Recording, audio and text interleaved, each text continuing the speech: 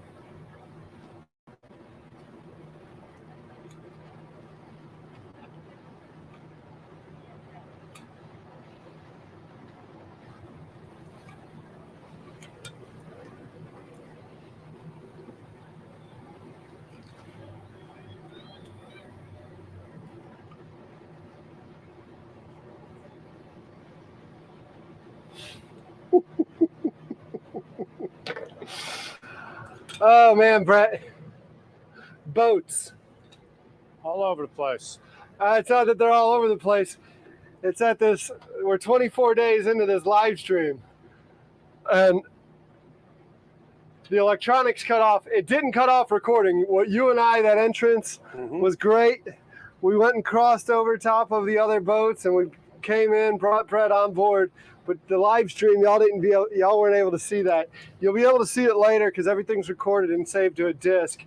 But for some reason, Elon Musk and his Starlink decided he wasn't going to let us see that. It was just too good, apparently, Brett. You crushed it for that part. So we are back live. Brett is deveining some shrimp right now, right? Heading into veining. Peeling, heading, deveining, taking the tails off and getting ready for saute. So we are out here on Shem Creek. Beautiful Mount Pleasant. Getting ready for a Low Country Classic cooked to you by a Brooklyn boy. By a Brooklyn boy, nonetheless, huh? Hell yeah. Brett's had his hands in a lot of different cuisine here in town now. The two you're most well known for are Oak and Oku, right? Well, it started, I came down here I moved down here for good in 1989. Okay. And it came right into Hurricane Hugo. Right into it. So right next door to the Windjammer was a vacant place. So we opened up in 1989, Hurricane Hugo, we opened up Hugo's. That was my first restaurant. Okay. So rather than it being about the devastation of Hugo, it was about bringing the community together. So the whole design, the whole menu, everything was off of people in the community, their ideas, the memorabilia, the car that flew through their house, the driftwood that came through, the front window. So, but it was community driven. And that's really how I've done all of my restaurants. I get the clients involved on what they want. What can I do for them? I'm lucky enough to grow up my background of learning how to cook. I grew up in very ethnic neighborhoods in Brooklyn. Everyone's grandmother lived in the basement. So that's how I learned to cook. I learned to cook Italian from the Italian grandmother, French, German, Polish. I do kosher. I'm the only guy in Charleston that does kosher food. But I was very lucky there. When I came down to Charleston, I had no idea what the hell a grit was, what collards were, what any of this Southern cuisine. And a lot of people said, Brett, why don't you go to Johnson & Wales and take a course or learn from some other chefs on how to make Southern food. And that's not what I wanted to do. I didn't want to learn from another chef. So what I did back then in the late 80s, there were the projects right down on East Bay Street. So I went into the project and I found some young guys, maybe in their late teens or early 20s, that were probably getting in trouble or might have just gotten out of jail for doing something bad. And I hired them. And it was funny, they were so appreciative. I hired them, and this is when I was downtown at Union Hall Restaurant. I hired them, they were downtown, and they were hungry. They wanted to work. And they're always asking me, they said, Brett, why the hell did you hire us? I said, easy, I want to get in your grandmother's kitchen. So that's what I did. I waited until a Sunday afternoon, and the collard greens and the grits and every Southern thing, the fried green tomatoes, everything. There was a grandmother learning how, teaching their grandchildren how to do it, and that's how I wanted to know, especially red rice. You know, some of the ingredients that you read in a cookbook, and then some of these old school Gullah people that I learned how to cook red rice from. Ketchup, big ingredient. Everyone will teach you about tomato paste. No one teaches you about the ketchup, main thing. And what we're going to learn today is we're going to learn one interpretation of a shrimp and grits dish. I'm not going to give you I'll tell you ingredients. I'm not going to tell you an amount because everything is up to your interpretation. So we'll just mess around. I'll tell you, maybe a couple of handfuls of this and a pinch of this. And that's about as scientific as we're going to get. All right, we got a little shrimp there. Now we're going back in the kitchen back here. Right here. I'm going to get these grits started and the sauce started. Okay. Now, do you want to come back here? Are these on? They're on right now, yeah. Okay. I got them on high. Let me come up here and drop the anchor, and then we'll go in there, okay? Well, hang on. I'm going to come up there and chop some stuff. Okay.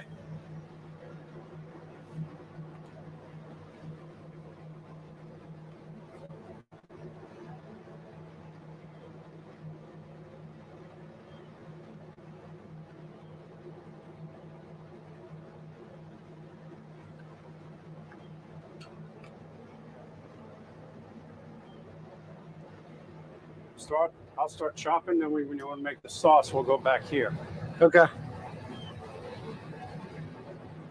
If you give me a quick minute, like once I get the spuds down. Yeah, take your time. Yeah, we can. I'll get up close on that.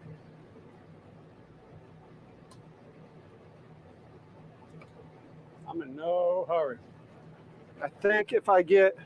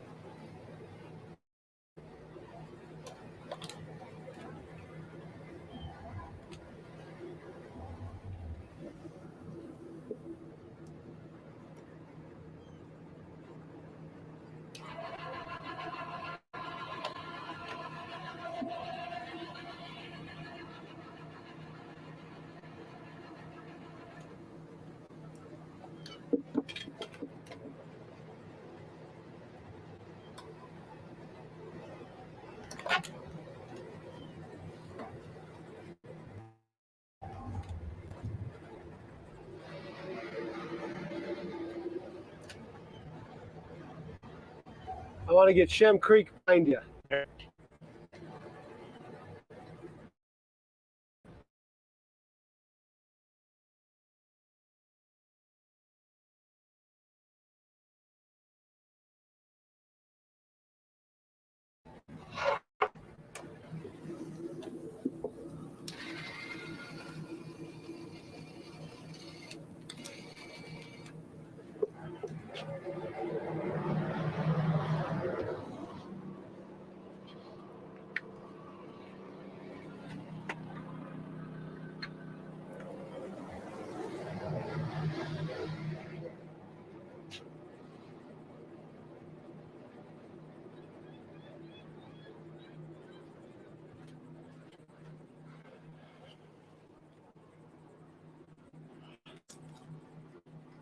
There we go.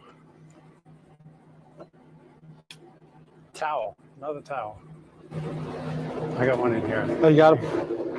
Okay.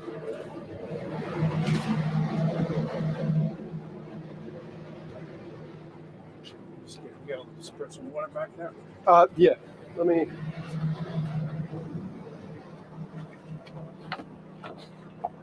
There. You want to bring that up?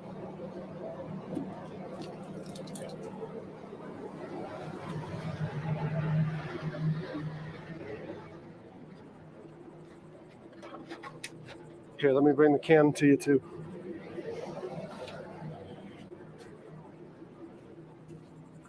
Let's get this up here. Oh, if you can bring me those pots and a stick of butter.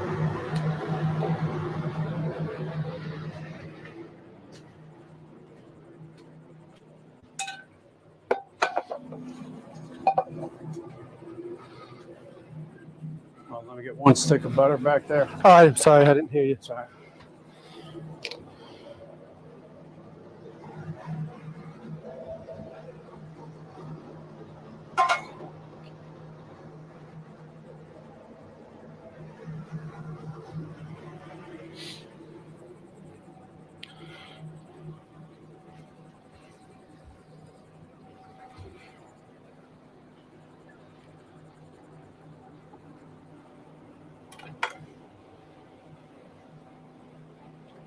All right, shrimp and grits.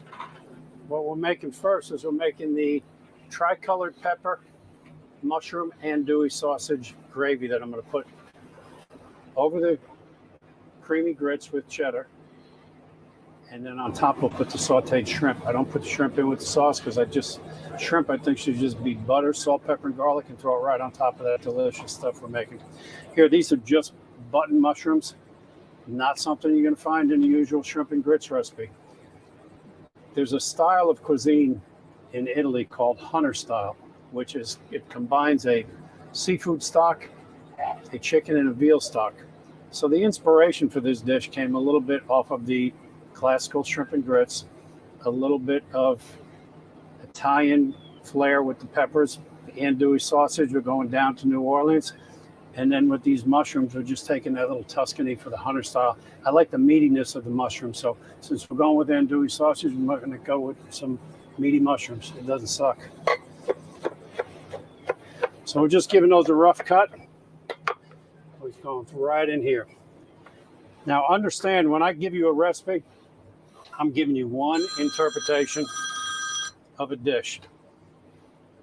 Don't too much on recipes. Just watch what I'm doing, have fun with the video, and then give it your own interpretation using this guideline. When I'm cutting peppers, I don't use this pulp size here because that's a little slippery and it could cause the knife to do that. And in that case, you cut the tip of your finger off. So what I'm going to do is come here, and then you carefully get a fine dice on there. Now make sure you don't look at me. Don't take your eyes off of that while you're cutting, because you might lose a finger. You might want to practice this for about 50 years before you do that. Otherwise, you will lose a finger. Now, again, this is just a fine dice. What I'm going here, I'm going to go yellow and red peppers, a little bit of onion, and some celery to go with those mushrooms. And I'll show you. Just keep watching, keep learning. We'll do some good stuff.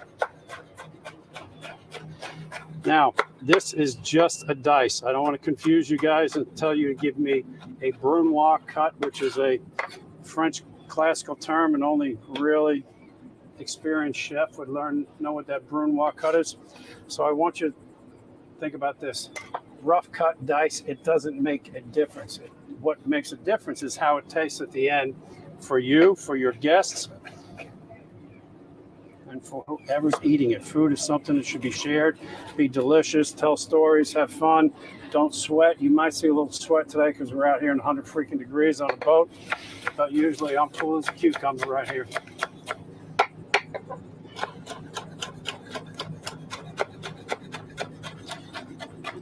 Now that'd be pretty funny if we chop a finger off in there and we throw it in the sauce and we have cannibalism on the sea. I'm sure that wouldn't be the first time we had cannibalism at sea. So this close to the dock, maybe, though. Well, no, not this close to the dock, but let's say you're a few miles out and you only got resources for 5 people and there's 4, or 4 people, there's 5 on the boat. Someone's going to look like the hamburger and the hot dog from Bugs Bunny and Elmer Fudd days. This is just a Vidalia onion.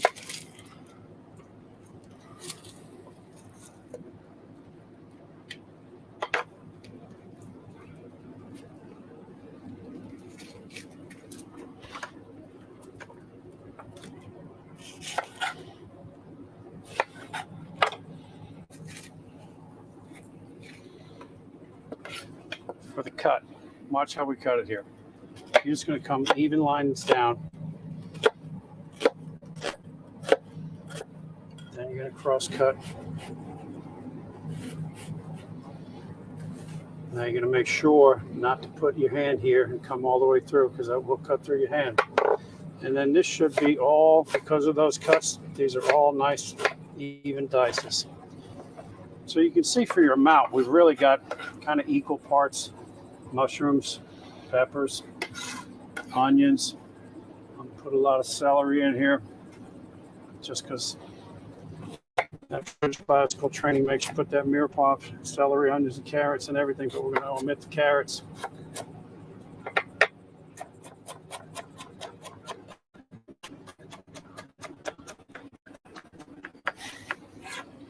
Then if you really mess up, oh shit, there we go. Something off there. What's up, guys?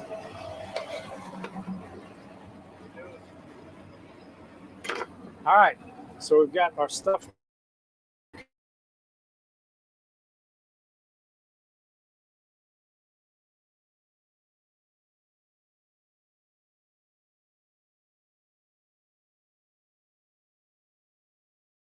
How equal parts are, I don't know. We'll give it a wing. Some other things that I'm going to put in here. I've got some fresh thyme. As to why I have fresh thyme and why I put it in my shrimp and grits, because I like it and because I can. You don't have to, but I'm going to tell you, it tastes a hell of a lot better. Thyme is one of those underrated herbs. Everyone's usually using basil or rosemary. Thyme, especially for the summertime, is absolutely delicious. So we'll go there. All this stuff I usually wouldn't put at the same time, but cooking on a boat, you just got to make some new rules. The parsley, I'm going to put on at the end as a finish. What parsley does, especially with a seafood dish, just gives it a clean flavor. Now we're going to take the cutting board, this pot. We're going back in this galley kitchen here. And if this isn't damn 4 Seasons on water, I don't know what is. Don't trip and bust your ass going back there. It's real tight quarters, chef. Especially for my big, broad shoulders. It's like my old girlfriend called good and tight.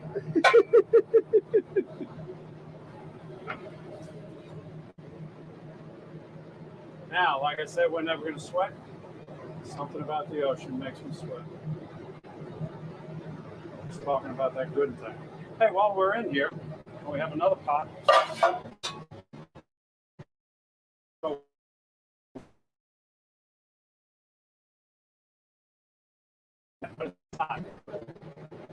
And you can pick it up. Sometimes that's a funny experiment. You just pick it up and say, holy shit, now, What's this?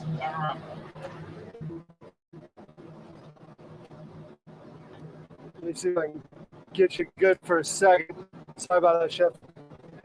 Cut off on me. The battery was.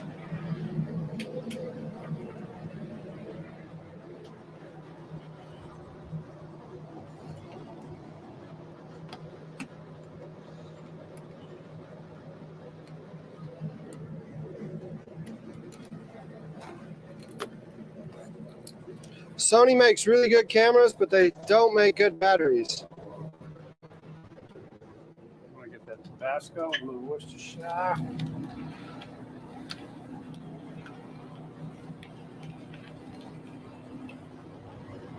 Scraps go right here. Yeah, those can.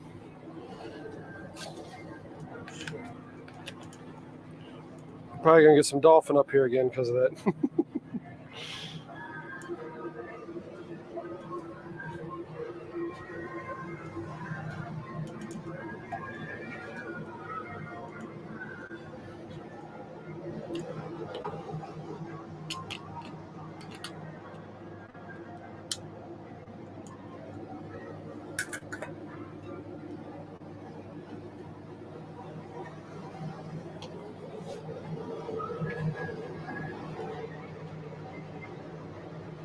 All right, ready? Yep, we're good. You want that side? Yeah, let me get on that side. That way the air conditioning Yeah. is in the back. Yeah. All right, now as we were saying before, this pot here is going to be for the shrimp and grits sauce. This pot here is going to be for the grits. You can read 10 different recipes on how to make grits. Some will tell you they start with water. Then they'll say if you want a little bit more flavor, you can use chicken stock. Some will say you can use milk. Some will say you can use cream. I personally like to use milk and butter. Now, measurements. You see how careful I'm measuring here? I just kind of ballpark it.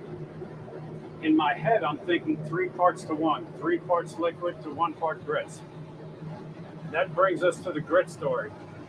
You'll have chefs in Charleston or wannabe chefs in Charleston that will fight about what's the best grit to get. Do I need stone ground grits? Do I need Anson Mills grits? Do I need Quaker instant grits? Here's my philosophy on that. What do you like? Sometimes the only difference, and there are quick grits, there are instant grits, there are stone ground grits. A couple of things will change. Do I think the flavor changes at the end result? Not really. Sometimes what will change, your forearm will get tired. When you're pleasuring yourself later on, you might dislocate something. So just the amount of stirring that you want to do. I've got grits in here. I won't tell you what kind. So I've got milk in here and I've got grits in here. You saw how much I put in, and then we're going to go kind of eyeball it. When it looks like a C or a D cup in the middle, that's when my mind is saying, okay, I like a C cup. That looks good. Take the handy dandy whisk out and we whisk away. Things that are always going in my shrimp and grits: salt, pepper, and garlic. I use 50% salt, 25% black pepper, that's coarse ground, and a little bit of granulated garlic, 25%. Careful measurement. Looks like you guys say when. I'll try and get some in there too. It's called seasoning your surface.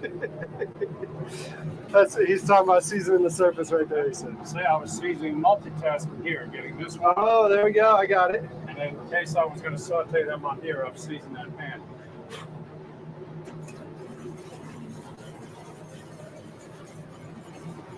Once you go in here, once you get the grits on, you have to keep stirring them. The solids will sink to the bottom. So if you're a stereotypical American housewife and you think you come home from work and you're going to fix your husband's shrimp and grits, and you're going to go grab that glass of wine and you're going to put your milk and your grits in there, and you're going to take that wine and you can go get on Facebook or Pinterest for about 30 minutes and walk away. When you come back, this shit's going to be burnt. So once you start cooking, commit to the dish and don't walk away. That's the main reason you burn things, because you walk away.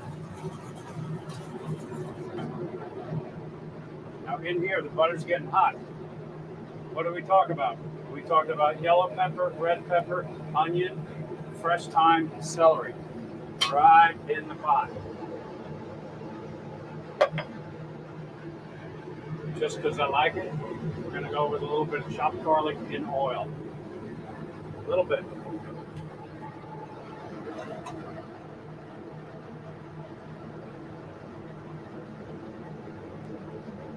Now, as far as time, when I talked about how long this should take, if I'm cooking out of a commercial kitchen and I can see a flame going there, or you're at home and you've got a gas stovetop, or you've got an electric and you can see the temperature, well, you'll see that it's going to get hot. This is going to take a little bit long because on this flat top, we're on a boat. We don't have a lot of gas here. We have a lot of butane here. So this could take 15 minutes, it could take 5 minutes, but you're going to be watching me. So you got all the time in the world. Just look at me.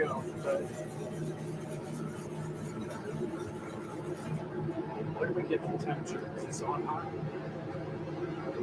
Yeah, it's on high.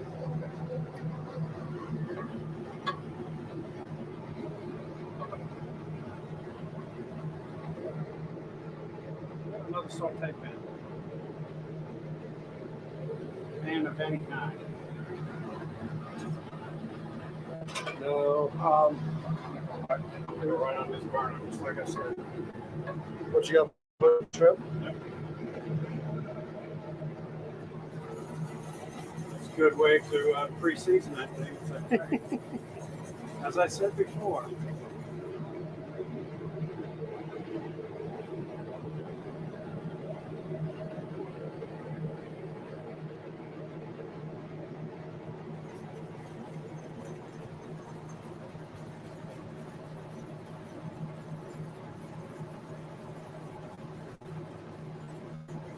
Now, due to the temperature of the flat iron and the type of grits we're using, come back next week for the finished grits episode. Just kidding. We'll get it done in a little bit. Sorry, Chef. That's good, man. I need this for my lonely nights. All right, how about some andouille sausage? What you got for me? Shit, it's either in there, right there. They're both the same. Come on back out here while I chop a little bit. I think given the temperature on this flat top, we can walk away for at least 5 minutes. Knife, knife, knife, knife. Yeah, come on over here, guys.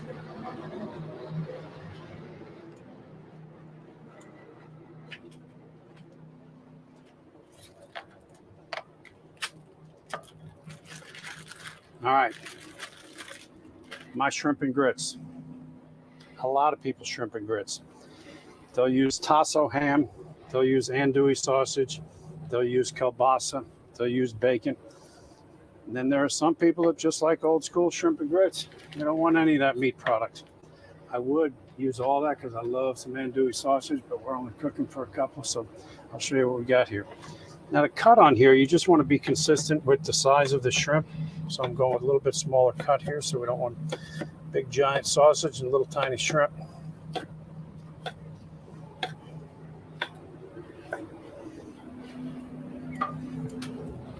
Then come right back into this pot that should be going nice and strong by now. Come on back. Back we're going, huh? Andouille sausage right in the pot.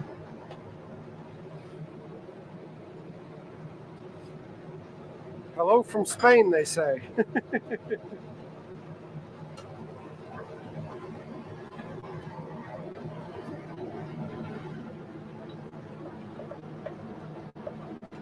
You know what else is good about all those ingredients? It's nice and colorful.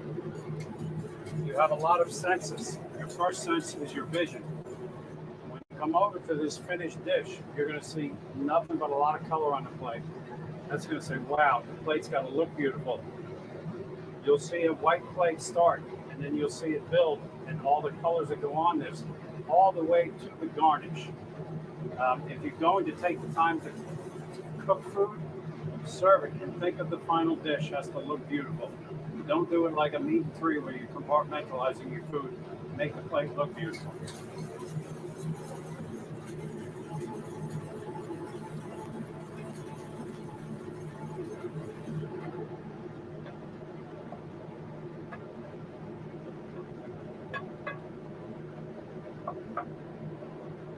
Which side usually gets hot?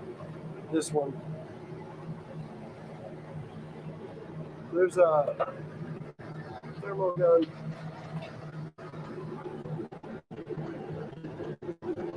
With 390.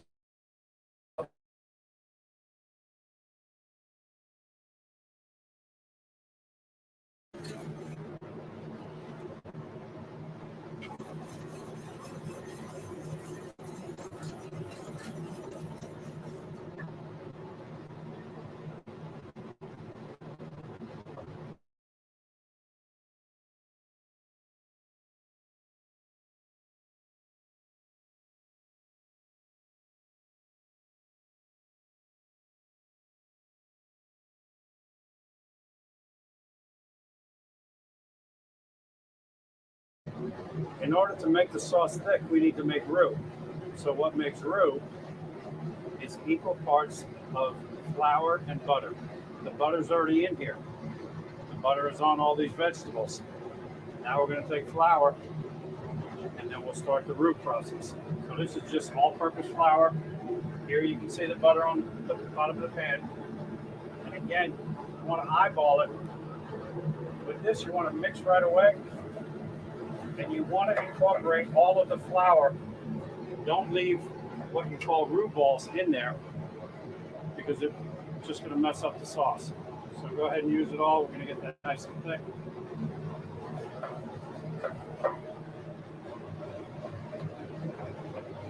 Now, once you put the roux in here, you've got to be committed and ready to put whatever stock or liquid you're going to put. I made this ahead of time.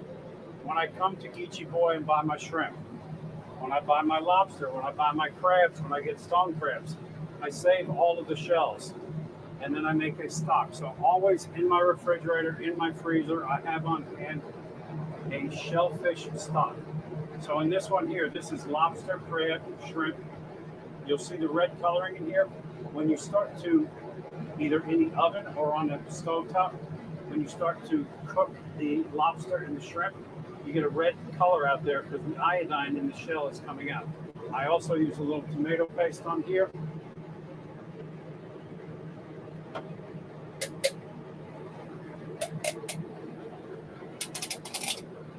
Also on a boat, don't put pressure here when you don't know what the hell is over here.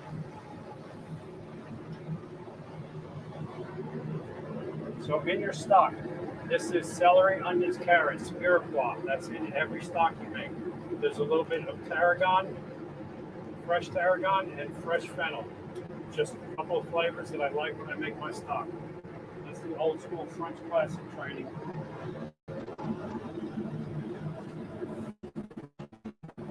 Now you can see that the roux is starting to thicken that up.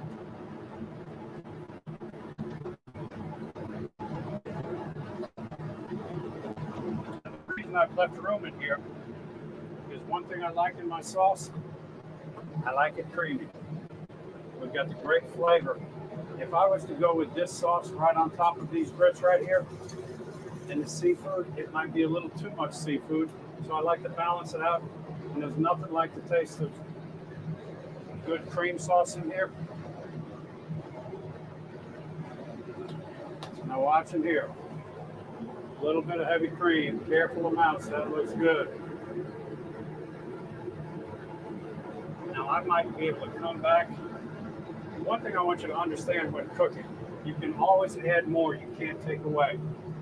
So when you're reading a recipe or you're thinking about what Brett did on this video, just go a little bit at a time because you can add more cream. You can add more stock. You can add more grits. If I see that these don't start coming down, I'm going to add more grits and take my time here. I think we're just a little slow on what we've got going on.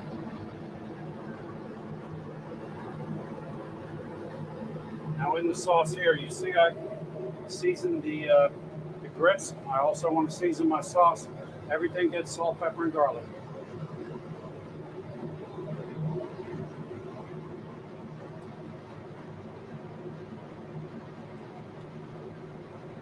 Now you can tell we're starting to get. You can see when your spoon starts to pull harder in here. Again, once the roux is put in, if you were to walk away, the solids in here, because the roux is there, it's going to burn on the bottom. This you can't walk away from. Once you got your roux going on, you've got to keep stirring. You want to try and get this to a boil, then pull it off a little bit, let it simmer for about 15 minutes, and that's going to get the flour and the roux flavor out of there. So while this is sitting here, doing its thing naturally, we're going to come and give some love to these grits and see if we can get them moved over in the middle a little bit.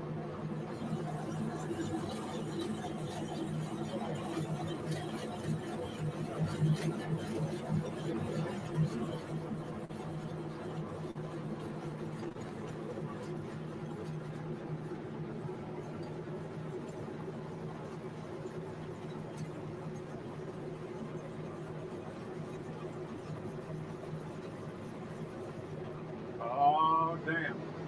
No, this is good about things taking some time. Some key ingredients that I left out of that sauce. Old Bay. You're in the South, you're in Charleston, don't forget Old Bay. You want to know how much to put in? However freaking much you want. I'm going to show you how much I want today.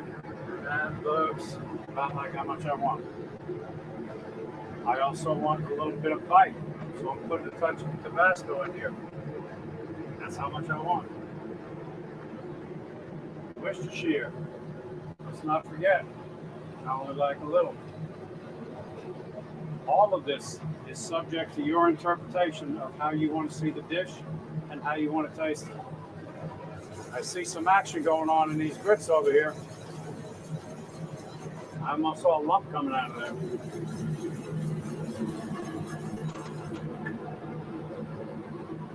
When you're cooking, especially on a boat, you don't have a lot of tools. Don't forget what God gave you. That's your taster. You're not close to a sink. You might drop on your pants, you'll be all right.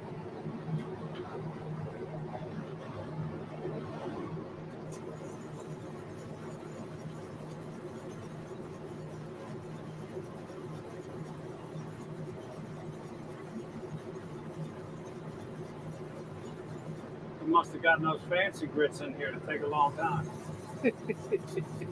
So if you don't want them to take this long, go ahead and get the instant grit version. And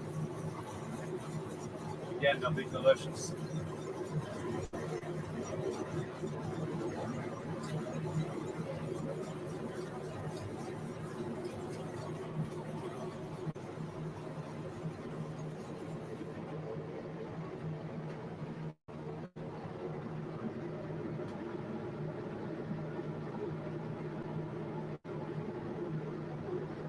Making this sauce, a lot of people like shrimp and grits for breakfast.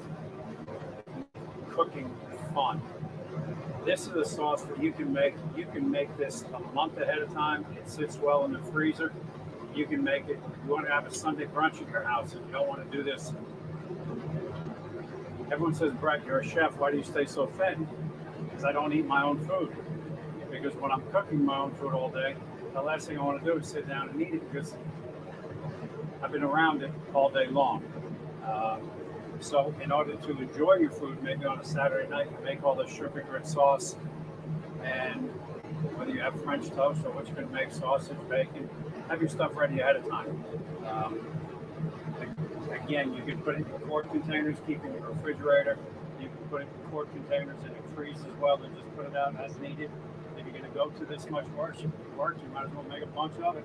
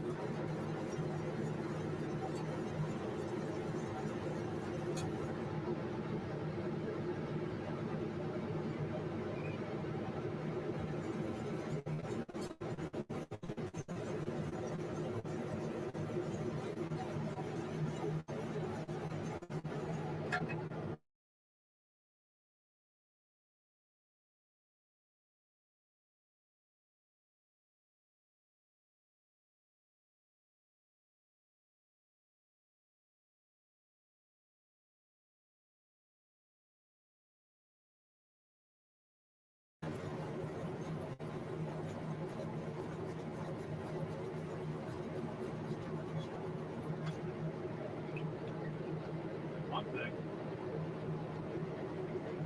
With grits, butter. With sauce. Love it. Everything's better with butter. That's right. Yeah, man.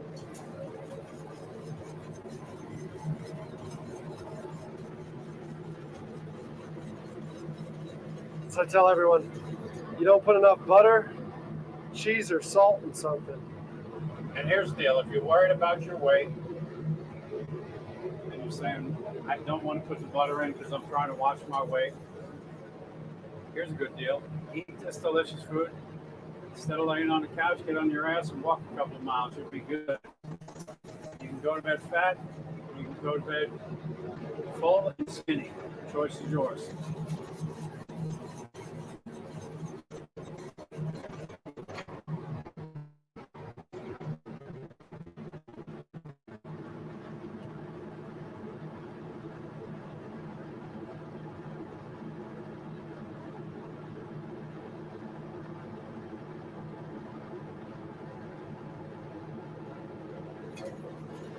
We're getting some action here.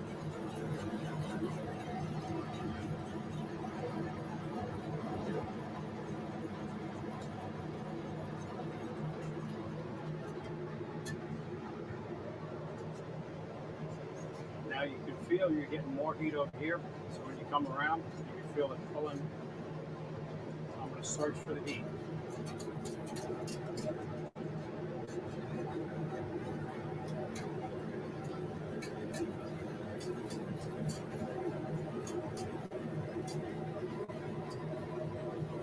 Tell me a little bit about the boat kitchen.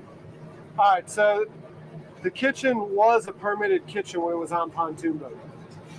So like the kitchen you're in, all the way up to that white up there, and all the way to the red here, was on a pontoon boat. But it was a nightmare. Like it was like I pitch pulled it, boats would come by, you're almost eating the freaking, you're almost into the flat top. So I put it on a barge with the intent of like making a better platform to be able to sell food out of. Well, since it's on the barge, they no longer allow me to sell food because it's can't physically go to the commissary kitchen anymore. So I started, like I sell food for a living right now. Yeah. So I was like, well, we'll just use it to create videos and create content. So after this 31 days, which thank you again, let me get in here. Everyone say thanks to Brett because What's up, everybody? this is so cool you doing this. So like the people that are in the chat hanging out, I needed 87 hours a day of watch time to get into the YouTube partner program. And I was like, man, I don't know if I'm gonna be able to do that because it seemed like an unsurmountable thing, like 87 hours a day. And they've been averaging 200 or 300 hours a day in view hours. All So right, we want 8,700 hours today. So with that being said, it made the YouTube partner program. So now it's like, okay, well, how do we come out and continually make content on this thing? So the plan is, like I sat down with him on AutoCAD and we drew out, like, there's no reason for the kitchen to be this small. Like you're literally in a 6 foot by 8 foot space right now. So the plan is to build out the kitchen. The barge itself is 12 by 40. So to build out the kitchen a little bit larger, maybe 10 by 10, maybe 10 by 12, somewhere in there. And then still keep focus out there because one of the guys who comes up this... Never, if it was a special event, could I cook in here and put a table out there and do 6 people for dinner? Yeah. Okay. Yeah. Because that would be something cool and It would different. And I've got the people I deal with, they're out of Kiowa, Isle Palms every night. They're not from Charleston. They're not millionaires, they're billionaires. Yeah. And they just want something different. So be able to come here and see these people doing this and a couple of dolphins and sit out there. Yeah. Easy. Yeah, what he's talking about is we literally got paddle boarders. What you want, because what you want is you want people that have followers so that you're getting their content readers. Correct. So you want people who are sharing. Correct. All right, see what you got here. See the thickness on this. So that roux has done its thing. So we went from a runny sauce to a nice, thick, decadent, delicious. Those grits, if they ever get done. I'm tempted to throw some more grits in there, but then we said, nah, then you have some that tastes like granules. I can see them doing it. I'm going to do what I told you not to do. Let's walk over here, walk away for 30 minutes. I'm going to go get those shrimp because we do them right on the flat top.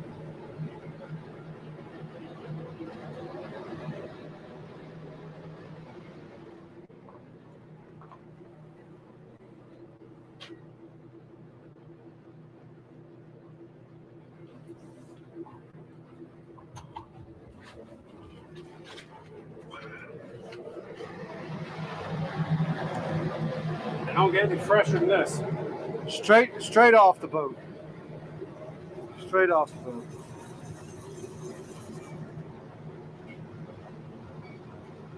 All right, this we're going to pull.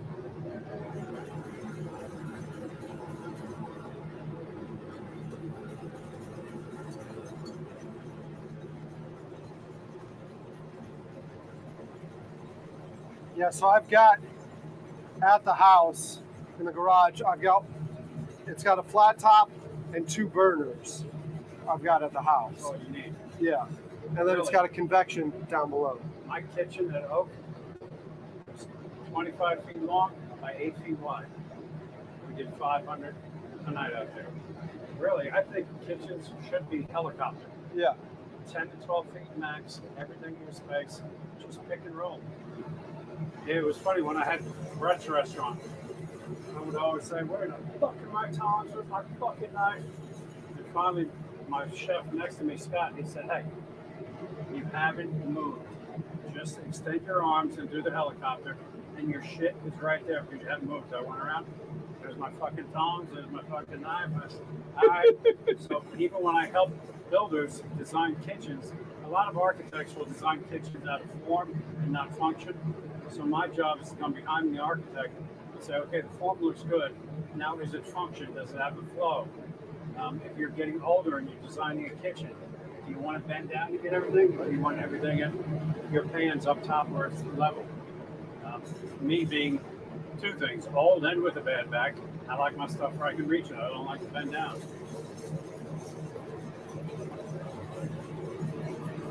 Holy monkey's ass, I think we're getting grits going on. We're getting grits, huh? Yeah.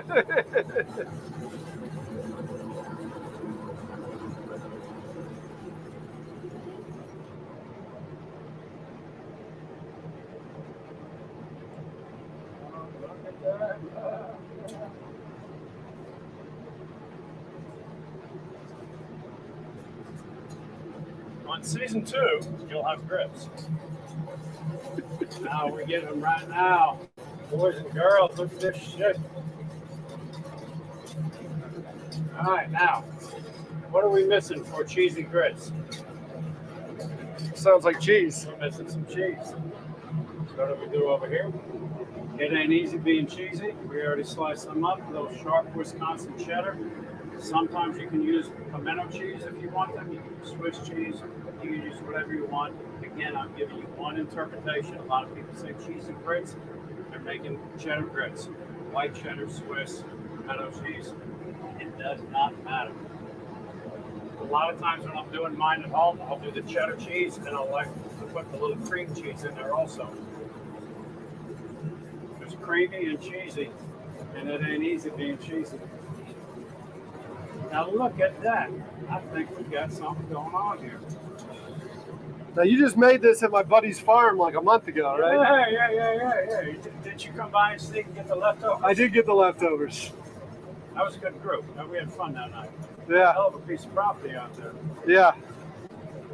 They love Alex with his mustache. They call him Magnum PI. Yeah, well, I was hoping that everything went well there, considering that everyone was armed and dangerous. I'm like, oh shit, if I screw this up, I'm not making it out alive. I said, this is one of those shows where they get someone on a big bunch of acres and they give you 5 minutes to run and then your dinner. I said, man, I'll make sure this shit's perfect because I got a bad back and a couple of bad hips. I might not make it 5 minutes.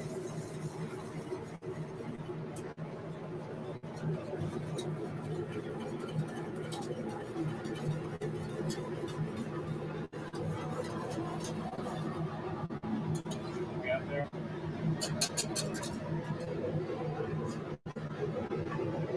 Sometimes with grits, I'm going to let them go a little bit longer. Sometimes what you need to do is take them off to let them get room temperature again so that they'll float right.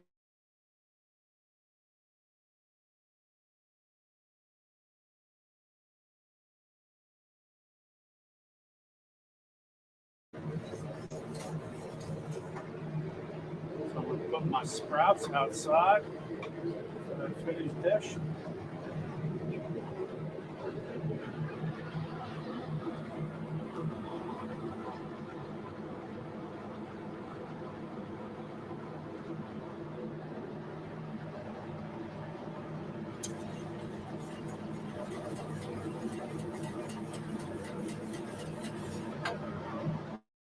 So in that situation, if you don't want them hard. You want them to be like a soft pillow to cradle this sauce and almost like resting your head on that ice cold pillow at the end of the night. You put no shrimp on there.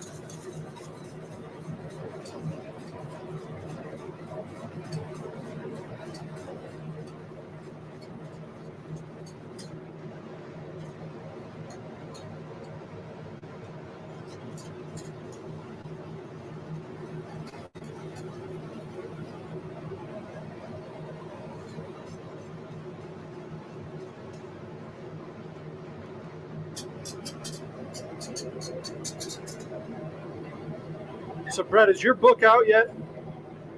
And I've been working for about a year with a ghostwriter. Okay.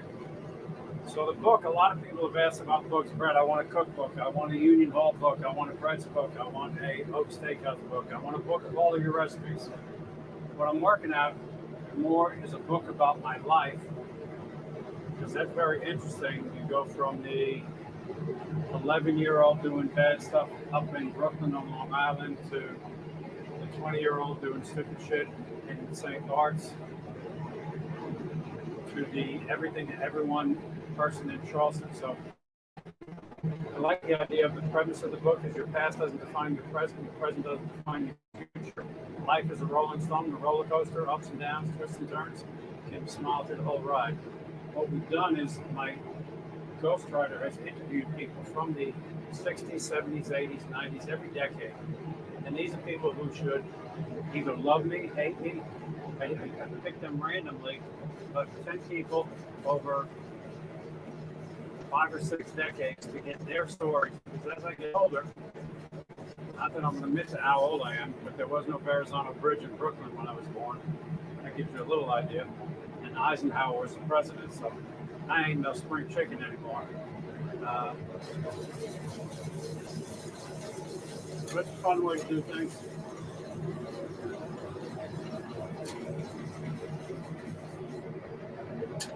All right, I think we're getting good there. Yeah, they're starting to look thick.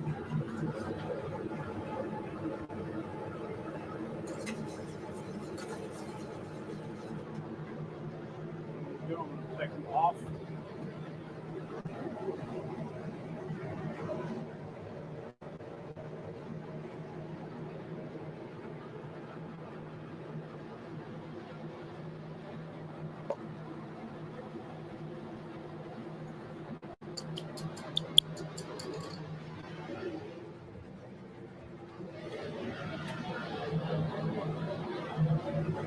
Getting ready for plating.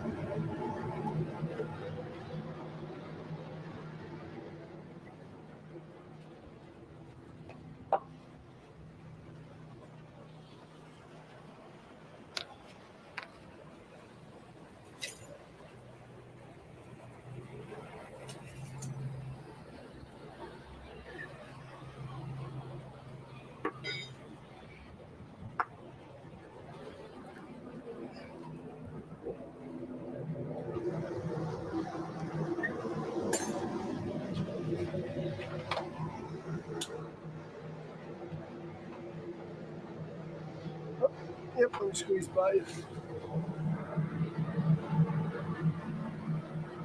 Coming behind.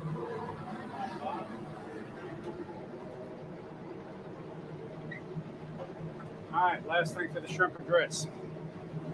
We need the shrimp. You got your flat top hot here. A little bit of butter. Some of the shrimp.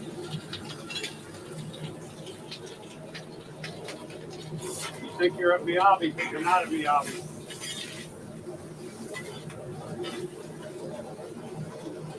Salt, pepper, garlic.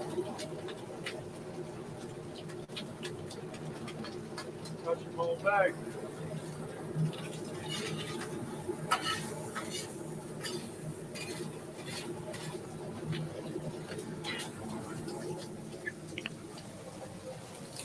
A little tiny bit of that stock I was telling you about.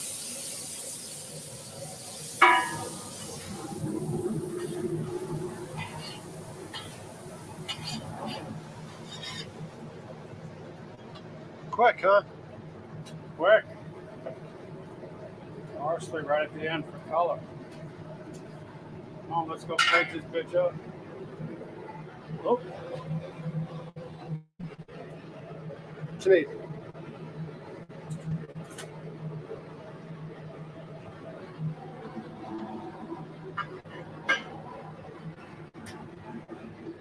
One more bowl. Oh, sorry.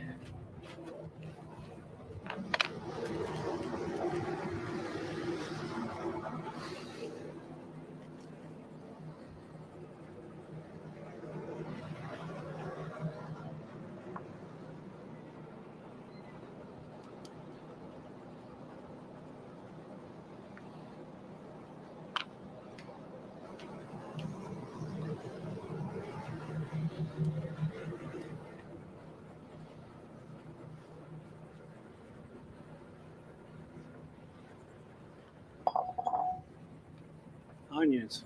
Dolphins love them.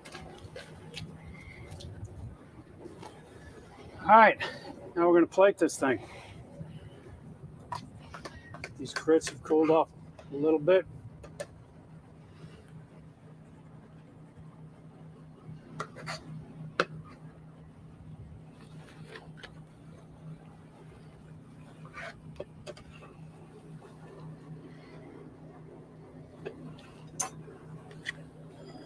Coming right here. So this is your andouille tricolored pepper, mushroom gravy. Come right in the middle here.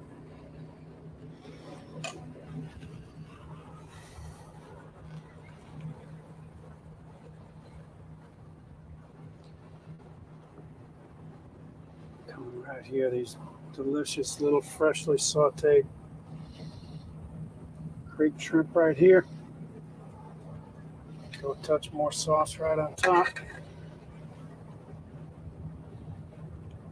I'm going to garnish with, I like a little peppery finish. I'm going to taste some arugula sprouts right up on top there. Bam, there you go. A little tricolored pepper, mushroom, andouille sausage grits right here on Shem Creek. Derek, the boat guy. I'm going to get a picture with you right now of that, holding that.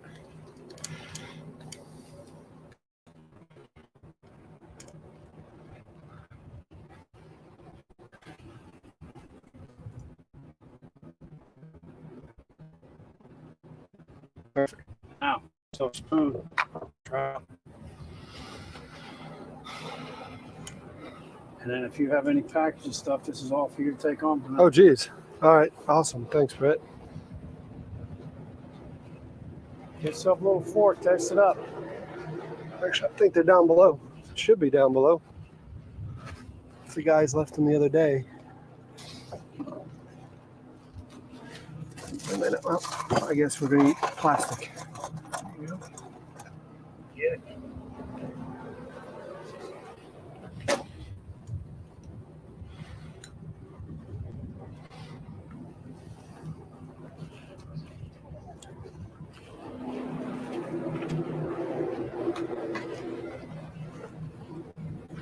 Be on that one now.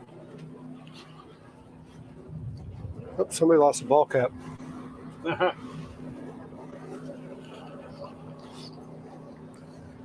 Man, Brett.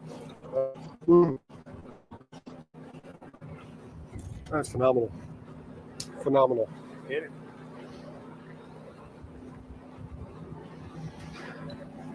You know, and then really, you know, just doing a couple. Once I get to know the boat, then you have an idea of what can I cook on the boat. Yeah. Keep things going viral. And I don't mind doing this once in a while for you, just to get a little plug out there and getting it going. I appreciate that. Because it's, like I said, it's literally just content creation. Yeah. That's what it is. Felix the cat and his bag of tricks. Not much in here we don't have. Boom. Stuff in the box over here. Now we'll do what everyone likes, the cleaning part. Well, I got a few questions for you because Sure, I want to do Yep. like a montage at the end. Yeah. So, home chefs. What advice you got for a home chef? Okay. Whew. Tough question. I'm going to give you advice if you're a home chef. I'm going to give you advice if you're hiring a home chef. And I'm going to give you a story about why I believe that home chef and private chef industry is growing.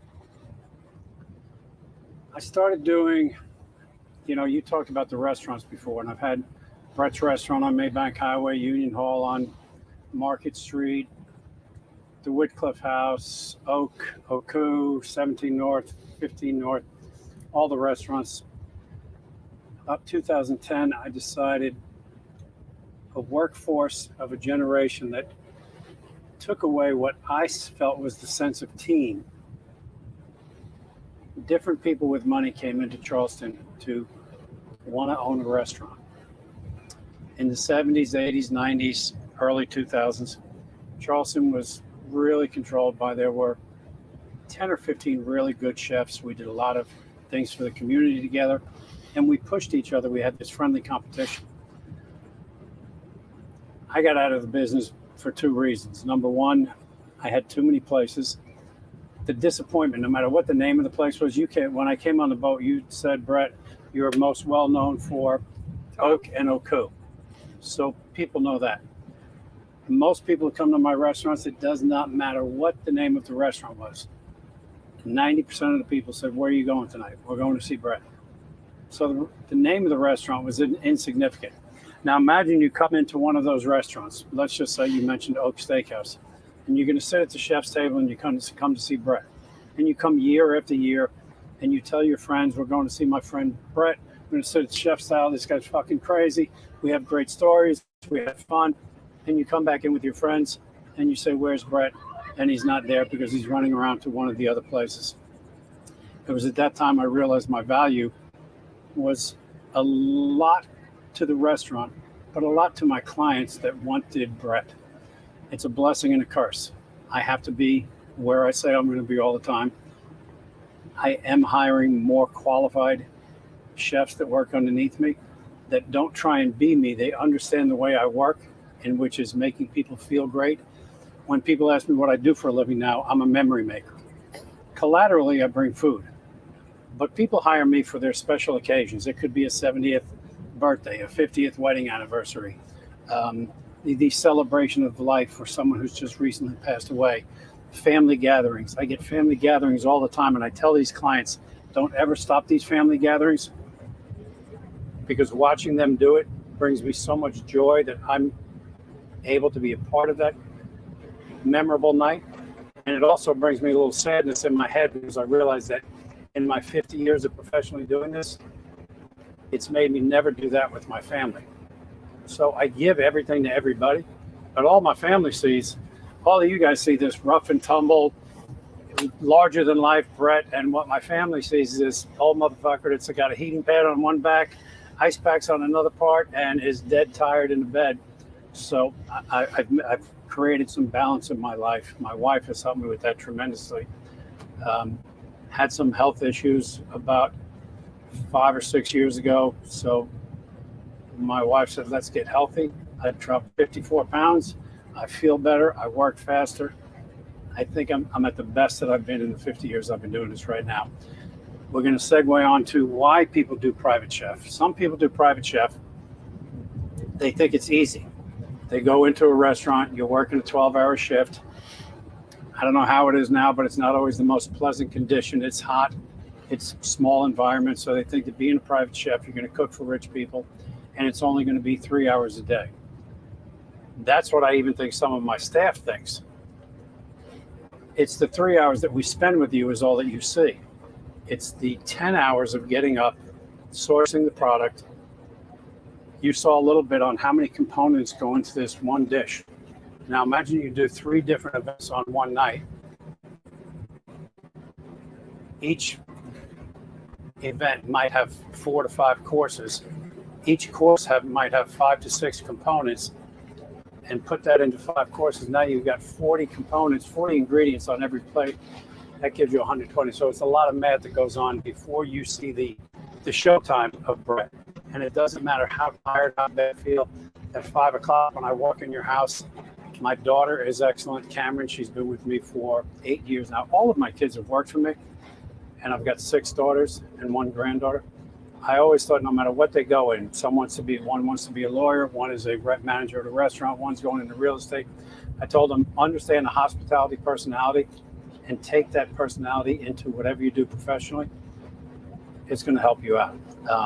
Cameron runs the front of the house right here. She's 22 years old, been working for me since she was 14. Does an amazing job. My assistant, Emmy, I couldn't do it without her. Robert Coltrane, my other chef, we have a tremendous team. So if you don't get me, you'll get Robert. But it does take a team effort. So for those of you wanting to get into this and think that you're going to leave a restaurant, get yourself a Facebook fan page and be successful at it. It's a hell of a lot of work. And how is your phone going to ring? Here's why my phone rings all day, every day. Because I've been doing it 50 damn years and I'm the best at it. Often imitated, never duplicated. That's my story, sticking to it. See you on the next episode. Perfect. Thanks, Matt. All right, let's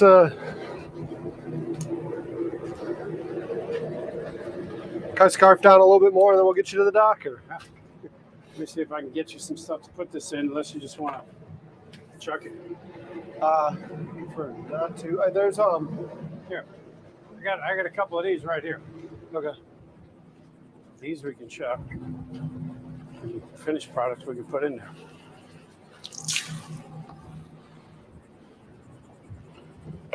Yeah. In the doghouse.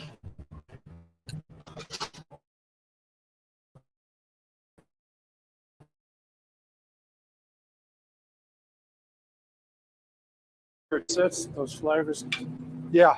start blending into each other. Yeah.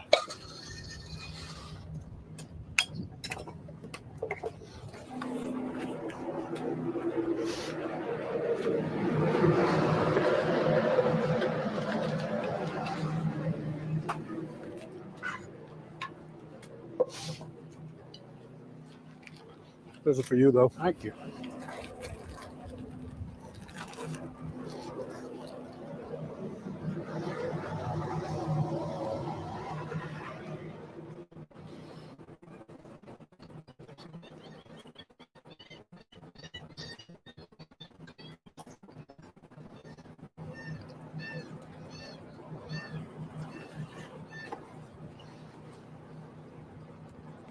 This will keep you out of the doghouse. Yeah, one of the guys coming up for the weekend has a Viking top. Mm-hmm. It's a grill top with 2 burners too that will go out here. It's a propane one for like a backyard pop pit. But yeah, there are a lot of wealthy motherfuckers that come from Ohio, Chicago, Charlotte, that would never have an opportunity to see this. So you get 6 people sit out here, do a dinner, unconventional, doesn't have to be in a beautiful home like that. It's the cool factor. Mm-hmm. So if you want to do stuff, I can promote the fuck out of this. Okay. And it can sit, you don't have to go anywhere. Like I work with the Miss Emily, we do the boat tours. He's got a 120-foot super yacht. Yeah. And I do that, and people go get their drunk fest on. I think sitting here, where the fuck else are you going to see this? Right. Right. You know, just get people to know that it's going to be, you can sit here, drink beer, drink wine, hang out here and look at the, I got to get a picture of this.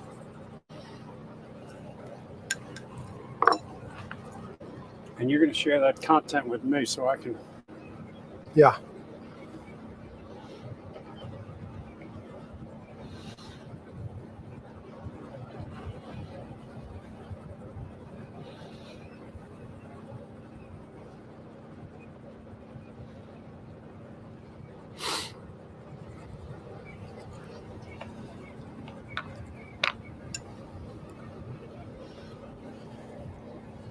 I don't think I'll be going to that party with you guys tonight.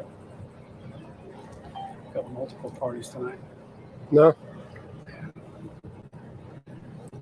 One is interesting. I might stop by.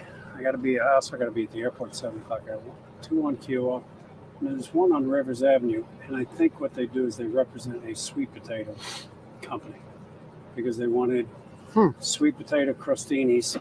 Yeah. So I have a dish with that. Then they wanted sweet potato croutons in their salad, and then they wanted sweet potato fries with their Chateaubriand. So I got these truffle Parmesan sweet potato fries. Any way to rinse this off, or just take care of it later? Here. How about in the water right here? Well, there's that. Or I got more of these. Shit.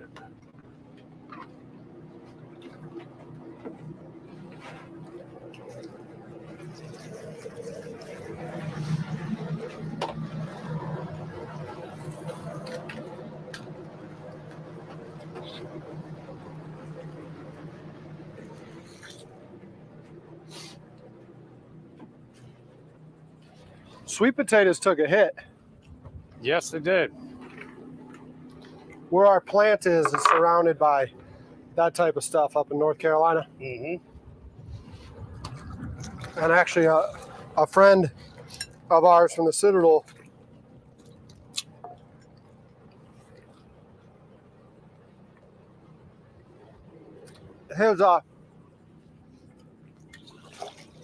his trucking company used to do a lot of trucking for sweet potato in North Carolina. Uh-huh. And he's like, man, after COVID, we've gotten our butt kicked.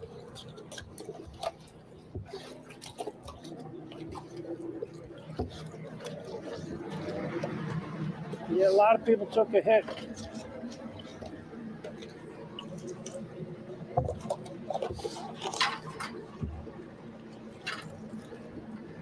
You know, it's funny when I tell that story about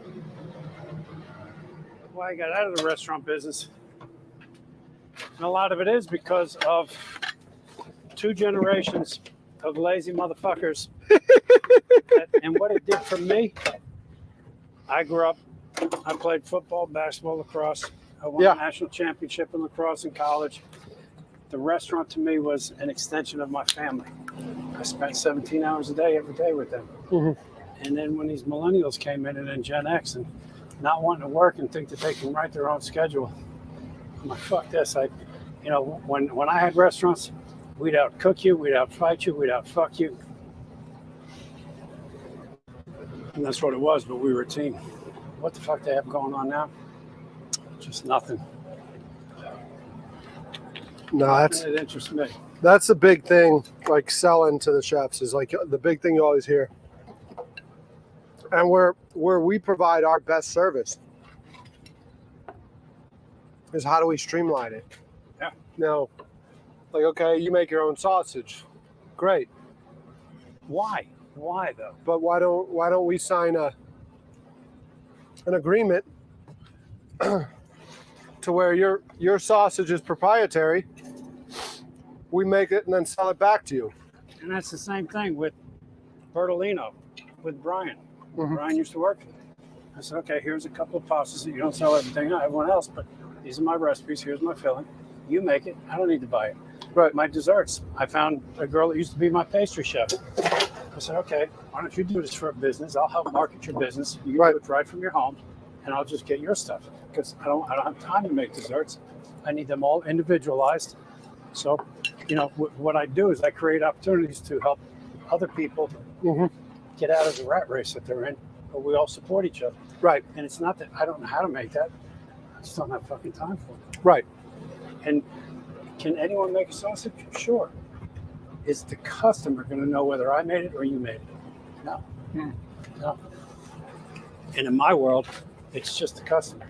I don't need the idea that Melanie Mullins is going around the country with Sean Brock and they're getting up in the morning and then foraging mushrooms and wrestling a fucking hog to fucking do that shit.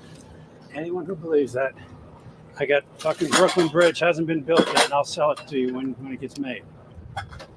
You know, we're all out there doing the same shit, trying to make some money, and no one's out there foraging shit in the morning. I think it's great to understand your local people, to know where to get the product. Great if you can make it to a farmer's market. So this one girl, Lauren Fury, Lauren's a private chef. She worked for me. She does a good job. I think she's very capable. She's learned under Natalie Dupree. Yeah. But in all of her posts, it's more about where she sourced the food. And she puts pictures of herself shopping at the farmer's market all the time. Yeah. And in her description of the food, all I'm hearing is who the vendors are, where the food came from. And at the end of the day, I don't give a shit. I like that you're buying local, but I don't need to say, that'd be like me going to a table and saying, well, on this day back in January of 2019, this steer mounted this cow while she was eating this glass, and he fucked her like a motherfucker. Busted such a big nut that we harvested this calf out of here, and that's where your shit came from. I don't fucking care. Yeah. You know, meat comes from meat. Mushrooms come from fucking ground. Anything Lauren can, and Lauren's always saying, Brett, I keep losing you for this best of shit all the time. So well, one day I'll retire and you'll win. Yeah. Otherwise, you'll just have to keep getting better. I love. I did that floating concert back in 2020 out in the middle of the harbor. And one of the guys who hosts parties and stuff was like, hey, the best of, you're going for best party and best concert. Can you just go for best concert? And I was like, what do you mean? He's like, well, I'd really like to win best party. I said, well, then hopefully you threw a good party. No. And I don't think he liked that because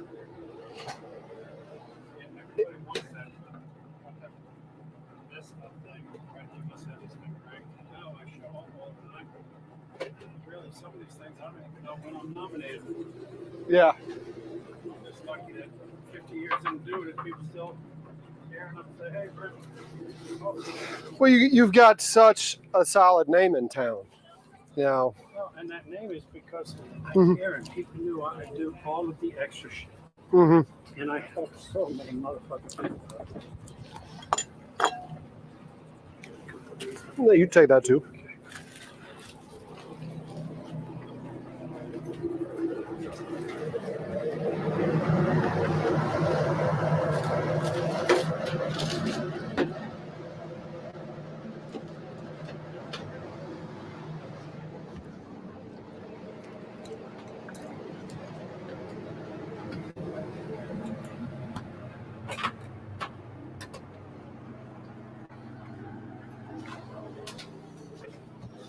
So yeah, Alex is the one that bought the air conditioner for tonight. And it's funny because he goes, Derek, remember when we did the, we went to the Navy ship commissioning? And I was like, yeah. He's like, remember when we asked the young lady that was giving us a tour about like how nice it is to have air conditioning? We were dumbasses in the Army and we didn't have that shit. And I was like, yeah. And he's like, you need air conditioning in there for the electronics. And he's like, you can sit here and struggle through all you want in July, but your electronics need it. Yeah. And I was like, oh man, you're right. Sure. So. I hope you got some good content. Oh, Brett, that was great. Thank you. That was great.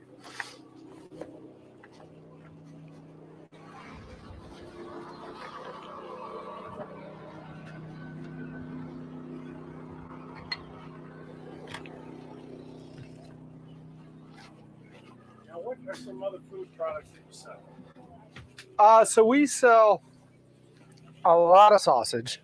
Sausage has become like one of the big things for us with like the price of everything like fluctuating and everything.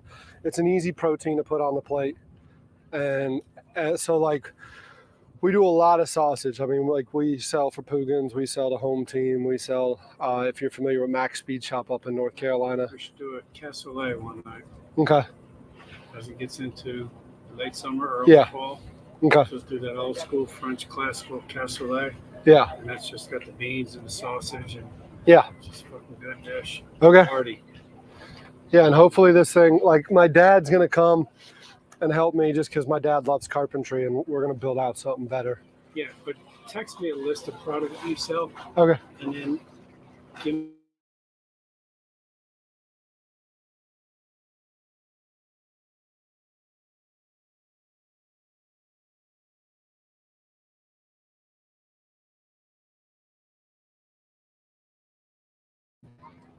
things was and I got a group coming in that I know they like it. And what I do is I don't just do the foods. I stock the houses with food. I get their sound, their lighting, their promotion, their entertainment, their babysitters. I'm a one-stop shop. I do everything for them. I book their day boats. I book the massages. I book everything that they want to fucking do. Yeah. So when I bought my first barge out of North Carolina, we huck finned it because like I sat there and I did the math and like they wanted 5,000 to truck it down, or it's like, man, I think I'll spend less than that in fuel if I bring it down. So why don't I just, for the experience, move it? So we huck finned a barge from North Carolina to South Carolina, and I pull into like a marina, and they always put you out on the far dock, the T, because they don't want you coming in. Well, the good thing about that is that's where they put the big boats.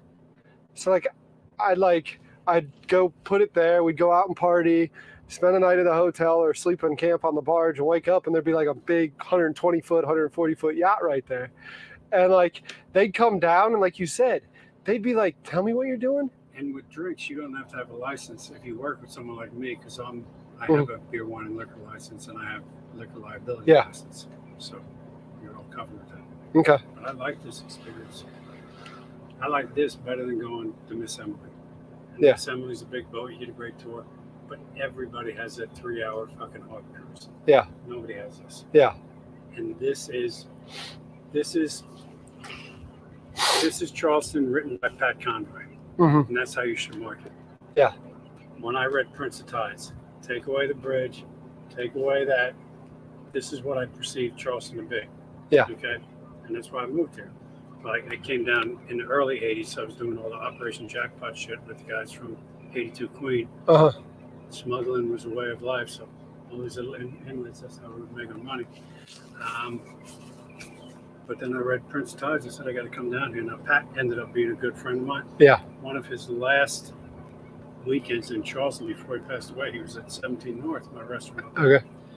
And I left about 10 minutes before him. And I had to stop at the store. And when I come out of the store by Northwoods Mall, and there's this car stopped at a green light. What the fuck, that's bad. I rolled out the window. I said, what are you doing? He said, Brett, I can't remember where my hotel is. I said, okay. Is that in your GPS? I said, just follow me. I'll take you home. Yeah. He was staying over there at the marina over here in Pleasant. I took him up there. He said, thank you for coming up. Come upstairs. He had every one of his books and he autographed every really one of his cool. books and said, here you go. Yeah. And then it was just Alzheimer's. Yeah. But I mean, this is nobody else has this. No, and like the benefit, like those spuds are what keep us in place. So like I put one down, it stops me from moving. The second one will stop you from spinning. I don't even care about going out any further. No. You just sit right here at the top of the harbor. I'd even put it flat so you can, well, the bridge is probably cool at night. Yeah. But this is an old school way to, I mean, this is back in time. Well, the other day too, I took some people up Old Town Creek and we spudded down. So you had the replica boat in the background and stuff. But yeah, give me a price list on how much you would charge to do this shit, and we'll try and book a couple of summer. Okay. And that's what you do is get content. What I should do, what would be cool, is my daughter's boyfriend, Dan. His father is an investment banker, shit ton of money. Uh-huh. What he does is he plays with drones, and have him come up here and just sit up there and film a drone experience of what's going on. Yeah. Well, I can patch it in because I actually, before you got here, I sputted down right over there, and I brought the drone in the creek and then back out. Okay. So like I can patch the drone into the live stream. Yeah. I just can't everyone's like, Derek, you need a producer, you need this, and I'm like, I do, I know, you're right, but I don't have the budget for that. I'm going through bankruptcy. Yeah. Like I can't do that. All right. Well, let's do one. Yeah. If you want to do one every couple of weeks, I'll just keep doing them. I don't give a shit. Okay. Because I've got staff now. I've got Robert and Cameron. They're doing one tonight. This morning I already got. And I'm gonna go get them started. Go do my one dinner, and then I'll be at the airport at 7:07. I'll do it. So Okay. if you want to keep doing it? No, I really do, man. Yeah. They're good, and the content will be better. Yeah. And then what I'll do is I'll share it with John Barnford. Okay. So when you share it with me, John is a Emmy award-winning director. Okay. You ever hear the show Born to Explore? Well, it was a kind of nature show. Oh, yes. So that Yeah. was John. So Okay. John was the filmmaker and the producer on that. Okay. So John's a good friend of mine, and he is producing something in Colorado now. But he's always into new projects, and if you see something, he loves me. Uh-huh. So I just said, dude, either give me some ideas or fly out here one time, come with us and tell us what we need to do. Okay. And he'd do that for a fucking meal. Well, the unfortunate thing, I've got it all saved on a disc, but the unfortunate thing is the live stream restarted when you and I were getting off of. Can give you that. I can edit that together. And I don't need everything. Yeah. But we'll just get him a story. Yeah. No, but I like that was such a cool entrance. Mm-hmm. Like you coming across the two shrimp boats, us getting shrimp right from the shrimp boat, and I don't think they caught it. They'll get it when I edit it because it's on a disc. So when you get the edited version, Yeah. what you think of this? This is a long haul. I think it's a cool thing. Uh-huh. This is in my wheelhouse. So Yeah. some other people might say, no, I want the assemblies. I want the luxury yacht. Luxury people can do luxury shit every fucking day. Yeah. Who can do this? Right. The rich people can't do the Porsche. Yeah. And I got the rich people that would like to do the Porsche. All right, well, let's get you to the dock. Come on, let's get it.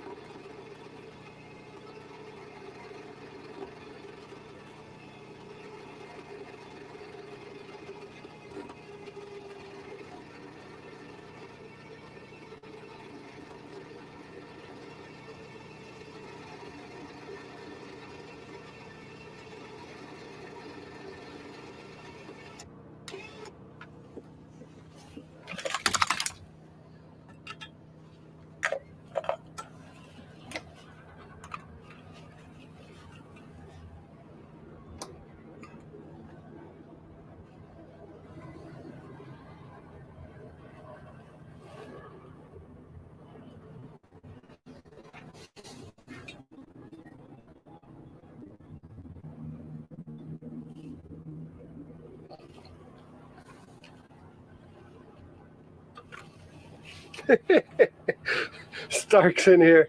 A buddy saying, go ahead and hit the paddle boarders. It's a public service.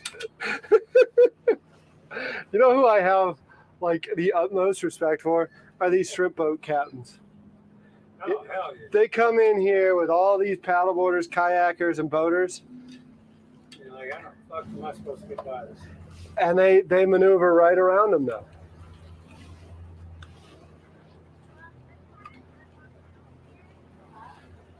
So you know Rocky though, right? Oh yeah.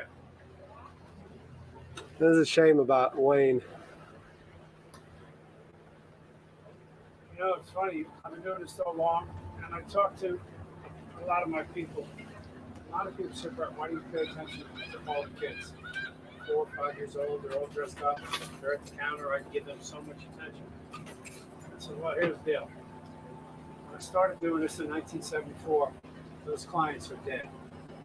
When I came down to Charleston in the late 80s, those motherfuckers are in Bishop Gadsden. Their kids are now all my age. Yeah. Their grandchildren are all the new 30-year-old millionaires, and their great-grandchildren are my next fucking people. Yeah, the next, yeah. I don't plan on going anywhere for at least another 10 years because otherwise my wife has me working around the house. my dad, when he retired, that was like the biggest thing. He's like, man, I don't know where I had enough time to do everything before I retired. He's like, you know, your mom just constantly has me working. You know, and really, the work, I'm getting more help with the prep. But for me, I get people retired, and even you said you did Fred. Now I find see Freddie now, he's traveling, he's doing gardening and shit. Uh-huh. And a lot of people say, well, we get home, we do puzzles to keep our mind active. I said, man, you work my life for one fucking day and realize how in this overcrowded town, this motherfucker is never 1 second late, gets everything done. That's like a 10,000 piece white puzzle. Yeah. Wouldn't that be worth it? Fucking puzzles together, do what I do for one day. And I said, well, you know, if I get to go to someone's house and they think I'm some fucking rock star for 2 hours, and they're all taking pictures and standing ovation, like this guy Jared Hudson, he just bought all of what's the street downtown? Cooper Street. Okay. And there's a 20-seat place, the old grocery store. It's a grocery store back in the 40s. Yeah. Wants me to turn it into a 20-seat restaurant. He said, Brett, I just need you because I have all the money in the world, but you walk in a room with 1,000 people to do an auction on it. And before you even go up on stage, you get a standing ovation. And then you go up on there, you were paying $20,000 for dinner for 10, and then you get another standing ovation. I don't have that, but I got all the money in the world. He said, but I just want your name on my street somewhere so I can sell the rest of my street. I said, well, that's going to cost you.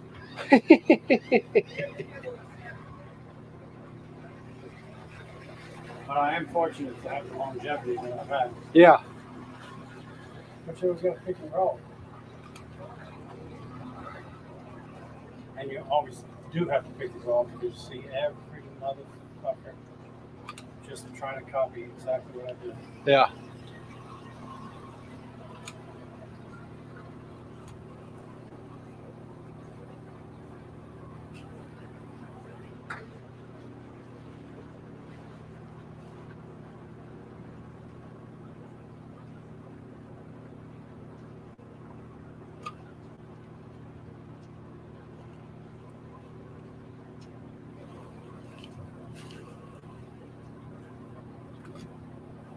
That's what happens one day. It blows up.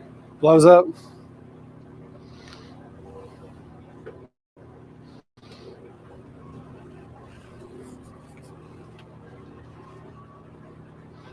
Yeah, last time I did something like this where we pulled up and grabbed shrimp from a shrimp boat with the barge was way off of Wayne with Winds of Fortune. We had his daughter Melissa on the boat. We were just doing a little. I used to, before it had the kitchen on, I would go to Red's and let Red's use it for a stage when they would do their bands. They would use it on the weekends, and so when I would leave, I would tell the guys, I'd be like, listen, I'll go, we'll throw some coolers on, we'll throw a grill on, we'll throw the picnic tables on and a couple 10 by 10 tents. We'll do a harbor cruise.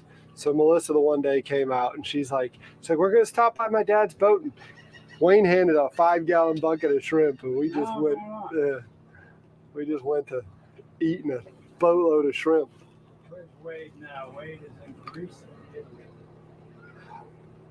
Oh, well, no, I was talking about Wayne Magwood. You're talking, yeah. yeah. Okay, I thought you were talking Wade Bowles.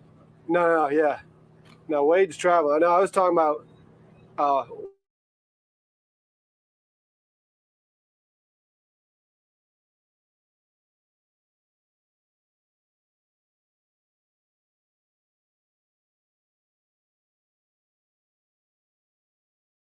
Avondale area, and that's all he always talks about is running. But before, back in those days,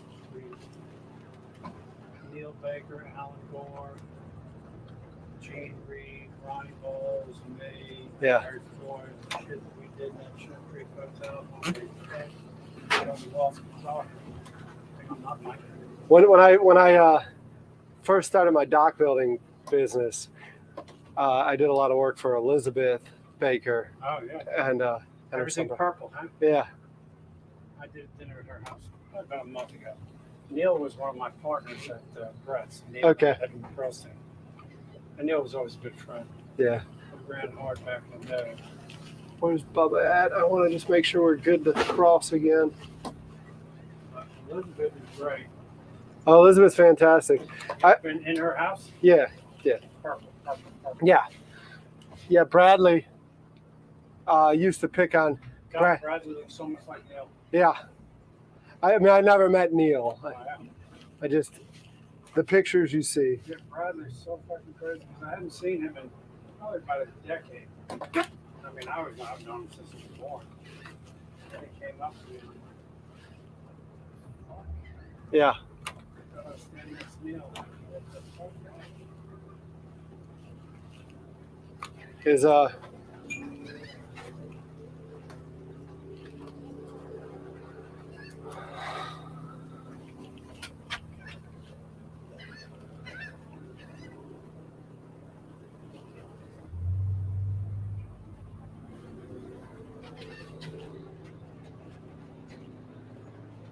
Are any of the Richardsons out?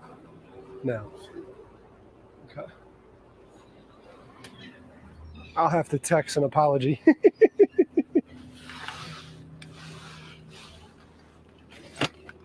You want to go over and I'll hand stuff to you? Yeah, Bradley's a hoot. I've put the barge a couple times at Elizabeth's dock for 4th of July parties for Bradley. Mm-hmm. Bradley knows how to throw a party. Yeah. He can throw a party for sure. He brings what's that guy's name? Q? Oh yeah. The violinist?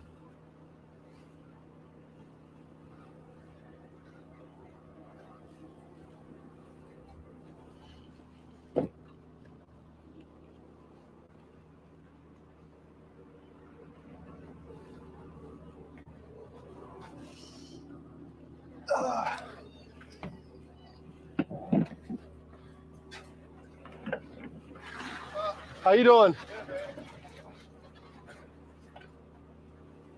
We good, Brett? Yeah. Thanks again. All right.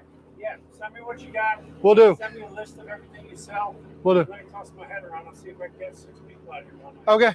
Perfect. Thanks, Brett.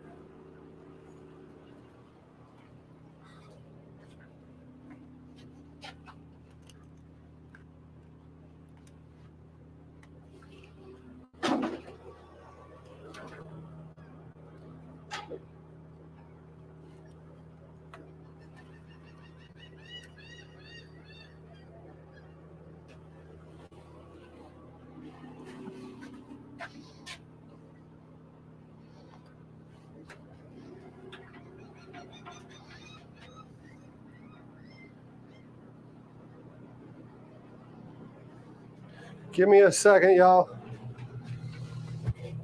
Give me a second. Let me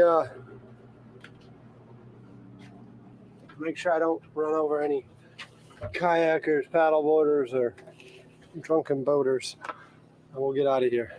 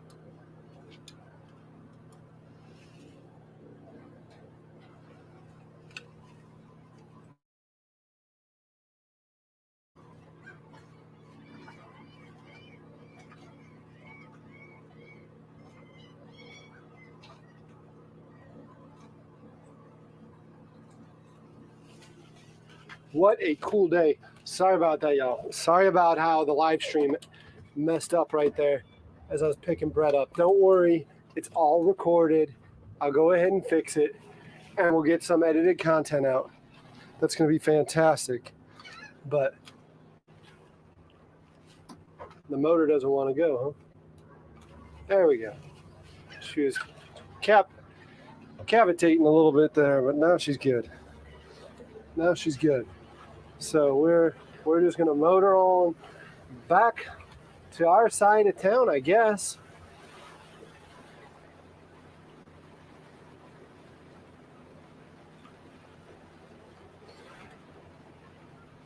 Yeah, the sandbar at No Name, you can definitely walk out to.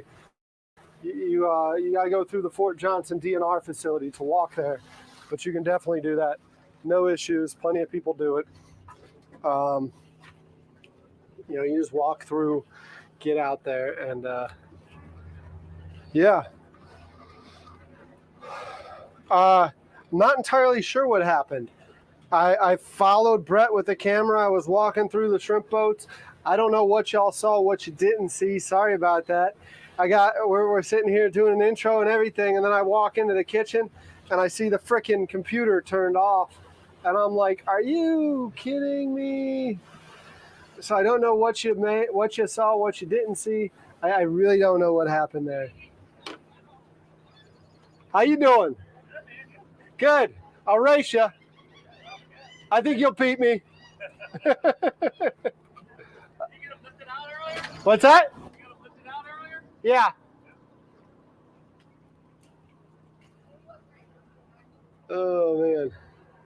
One of the captains that puts in at Wapoo is picking up people here.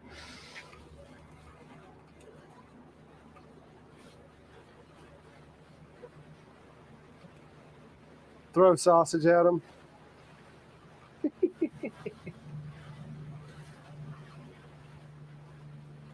Yeah, so Brett's got a bunch of ideas for stuff to do.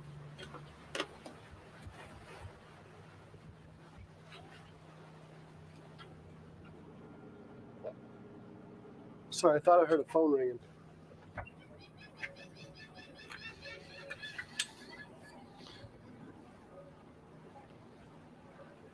Throw sausage at them.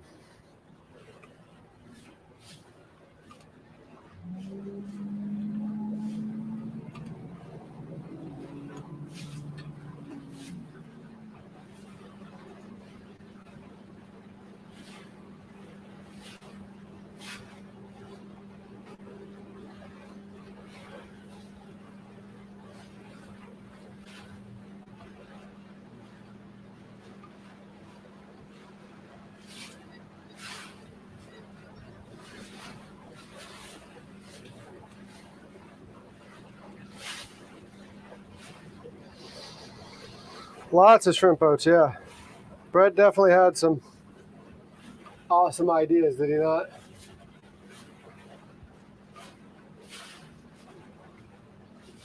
We're going to see. Hopefully I don't get stuck. Famous last words, right?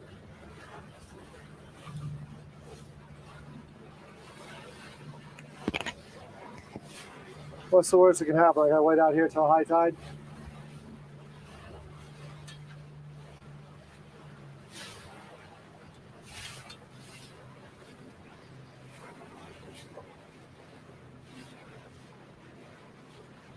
How's Chef's pork roll shipment coming along? So I've had a couple phone calls about that today. It goes out tomorrow. He'll have it by the weekend.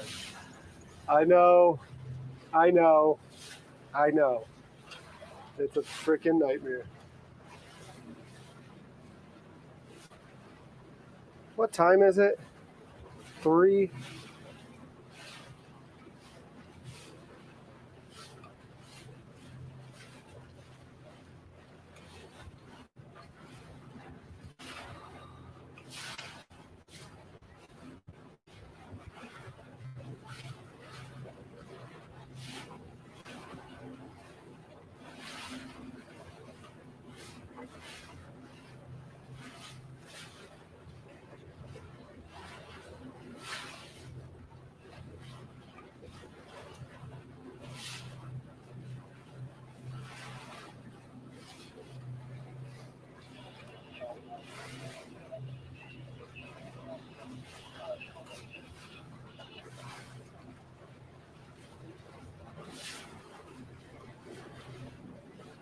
1 p.m. there. It's not too bad of a difference.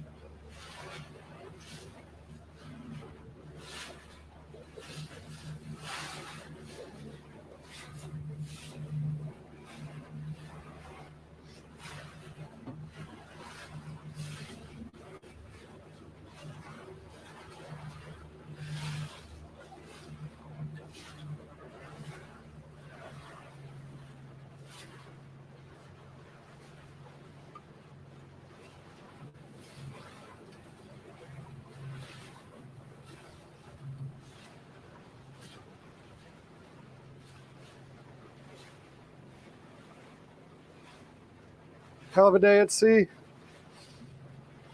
Man, today started off crazy, didn't it? Electronics, chasing gremlins, all sorts of stuff. But I'm glad we did it.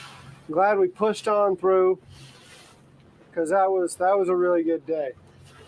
Now we grabbed shrimp at the dock straight off of the boat. Made andouille. Made shrimp and grits with andouille and local shrimp. It was really good. Sitting there stuffing my face in front of y'all. Sorry about that. I was just chomping down on that stuff. Num, num, num, num, num.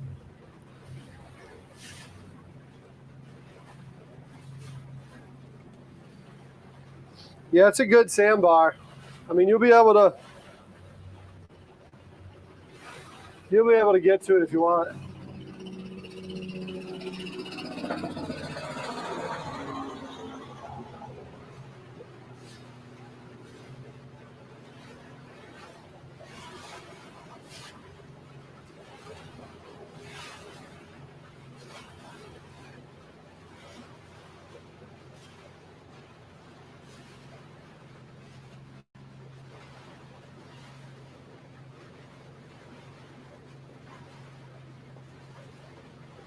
Don't get them. Stark will have people running you over on paddleboards, huh? See that guy? Run him down. Stark's out of town. You're safe. You're safe.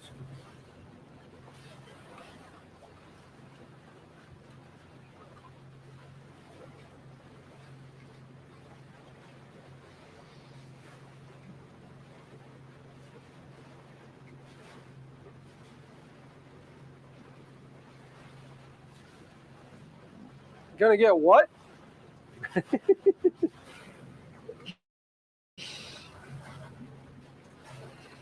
Snark in the house.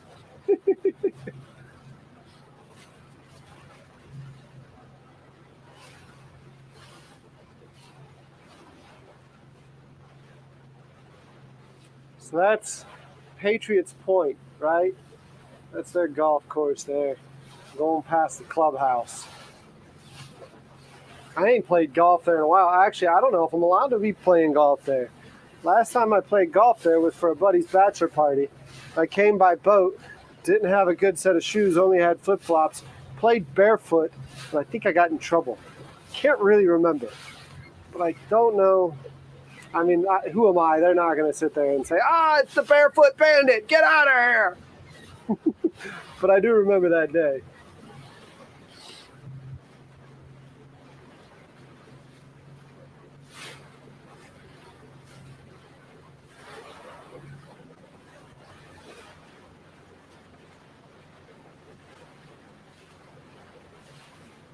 Did I turn it off for? No, I don't know what happened, man.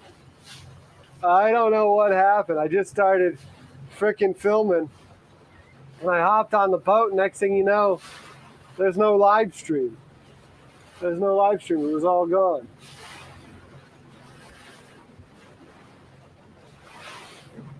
And so, sorry. It's all hopefully still saved on the edited disc. on the SSD. I should be able to edit it because it was really cool. We went over top of the shrimp boats. I helped Brett bring his stuff in. You know, it was really cool. And for those of you who were watching earlier when I was concerned about fuel, yes, I did get fuel. I did get fuel today, so we're good.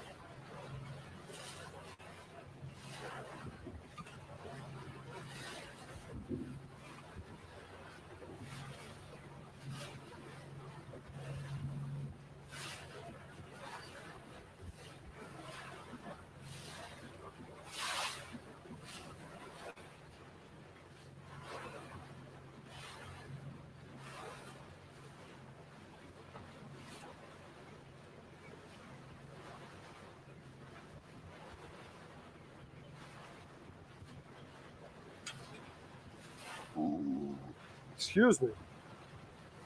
Excuse me. That was rather rude of me. That was rather rude. Sorry about that.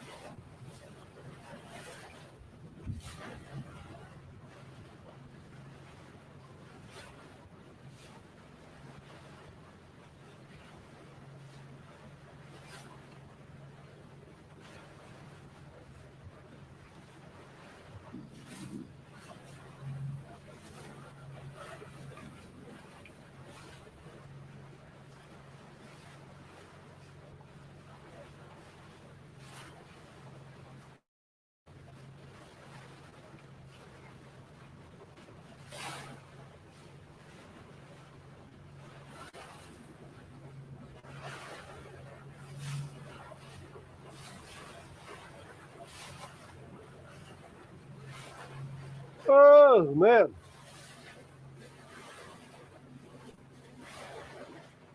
There's a package at Kevin's door. All right, I'll reach out to him. Actually, I think everything for this camera has been bought. I think y'all bought everything. Again, it's just unbelievable. Thank you so much for that. But I think everything for this camera has been bought. And if you're wondering why my arm's here, it's because I'm holding the base of this thing because I don't want it to fall over or go in the drink.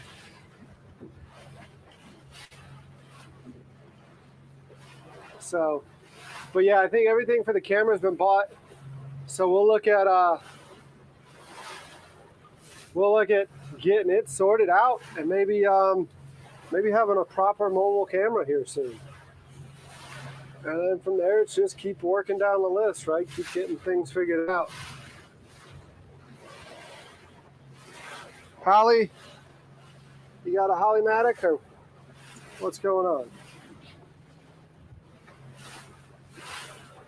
Wonder why it's saying Holly.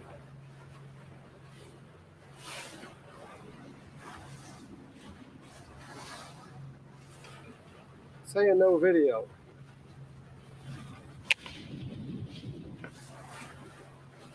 Should be back now. Should be back.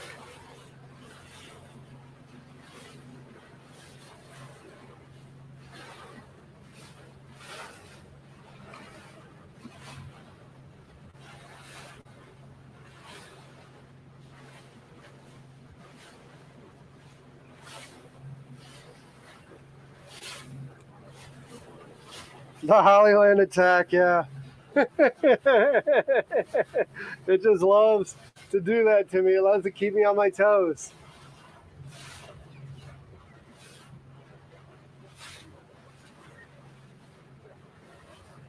And nope, is it?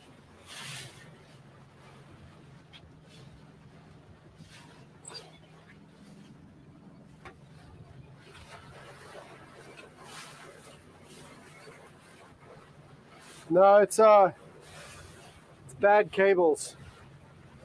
And I need to get new cables for all this stuff. So we're probably gonna get back to the dock and call it so I can go to Best Buy and buy a couple more cables for things.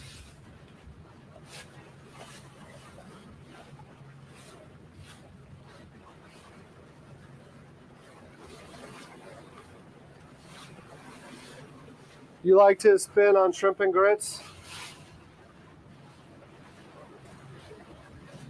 Yeah, Brett's a really cool guy, right? It was cool what he did today. Again, like I said, hopefully you're gonna enjoy the edited version of today,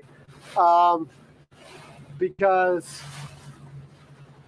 the disc should have still recorded even though it wasn't sent in the StreamYard.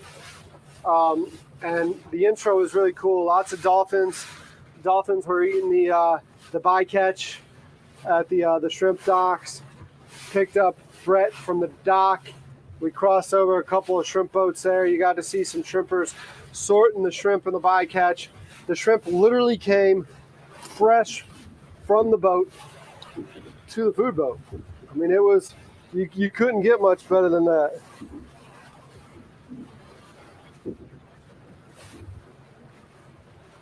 Yeah, Brett was fantastic, wasn't he? Brett was fantastic.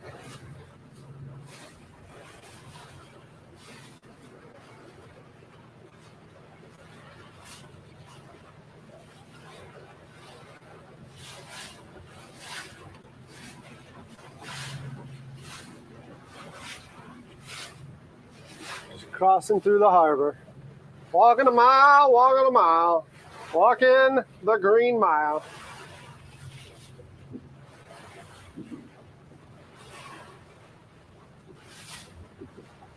So tomorrow we're going to cook with the folks from Daddy's. You've met them before. I've done some edited video with them. You're going to cook with them live out here on the boat. It should be a lot of fun.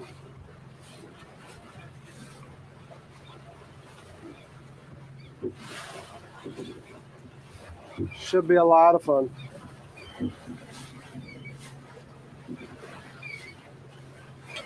Grayson Brown, ladies and gentlemen. Good to see you, Grayson. Thanks for stopping in and saying, hey, man. Really appreciate it. Right now I'm going back to Wapu. Why? You need a ride? Are you somewhere on the water, Grayson? I mean, I know I called you for a ride plenty of times. So if you need a ride, let me know. I'm like really paranoid that this thing's going to be on the Hollyland. Yeah, his restaurant's 20 years ago. Brett is a talented chef. He's had his fingers in a lot of pots here in town. A lot of the names you hear him talking about, very influential people.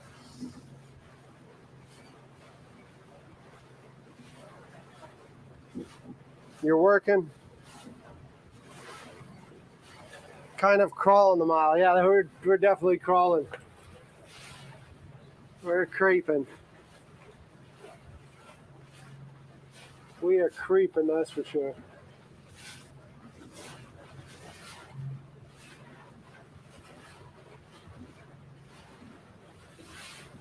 Oh, yeah. You do need to get on the water, Grayson. Everyone, by the way, Grayson Brown was one of the guys who used to be part of the team at Carolina Dock and Marine. Grayson, you've seen him. He and his guys are the ones that put down the subfloor so we can put the AstroTurf on. Grayson's done a lot of things over the years. When you look at the concert video, one of the guys tossing the line, Grayson was one of the guys helping me pull the whole concert together. So Everyone say hey to him. Luke Rowe, awesome, man. Awesome. He gave me $2. Thanks for getting fuel earlier. I appreciate it, man. It really makes this crossing a lot better. I have the peace of mind that I'm not going to run out of fuel, right? So thanks for that, bud. Really appreciate it. We got some pelicans coming in on a bombing raid.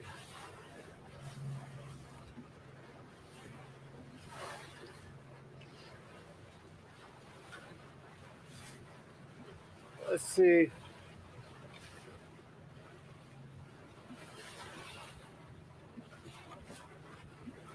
What kind of course I can get you on.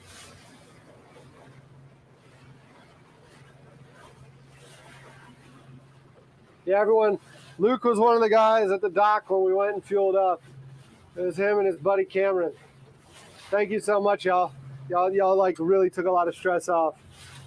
Allow me to grab some fuel off you.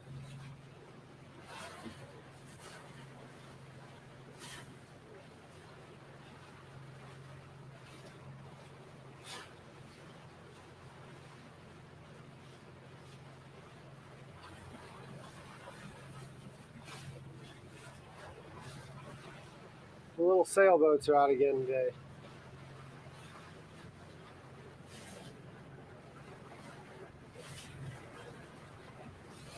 Good to see you, Grayson. Take it easy, bud.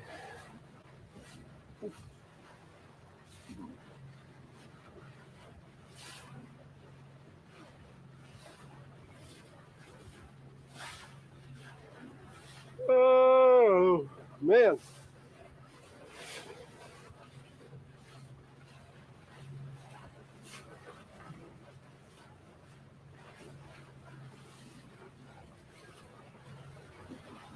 The fort with the American flag is Castle Pinckney. We're passing through middle ground again.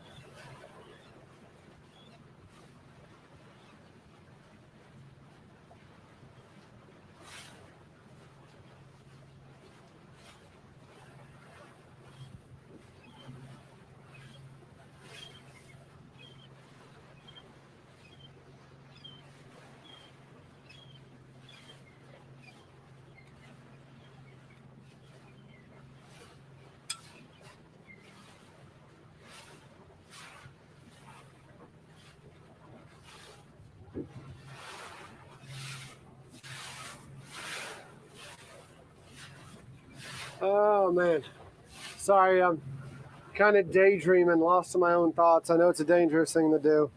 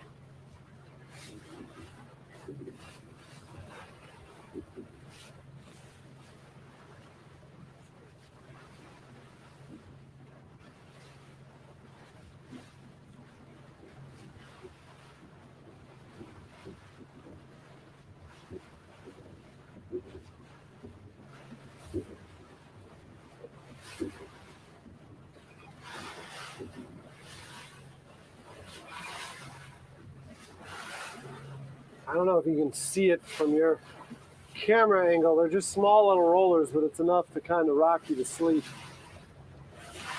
It's kind of put me to sleep out of here. Just kind of daydreaming, putzing along, going through Charleston Harbor. Gonna fall asleep any minute now. No, we need to actually pull off of the freaking gas and get a new battery for the camera.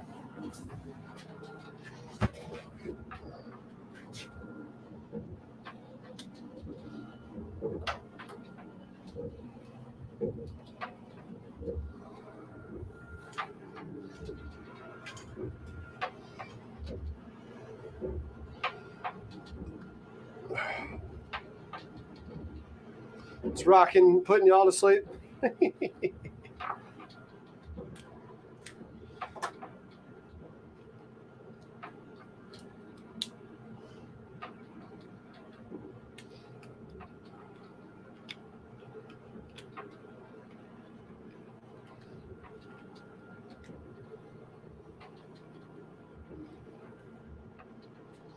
Oh, geez.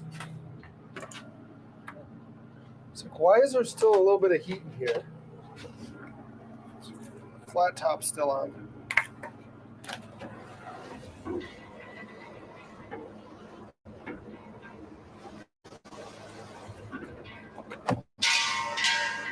Yep, still got plenty of gas. Still got plenty of gas.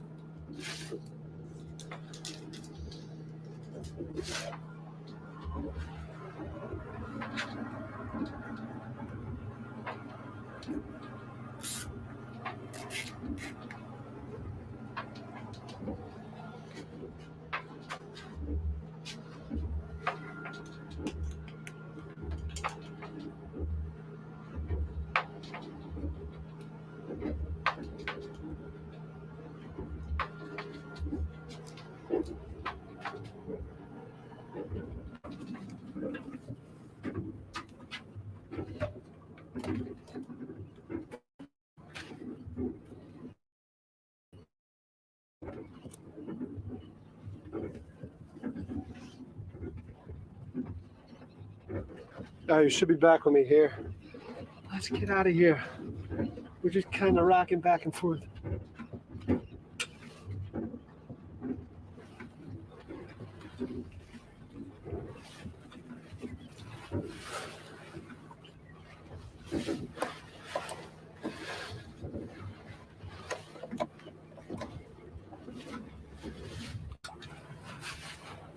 Let's go on and get. Get out of here, y'all. Go and get.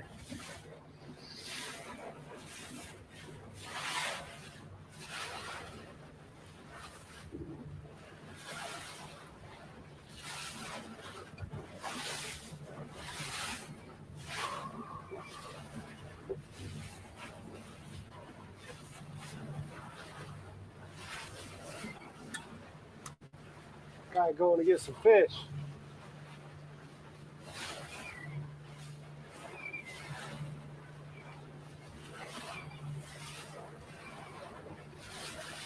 Y'all, I'm really, really sorry that the stream had that little mishap. I don't know what happened.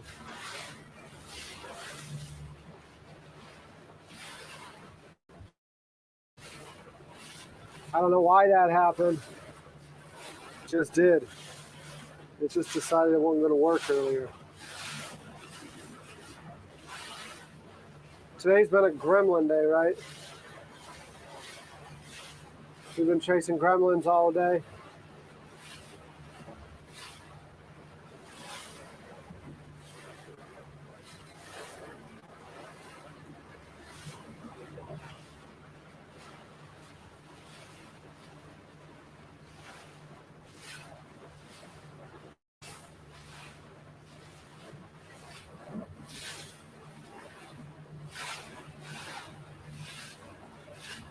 Oh, what a beautiful morning. Oh, what a beautiful day. Sorry, y'all, I'm yawning. I hope it's recorded. I hope it is.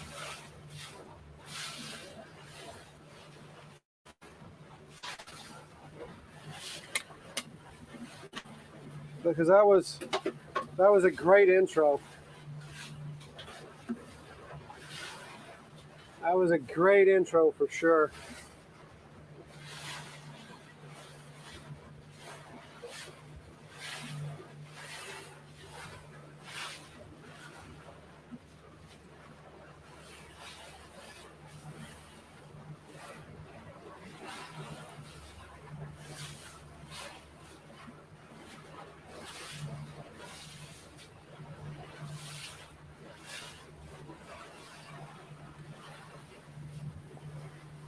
Yeah, I hope not, Alex. I really hope not, but it could be. But I think this thing recorded just fine. I think the problem was totally on the StreamYard side. But it wasn't StreamYard's.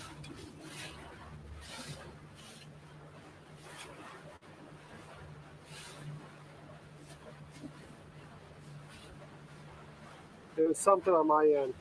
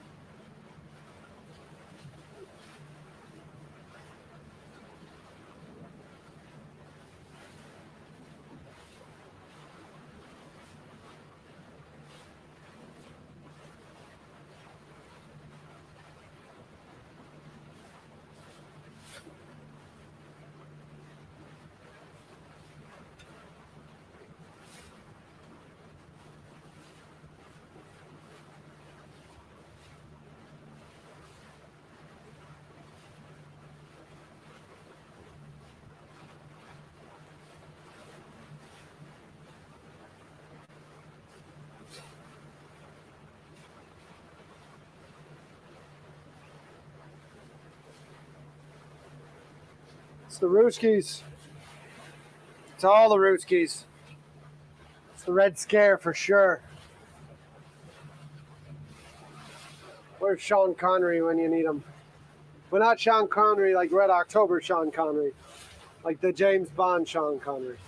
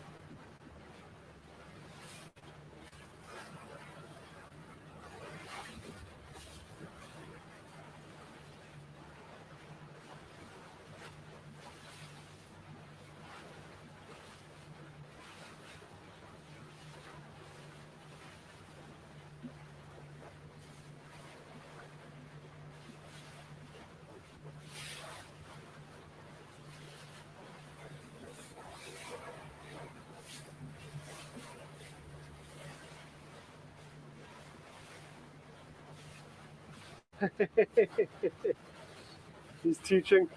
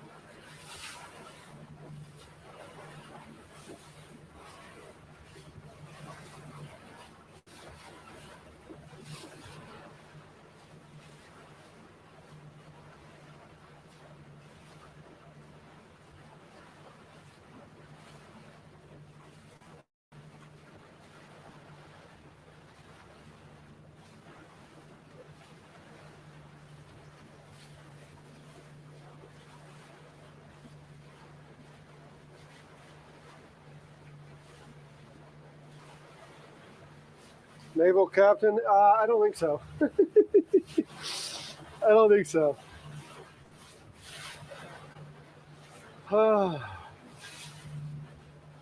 Remember, this is the day you almost caught Captain Jack Sparrow.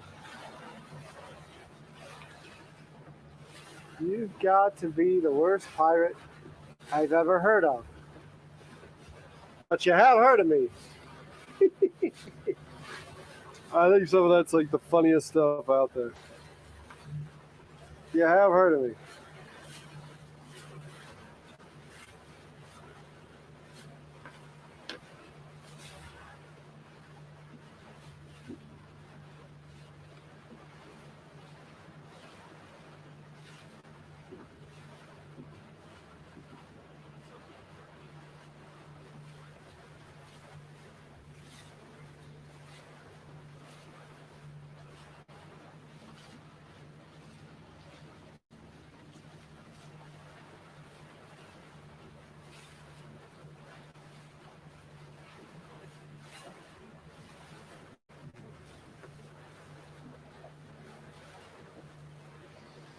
Derek is like Archer in Witness.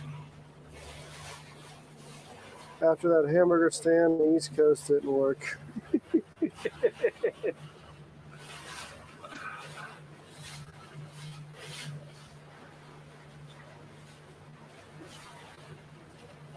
Talking about Bob's Burgers? Are we talking about Bob's Burgers?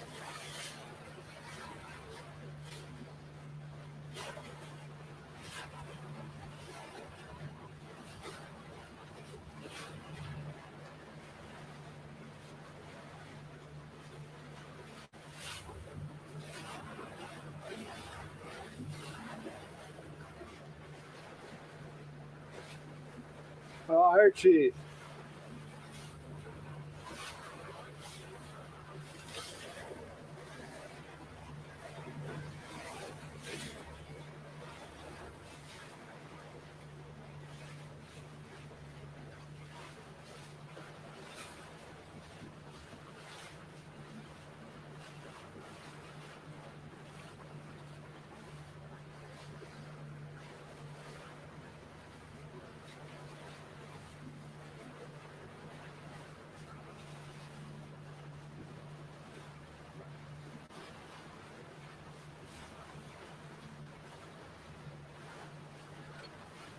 Zoom Tunes getting it.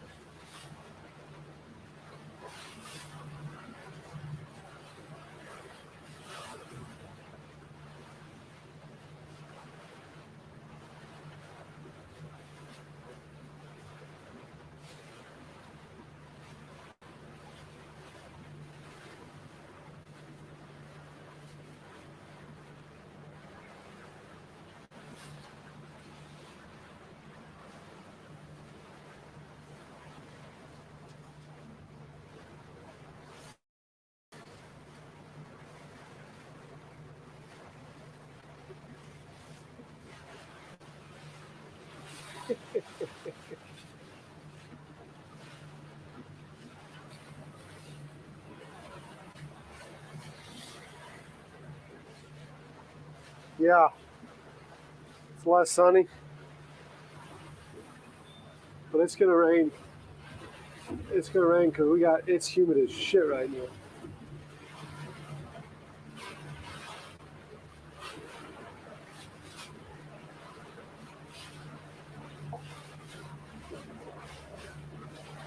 It's humid as sin.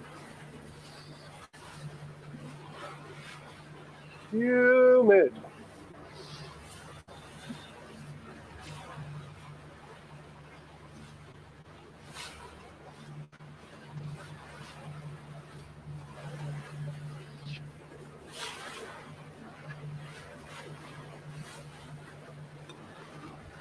Still at $13.99. Y'all ain't got like a grandma you can get to subscribe to the account? 1,399 subscribers. Come on, guys. You ain't got somebody? Your dog ain't got a YouTube?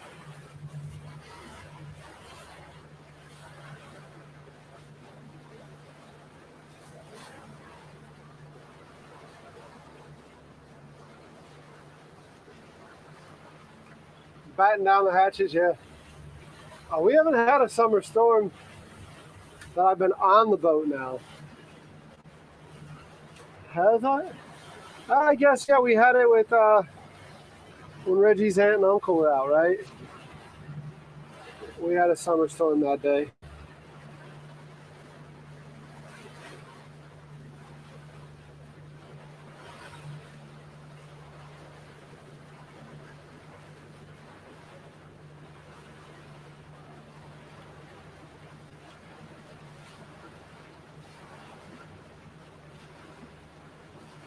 Oh, man.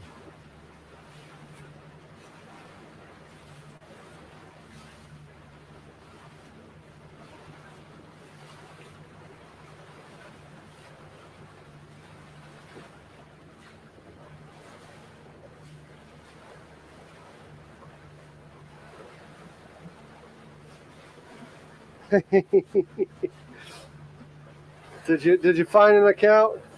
It's still sitting at $13.99. I mean, it's not bad. It's not bad at all for 20 something days. When we picked up 300, almost 400 subscribers, it's not bad at all. And I bet you it's going to go up. I'd love to see it by the end of the month at 1,500. I think with Alfred coming up, we should be able to get there.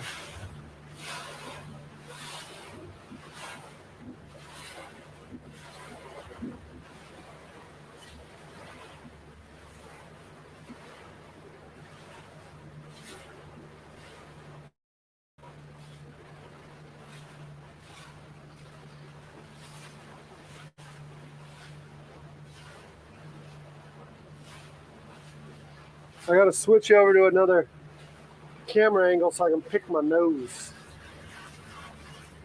I might have been an overshare, but I think there was a booger hanging that y'all weren't telling me about or y'all were laughing at me about. I was sitting there like, man, Derek is on live right now with a booger hanging out his nose. Nobody's going to tell me. Y'all just going to do me like that, huh?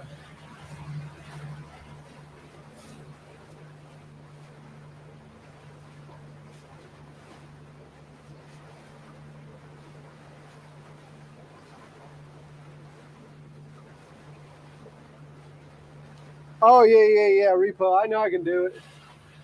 I know I can do it. I know the Alfred effect, right? Alfred coming out here, it's going to freaking, the subscriber base will go up because he's just got so many eyeballs on him. So him coming out and us cooking on Saturday, it's going to get that many more eyeballs on Saturday. I know that much. That's all I was saying. You wanted everyone to see it? You think it's going to go up by...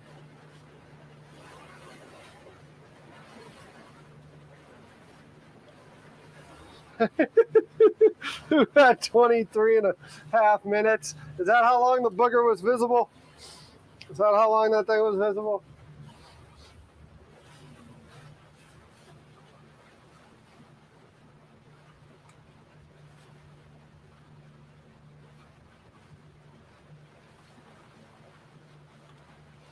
Y'all are funny. Y'all are funny. Ha ha. Ha ha, funny.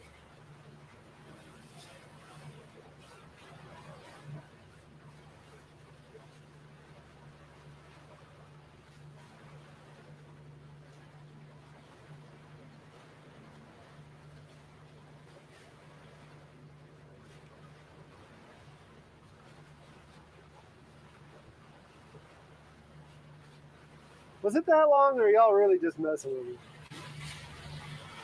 Oh, man. Y'all are nuts. Nuts, I tell you.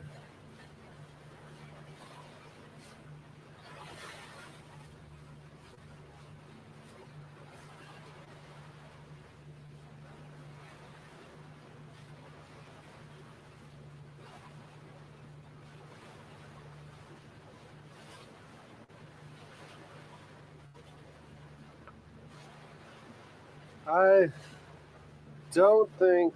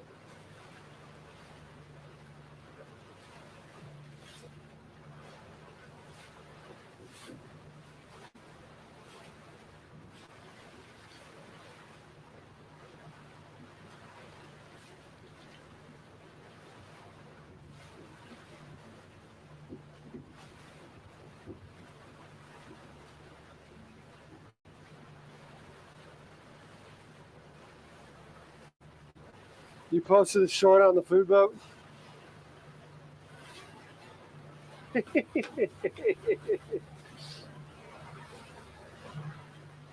At least I changed cameras, or you would have caught me picking it. And that would have been a worse short. That'd have been a worse. It's better this way, right? That I changed, and you just got the booger hanging out. You ain't got my finger up my nose. Me looking at it, contemplating whether I'm going to eat it, and then roll it. And don't lie.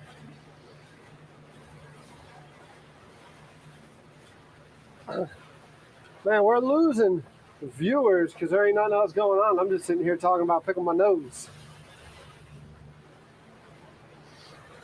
Hopefully the stream quality's okay. It doesn't look to be its clearest.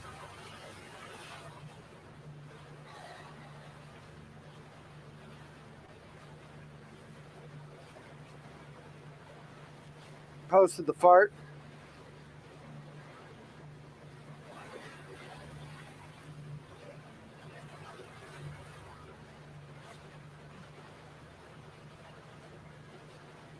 It's a little blurry.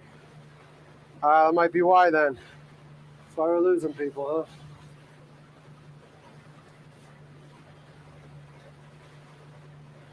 Come on, Starlink. Keep up.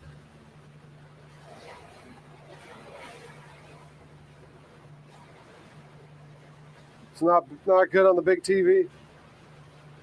Yeah, Starlink must not be keeping up with the movement.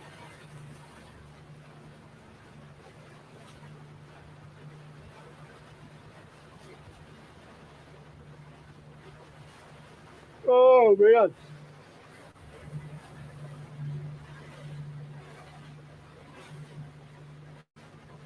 Yeah, I think it's Starlink.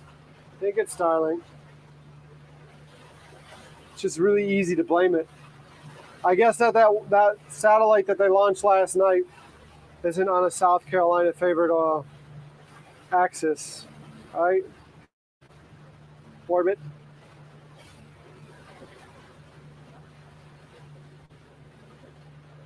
Somebody's setting piles. Oh, they're setting piles over there at the waste treatment facility.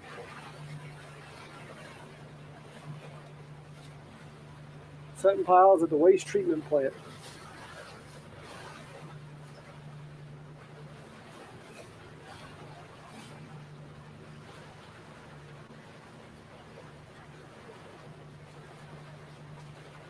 Oh, man.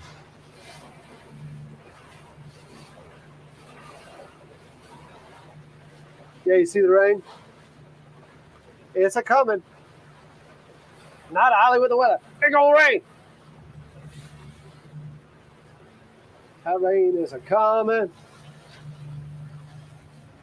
It's a coming.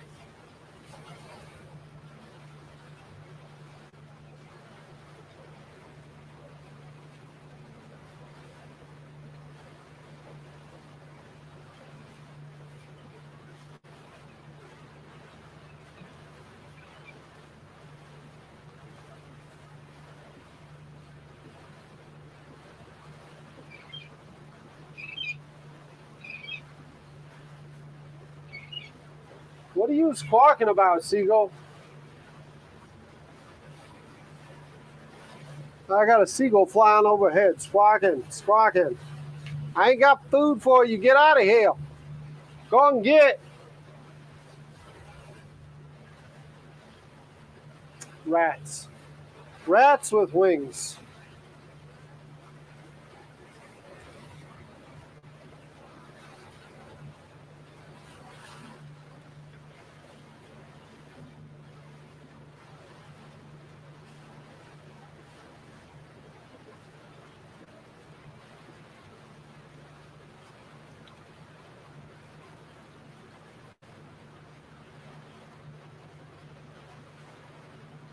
I was filming when you called earlier.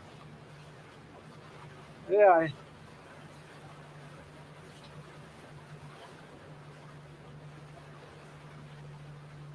Gotcha. Yeah. No, I'm to Florida. Yeah. Okay. No, I'm Mondays.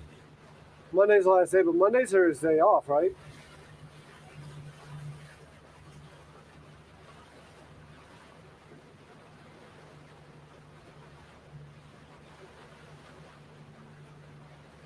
Yeah, I mean, if he's because he lives on John's Island, right?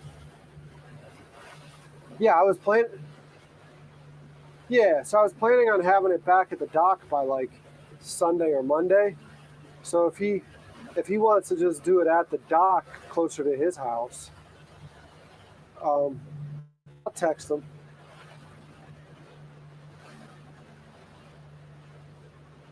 Okay.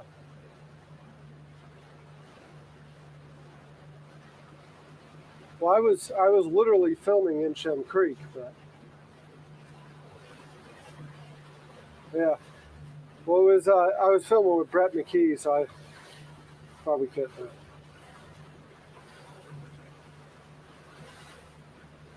No, I appreciate it. Yeah, yeah. I got to figure out because I had to get underway because the sky looks like it's going to open up at some point. Yeah. Yep. So I wanted to get at least through the harbor before it opened up. So I'm going past the battery and everything right now, so I'm good.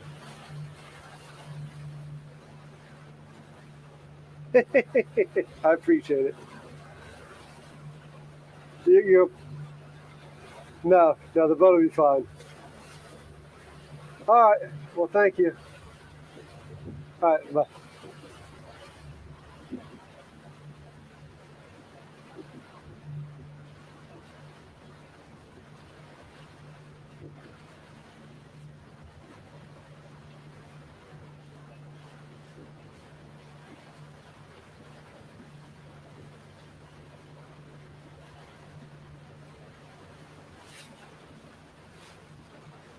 Yeah, it definitely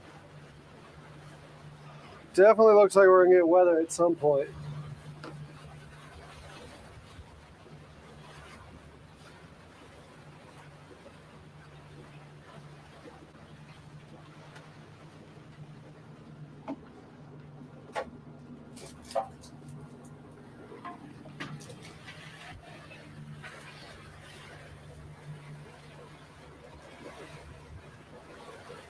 Oh, if it's moving offshore, we're good. We're good, right? Yeah, we'll sneak in behind this thing.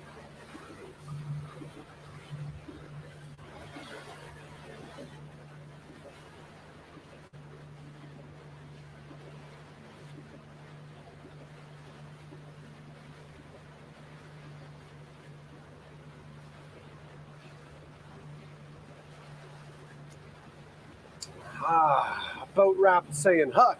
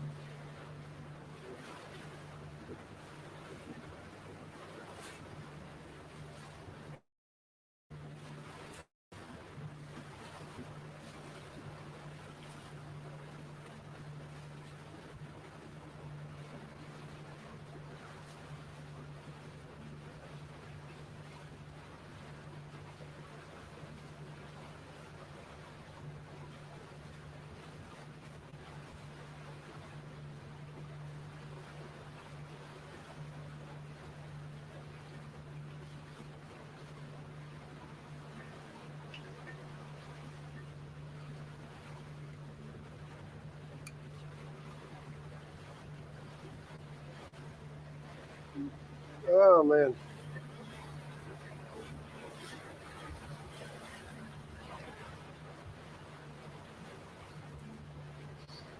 So what day we on? All blurring together now. 24. Day 24.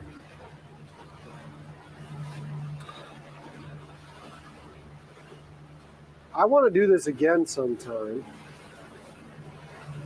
but it's going to have to be more fun and more epic than this, right? So it's going to have to be when this thing's built out, so I can sleep on it. I can bring the Mariner with me. And like when we do that, probably do 24/7, right?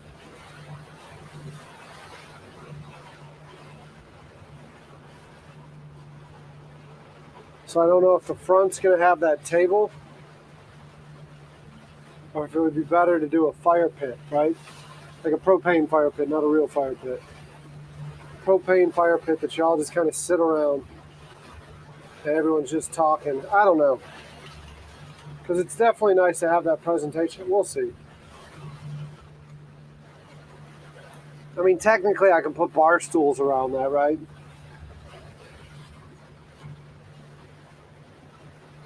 Bar stools aren't as casual as a fireside chat, but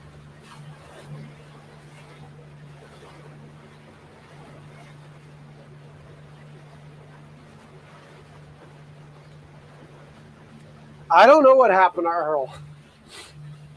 I don't know. I gotta follow up with Earl. He was supposed to come and then had issues with childcare, having to watch the kid. I don't know. Apparently the kid can't come out of the water. I don't know.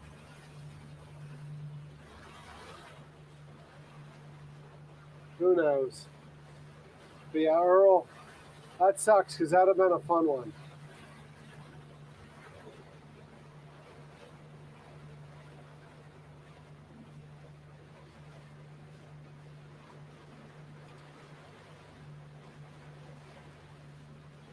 Van took a swim.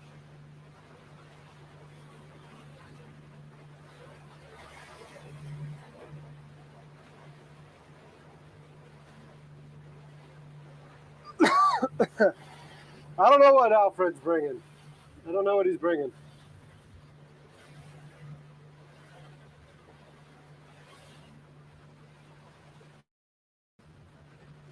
Uh,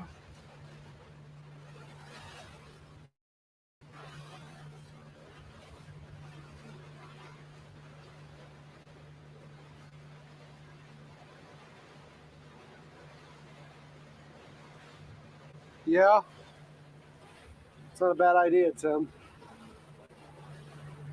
But the thing is, like, I was just thinking through it. Andy's bringing that badass Viking grill top, though. So that's going to be out there, and that's going to be the centerpiece. So I think it's going to have to be bar stools. The good thing is, though, is like once I rebuild, I can hide a lot of wires.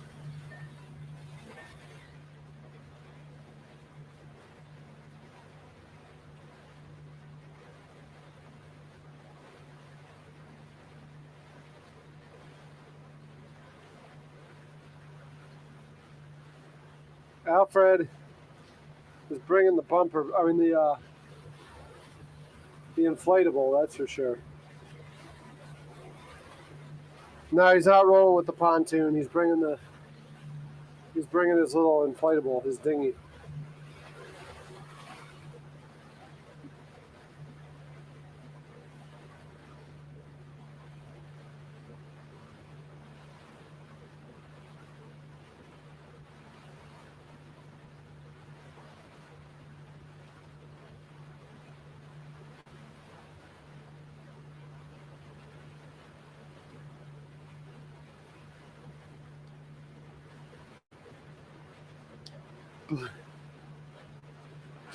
Blue tape everywhere, everywhere.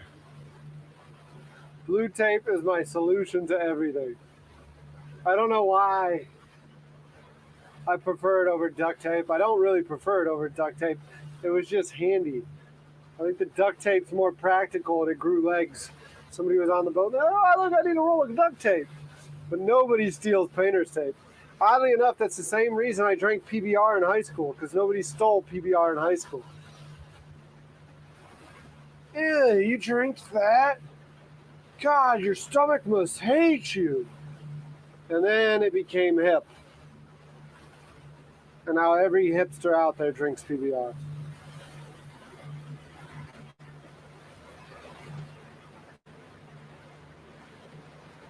I don't know if Stash is making the party. I hope he is.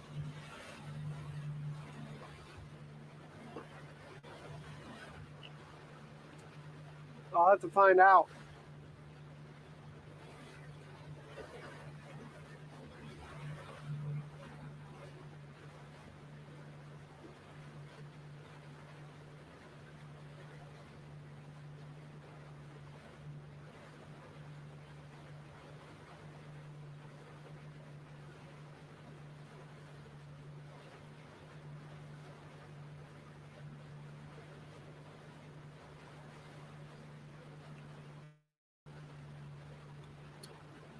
Yes. Oddly enough, the reason these have tape on them, and the tape's actually burning, was to subdue the light. Wow, that one's actually burned pretty good. Ah, that was hot.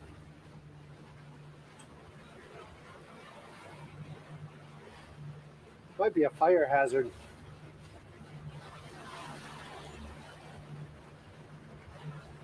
Don't tell my insurance, man.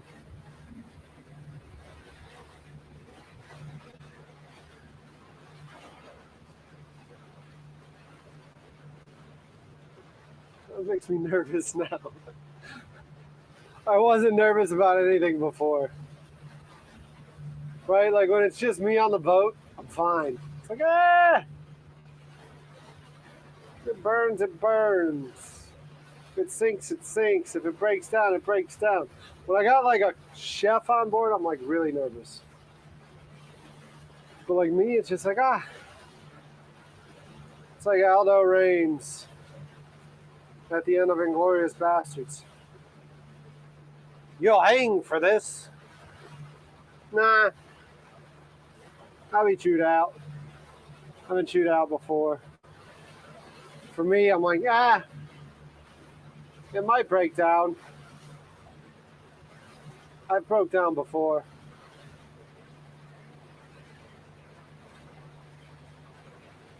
Those are old halogen.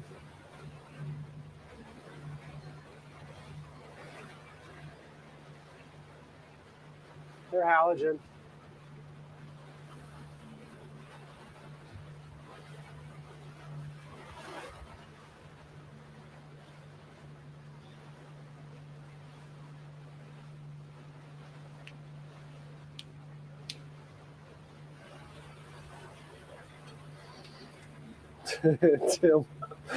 Tim's like, yeah, I've been sitting here worried about that for weeks.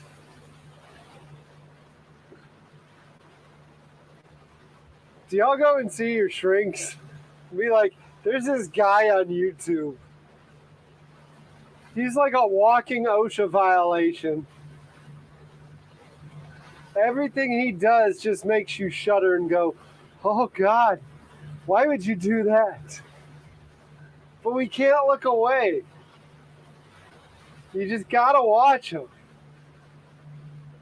What's he gonna do now this time?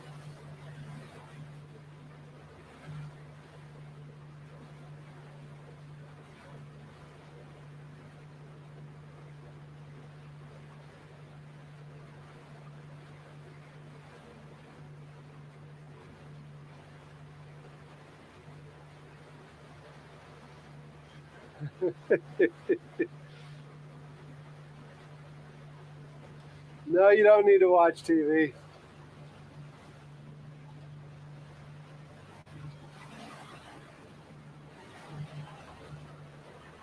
Where's...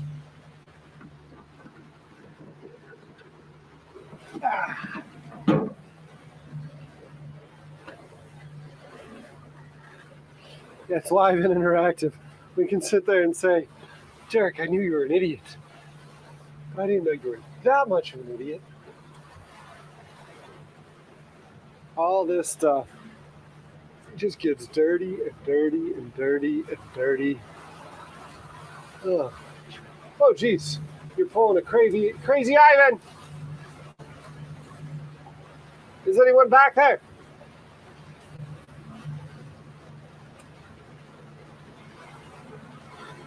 Yeah, there is someone back there.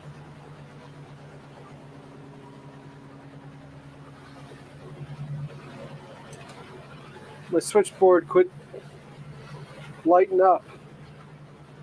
So is it on 2 or is it on 3? It just quit lighting up on me. Okay. Okay.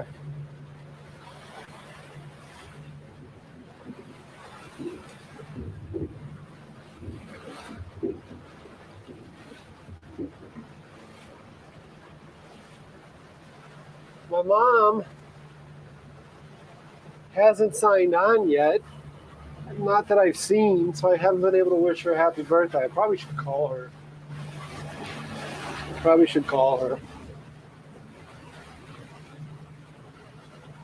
What a dick. I haven't called her on her birthday yet.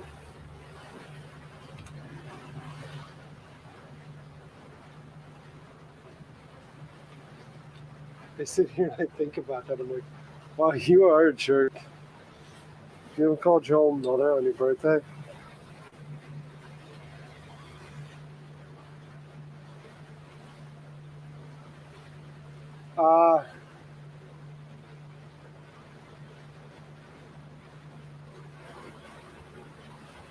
There's a dude. Yeah. You see how well that goes over. Why did it burn down? Well, this guy on YouTube.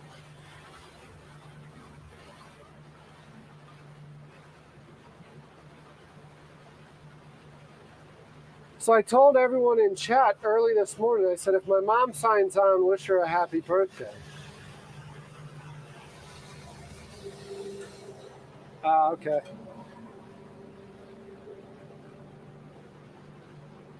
Gotcha. Yeah, I told him, I said, if my mom signs on, wish her a happy birthday.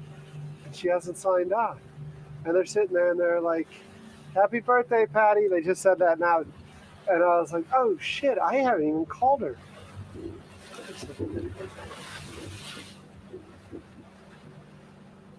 Because when you say number one son, you only mean it's because I'm the oldest. I know I'm not the number one son. I know I'm not the number one. Yeah. If she's counting with a certain finger, I might be number one.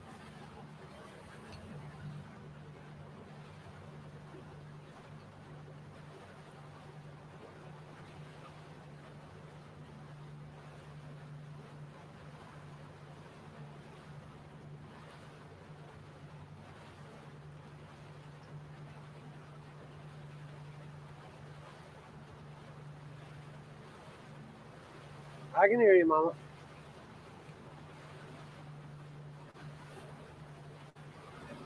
Oh, you got Susan with you today?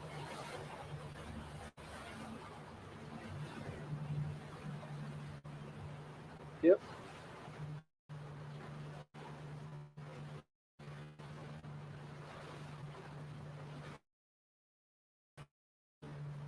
She's treating you to ice cream? Oh.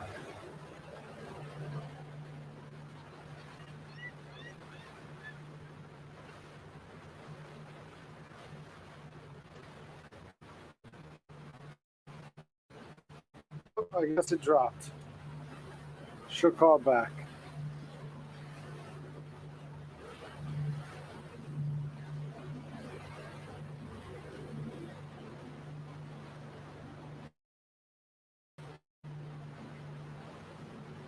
Yep, there she is.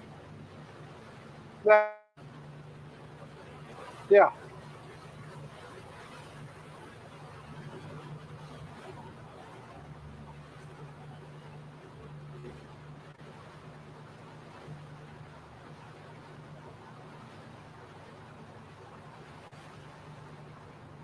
You hung up on me again.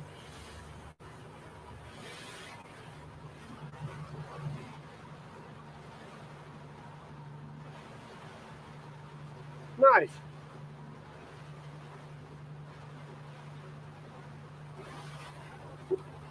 Where are you going to get ice cream?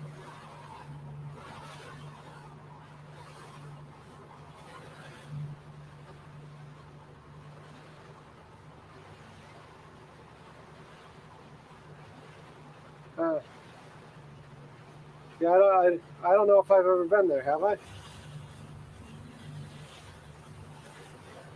Yeah.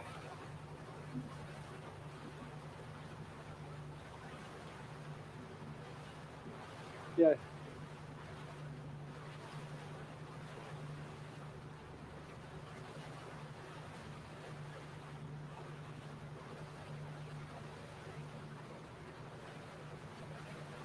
Gotcha.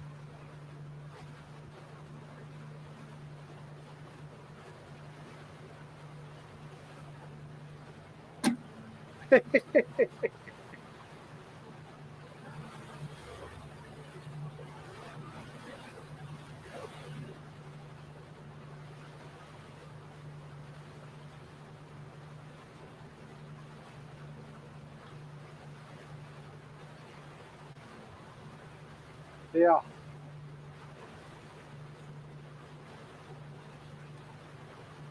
Gotcha.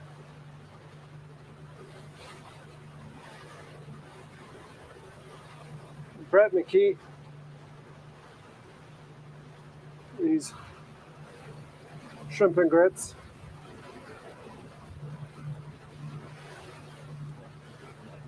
I think so. The live stream messed up on me. But I think it all got recorded. I think the live stream just messed up. So I'll find out later when I get home. But yeah, I picked up Brett. I tied up to Rocky Magwood's shrimp boat, and Rocky gave me the shrimp off the shrimp boat, fresh catch, and we picked up Brett right there at the shrimp dock. He got on, and we went and spudded down outside of Shem Creek and did shrimp and grits. So,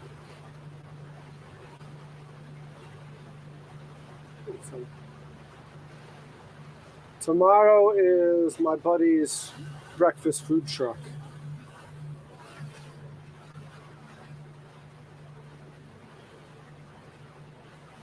No, the baseball team was out last Friday.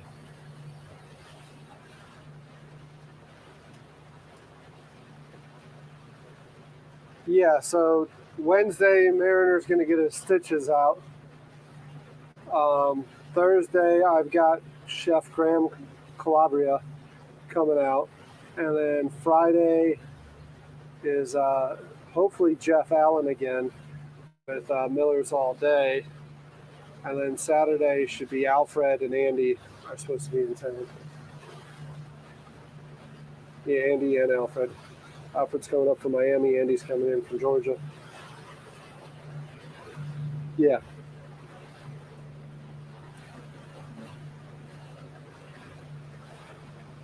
Mm-hmm.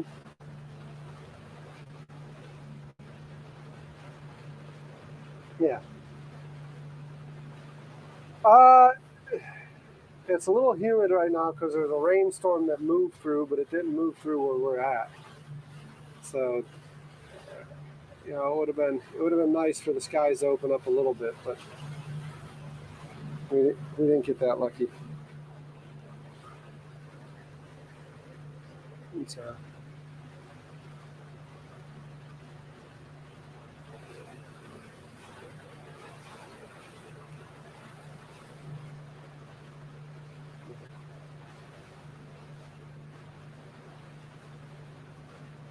yeah.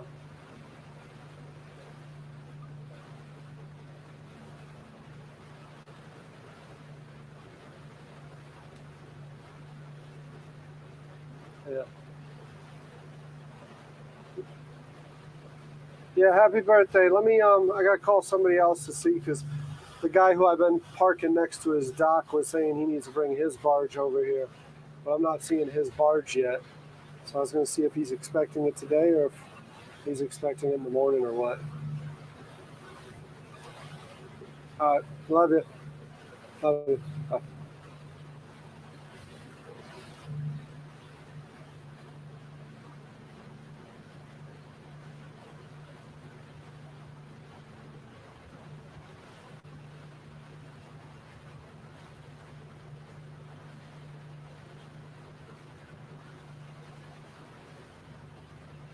Your mom said she's not getting in here. She's going to get ice cream with her friend Susan. She's not going to be in the chat. Oh well. We'll sing happy birthday to her tomorrow.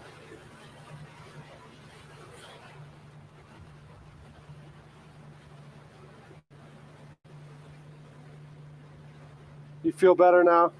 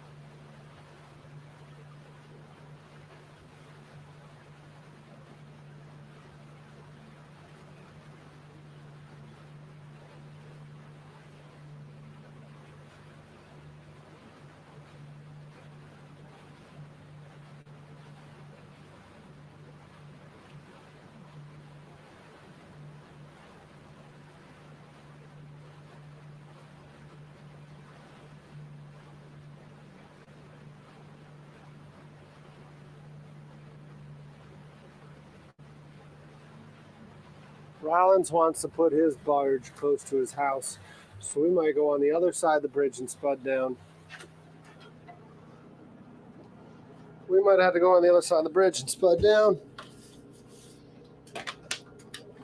I was hoping his barge would already been here, and I could have just worked around it. But it ain't here.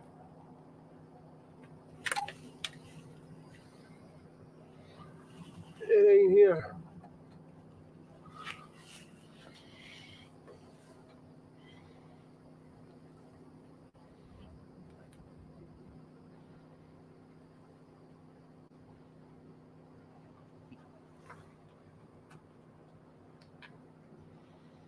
So we're going to have to go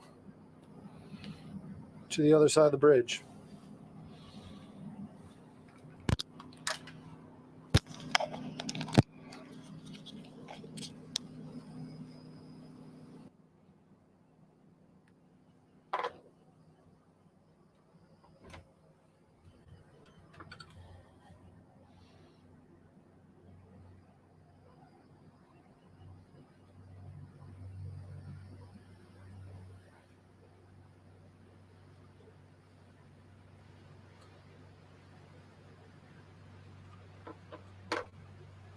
Yeah, that's not it at all. My mom is not modest or shy.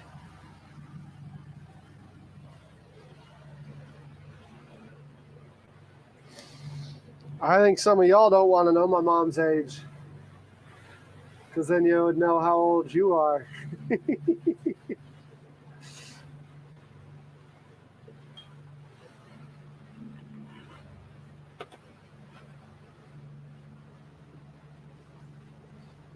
If you figured out my mom's age, You'll be like, shit.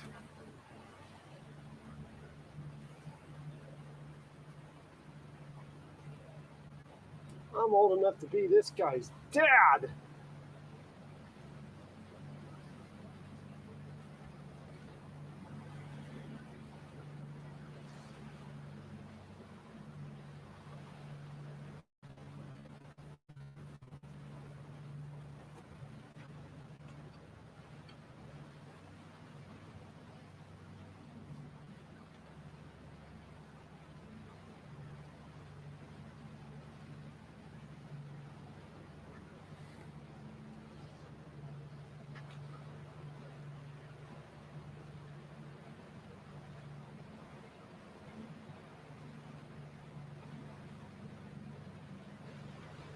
Yes, you are. But you already knew that.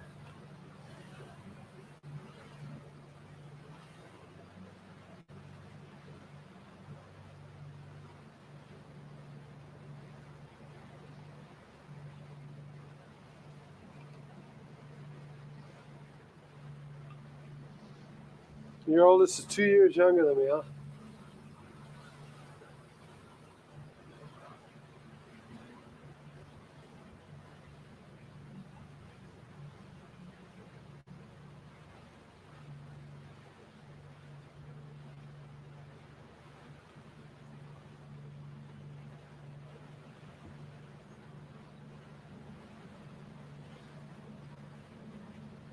$4.30.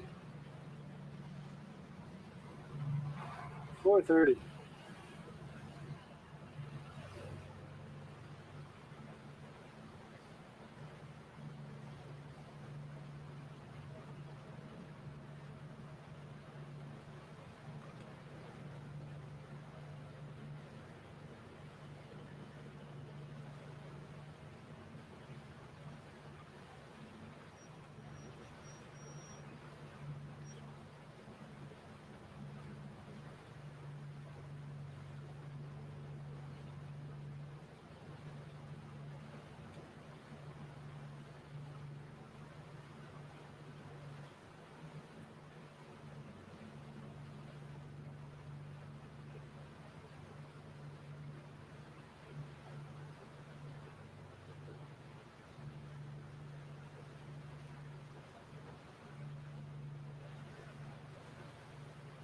Oh, his barge is right there.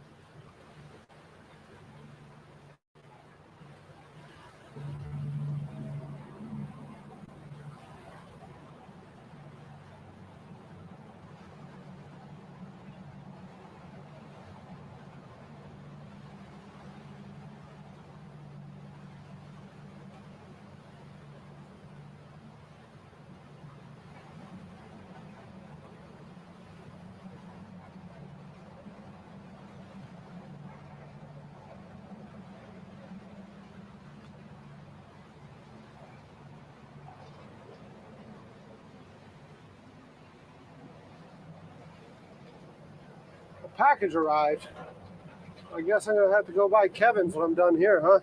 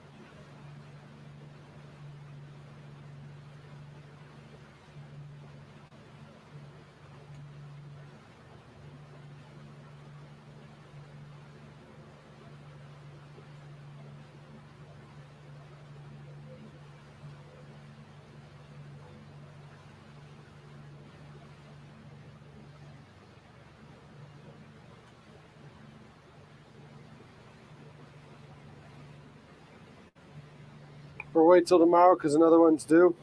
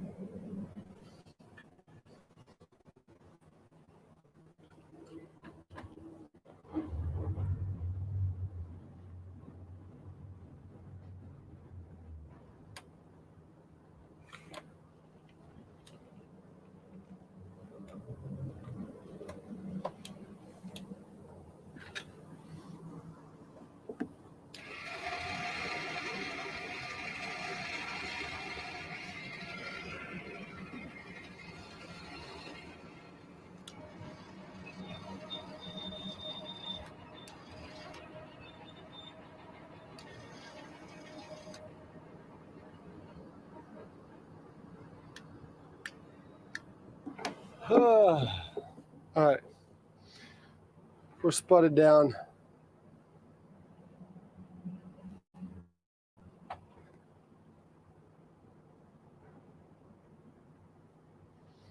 No dock blocking. Now I gotta figure out, we're actually on the other side of the landing right now. Rollins is unloading one of his barges. I think he's moving it closer to his dock. I tried to call him, he red phoned to me immediately, so it means he's busy. So, I don't know, I'd like to see if I can't still spud down on that side of the landing. Otherwise, I got a pretty long paddle on a paddleboard. Might be good for me.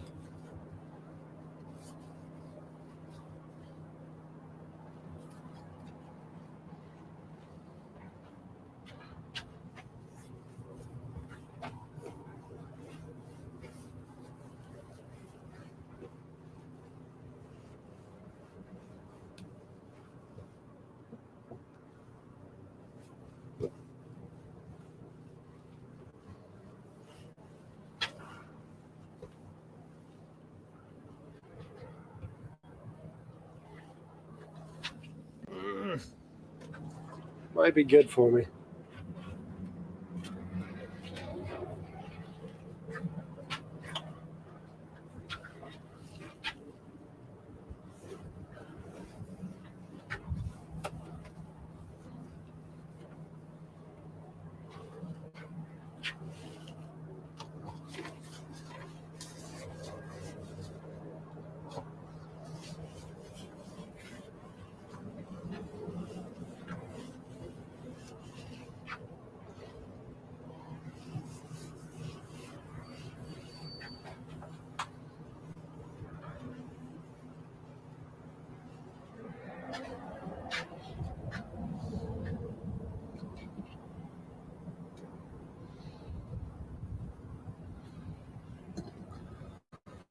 Uh, Brett brought most of the stuff today.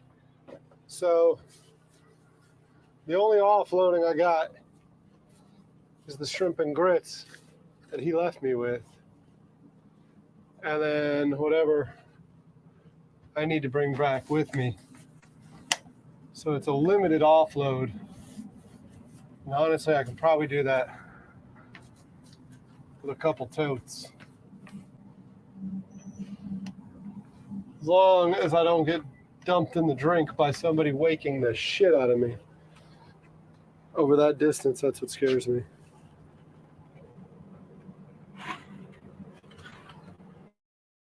That's really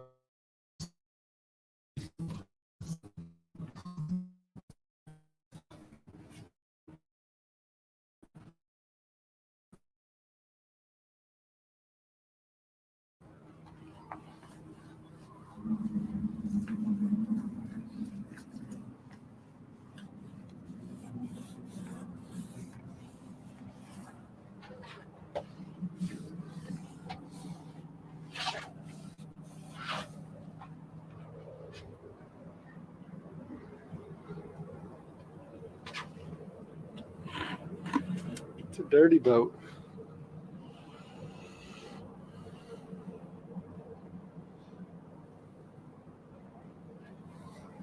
It is a long way to go. Fortunately, the tide's going out right now. If I get here at the right time in the morning, it'll be coming in.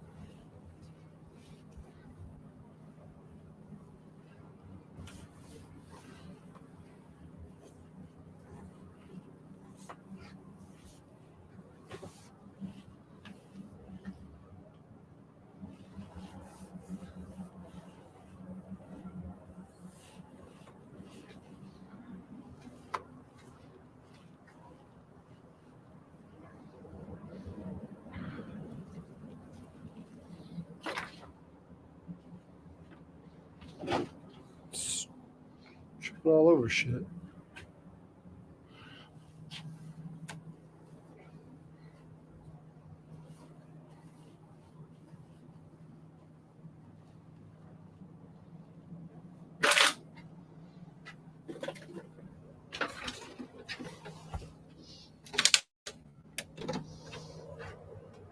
Tripping all over shit. All right, let's go sit down.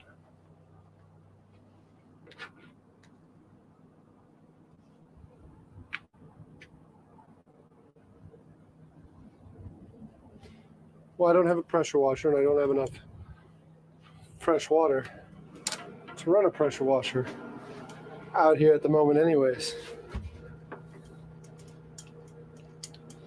When it gets back to the dock, you better believe it's getting hit with a pressure washer. But until then, that put my mind a little bit at ease, like I was helping. I feel like Ralphie from The Simpsons. I'm helping.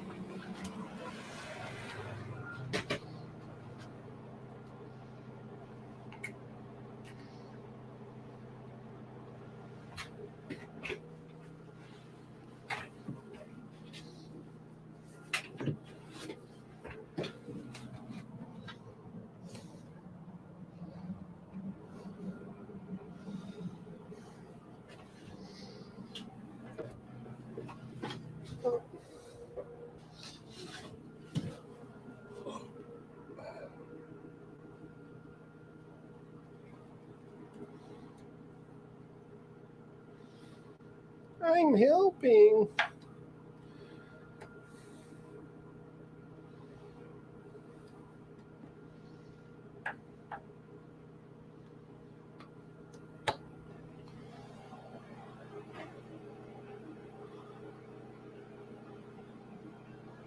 I mean, he's got his crew right there. They're doing work. If I can see, he's busy. I mean, he sent me straight to voicemail. We'll give it a few minutes.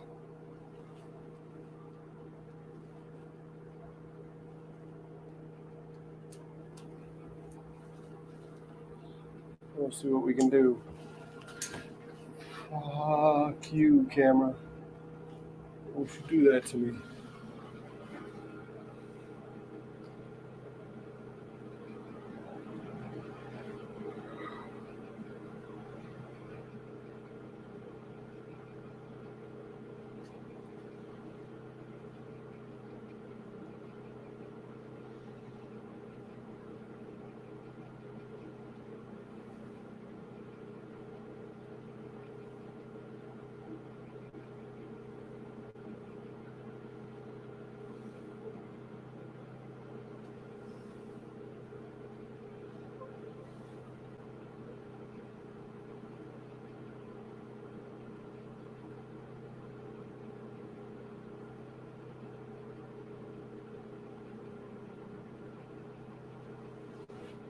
Monday we'll still be kind of doing some stuff. We'll still be tearing down, going through all that.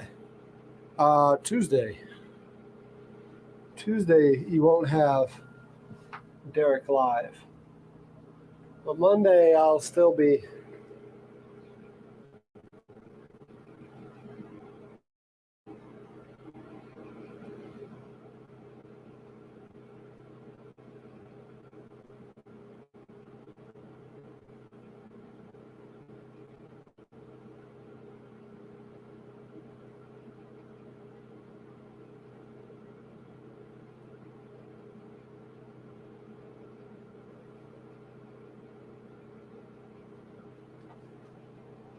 Oh man.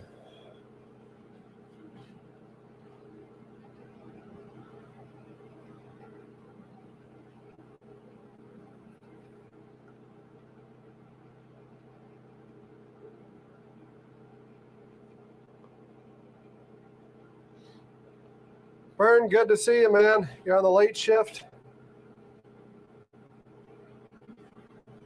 One of my USB devices is not being recognized right now.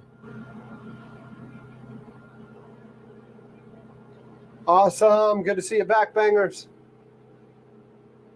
All y'all are checking in when I spud down just to like wind down for the day. But that's all cool. That's all cool. There was a little bit of a mishap with filming today. The stream kicked me off. I'm hoping.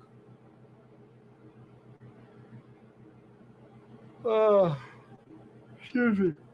I'm hoping the ATEM continued to record it when it cut off, because it was a pretty cool intro, as long as it went well.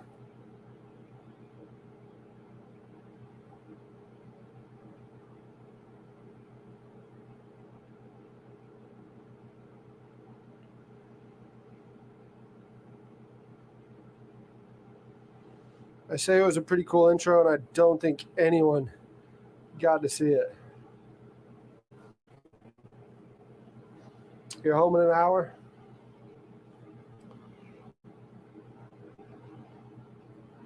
Well, yeah, today was interesting. I don't know what happened. I still don't know what happened.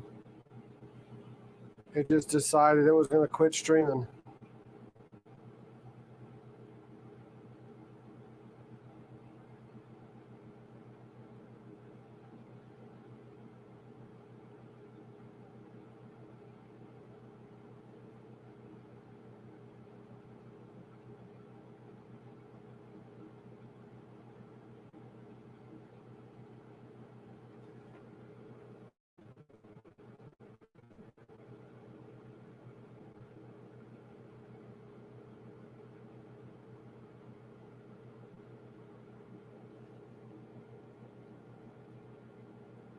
I think the board should have caught it.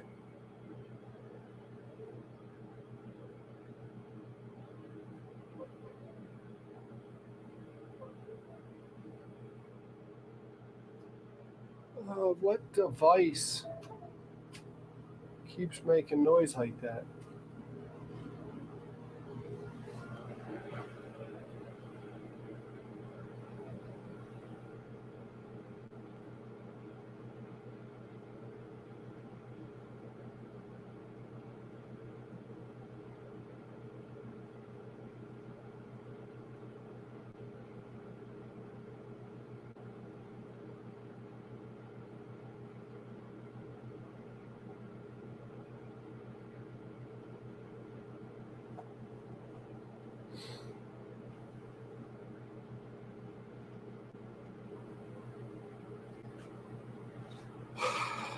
I don't think Joe's gonna make it, y'all.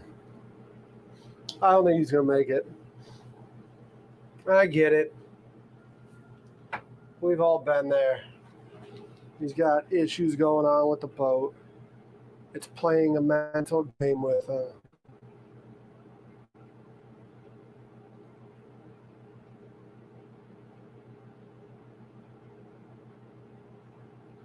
It's Joe's issues with his boat are playing a game with him.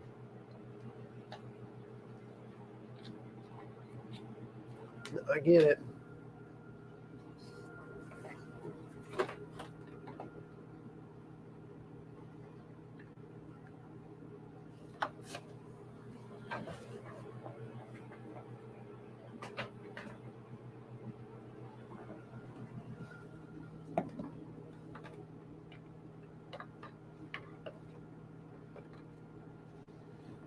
I don't know what that means. John, I don't know. I don't know what those emojis mean or whatever.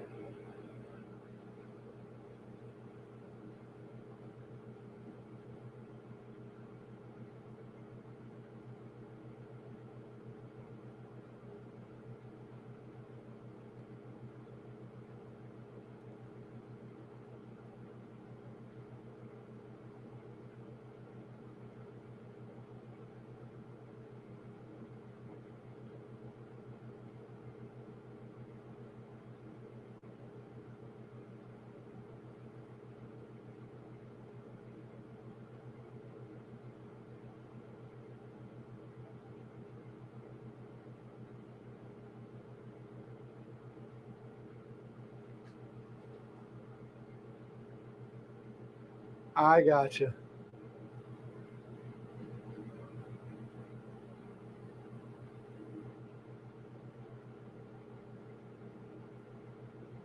I gotcha now.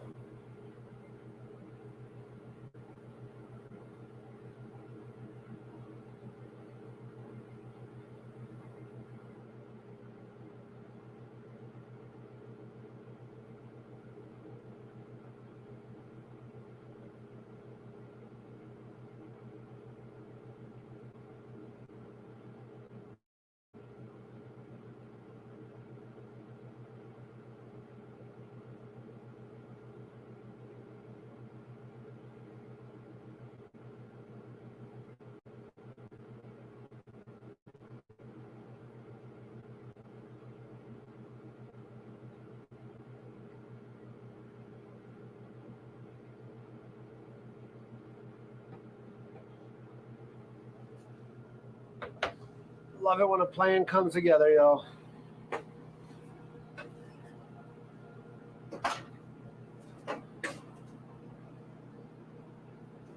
I don't have any sweets on this boat. My sweet tooth is like going like crazy right now.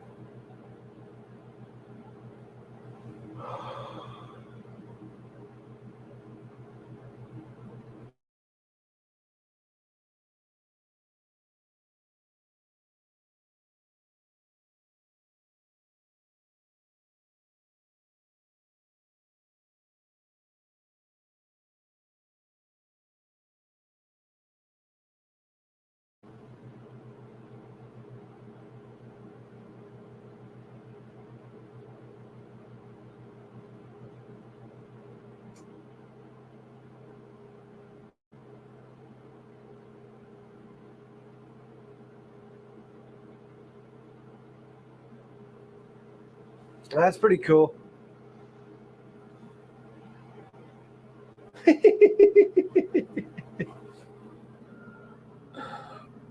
That's a response right there.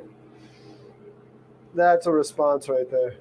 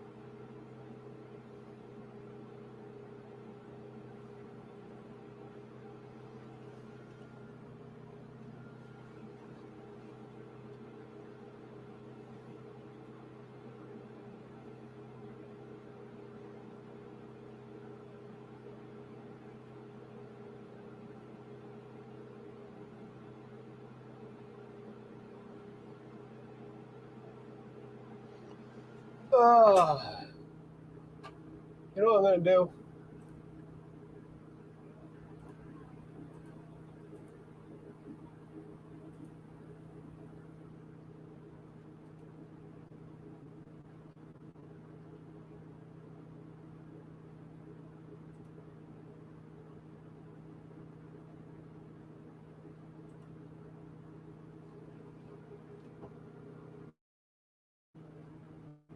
Hello, it's Derek.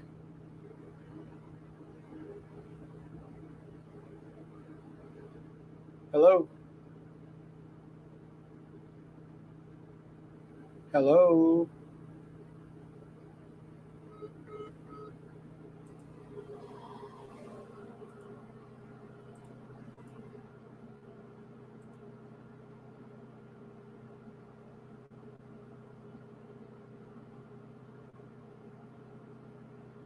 Simon's brother Jem is here. Of course, give him a shout out. What's up, man? Good to see you. Thanks for hanging out. Thanks for stopping by. Sorry it's a little bit slow right now. I was actually going to go ahead and see what happened today because we got into Shem Creek, and at some point I lost video. I don't know where.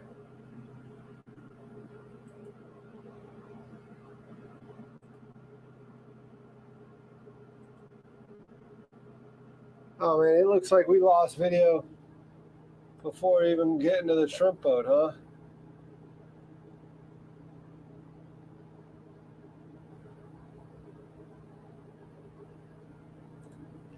It looks like we lost video before even getting to the shrimp boat. Ah.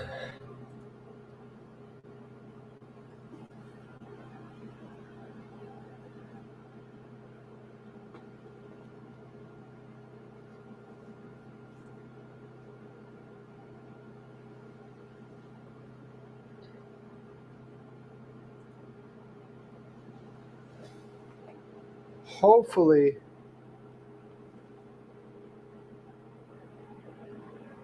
ATEM caught it.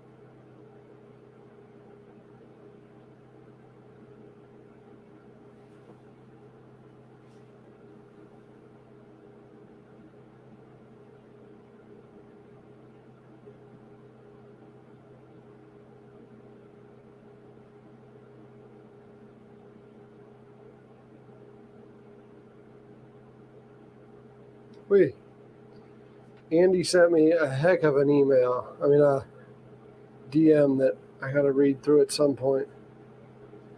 Very, very informative. Very informative.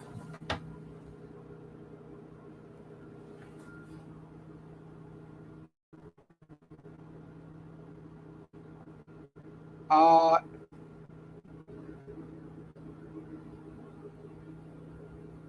Hopefully. The plan is Alfred's coming, yes.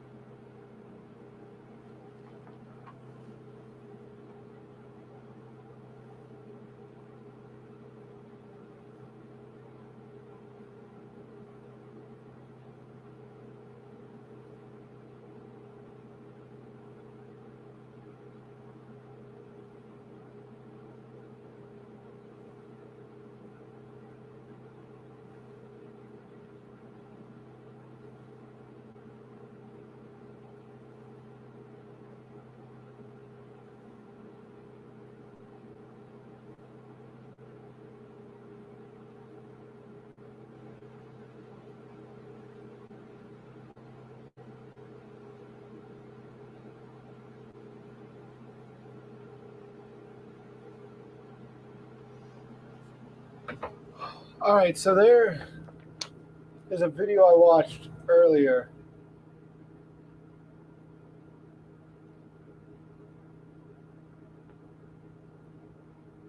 Oh, hold on one second.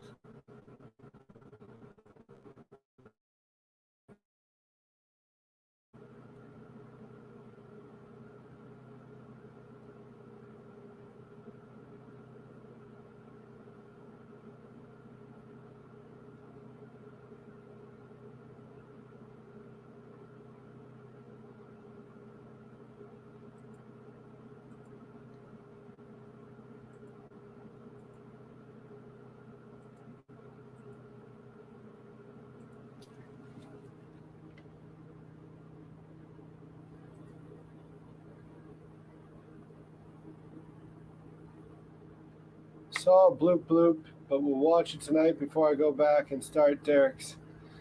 You're going to start on day one?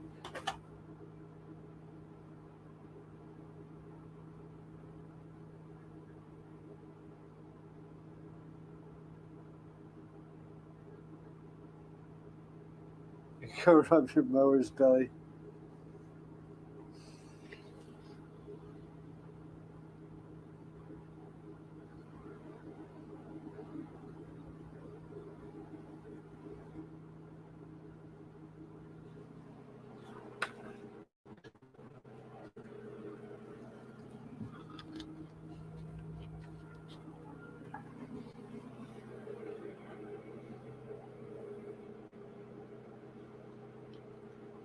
I need to clean the fryer.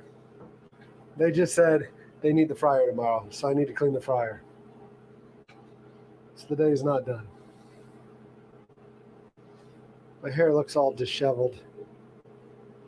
I haven't gotten a haircut since we started this thing. I need something sweet though. And it looks like honey roasted peanut butter. That's gonna be as sweet as I'm gonna get. Should have brought cookies or chocolate or something.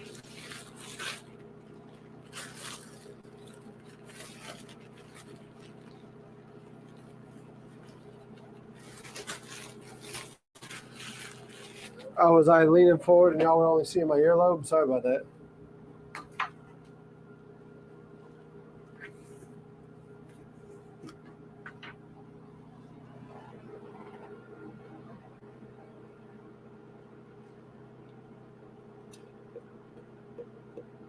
Every day's filled with something different.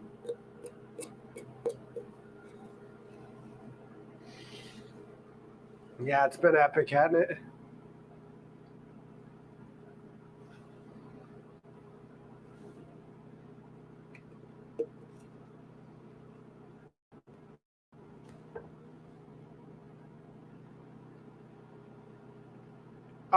If nothing else, I'll just at least get the oil out, and I'll fill it with fresh water, and we'll come out tomorrow, and I'll get it cranked, get the clean air in it and whatnot.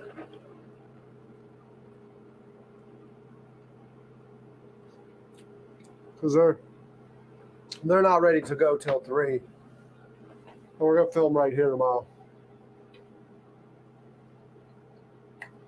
But if I at least get the oil out,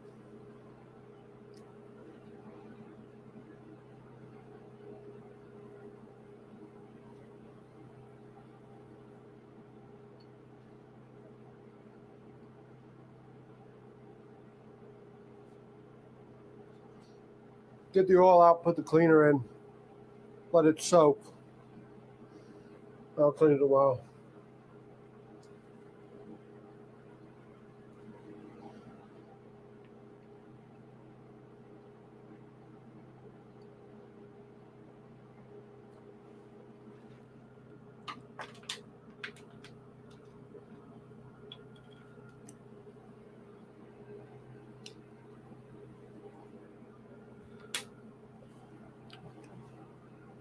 I haven't filled the Jenny anytime soon.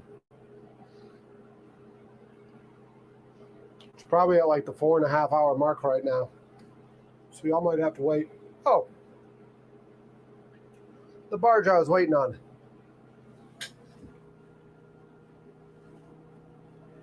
It's right outside the window. See?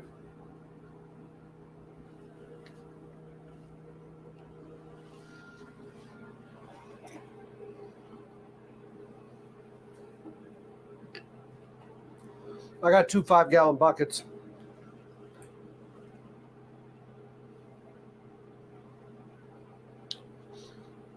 I got 2 5-gallon buckets. Do I? One of them's catching water. Yeah, I've got 2. I got 2. We'll just take the one I've been using for smoking for the chips. Because I think we're done smoking.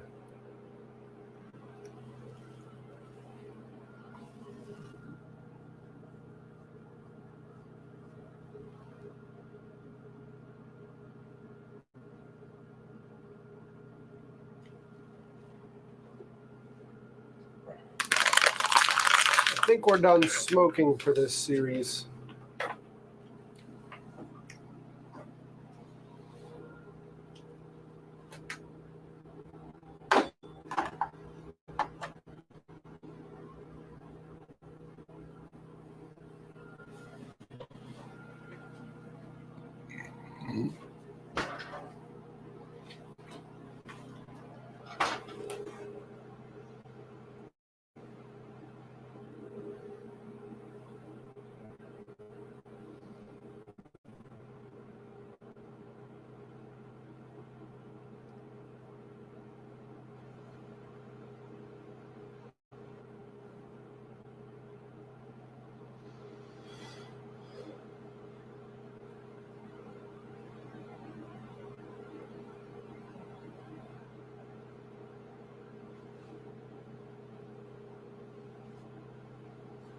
No, but I can go get a funnel.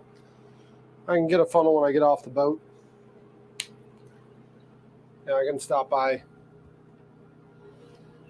AutoZone, grab a funnel.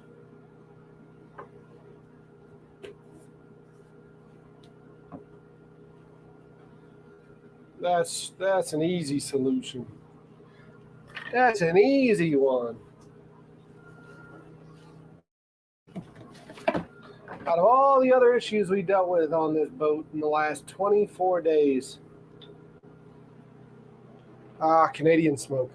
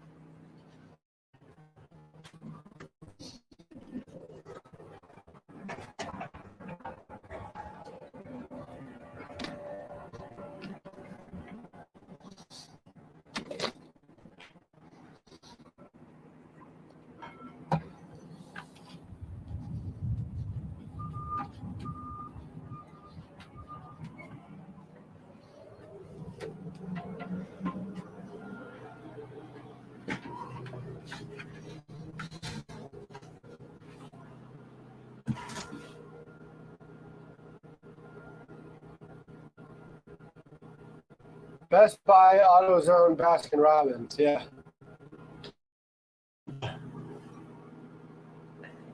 AutoZone. I think it needs to happen in that order too. One more reminder: don't forget the sausage ever again. Yeah, you're exactly right. That was so stupid this morning.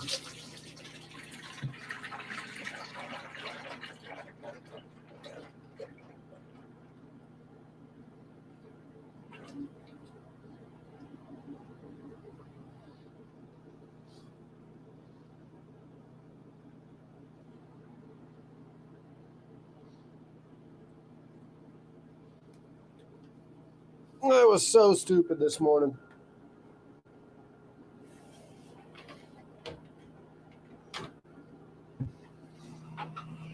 I can't believe I forgot that.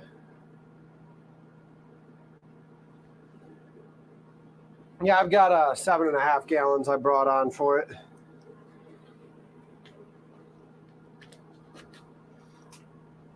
I'll probably bring in some more tomorrow, Tim. Right now, I've got 7.5 gallons to smoke it. I mean, not to soak it overnight. 6 gallons roughly is what the thing takes. So.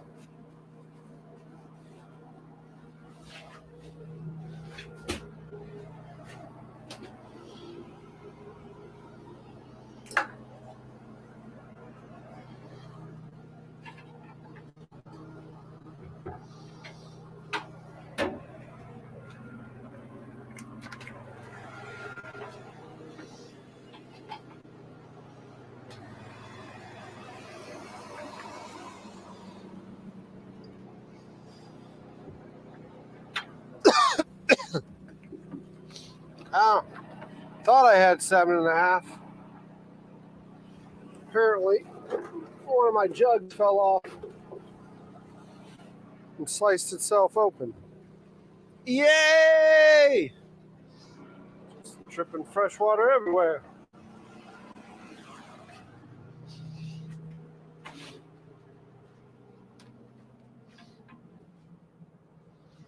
Hooray me.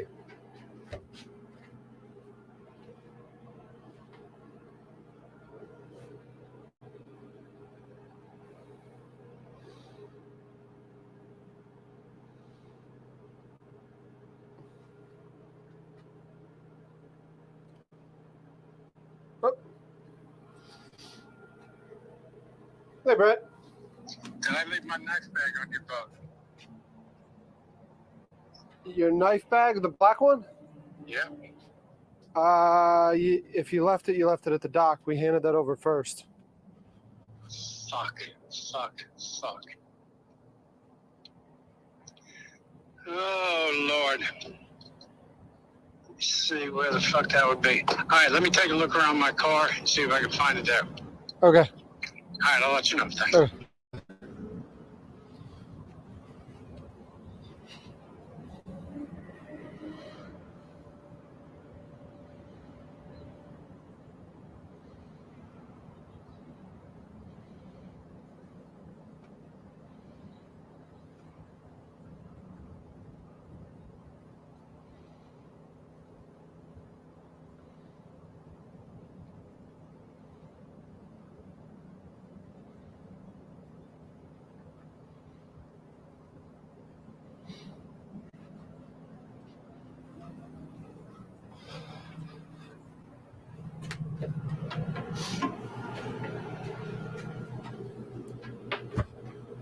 Yeah.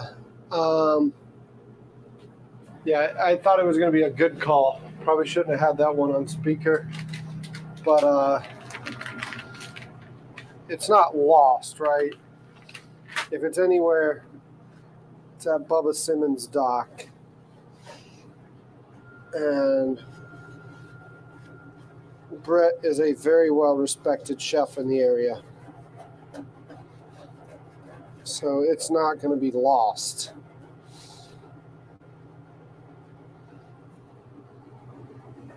I just hopefully get a good call back from him in the next couple minutes.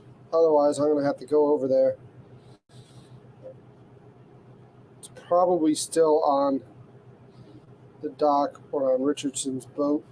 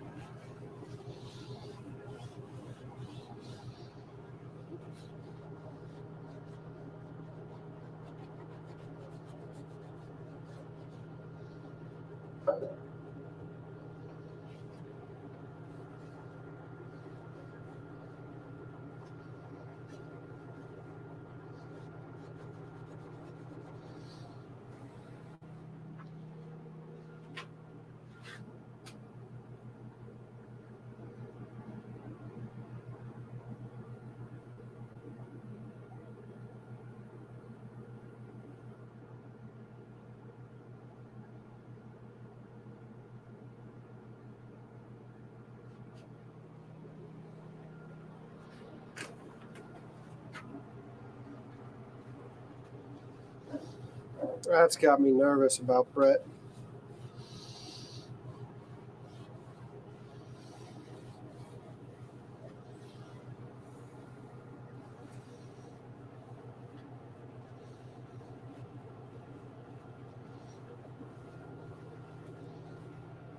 That's got me nervous now. That turns a good day into a bad day real quick.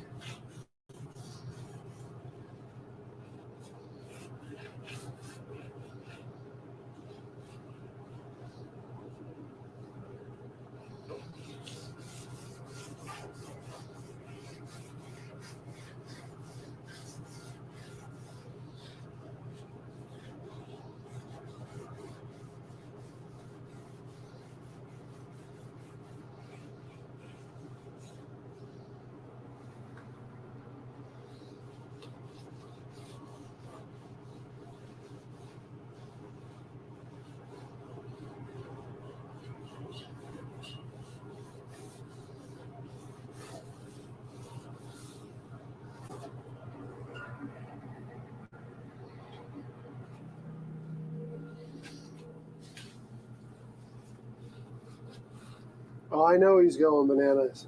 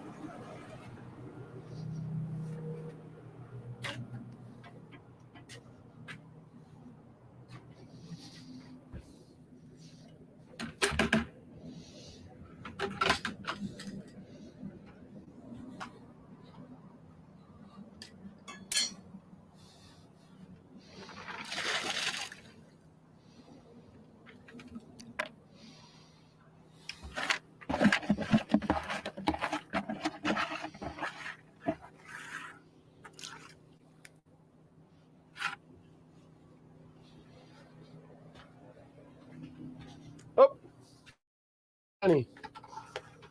Just looked at the fuel and I was like, damn it. Still got the generator. Needs to get fuel. I'm gonna have to call Rocky too, probably. Rocky Magwood. See if he can call his shrimper buddies. See if that knife set's at the dock.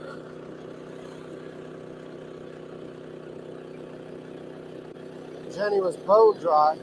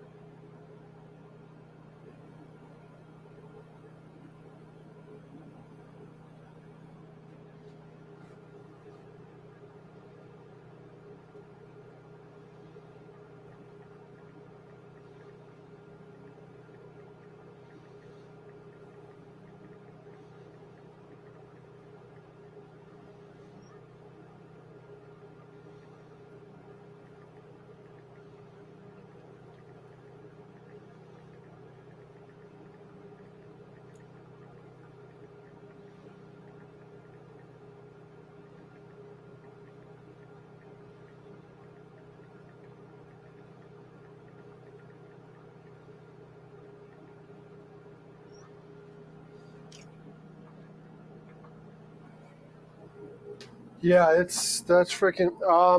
Is it a private dock? So it's a seafood dock. So it's owned by Bubba Simmons, and the shrimp fleet comes in and out of there. So, I mean, it's not like there's tourists roaming the dock. So it's safe in that sense. But then the problem with some of your commercial shrimpers, some of them is a little bit questionable. So I don't know. I just sent him a text and told him I'm breaking down some things here, and if I need to, I can ride over there. So we'll see. We'll see what he says.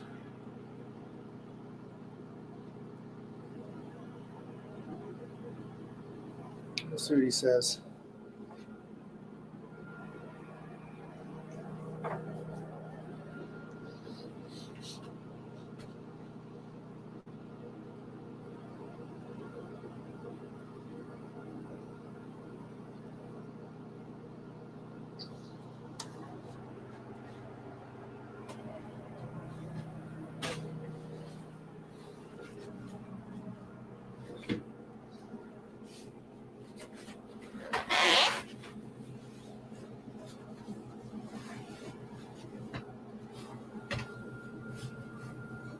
Dang.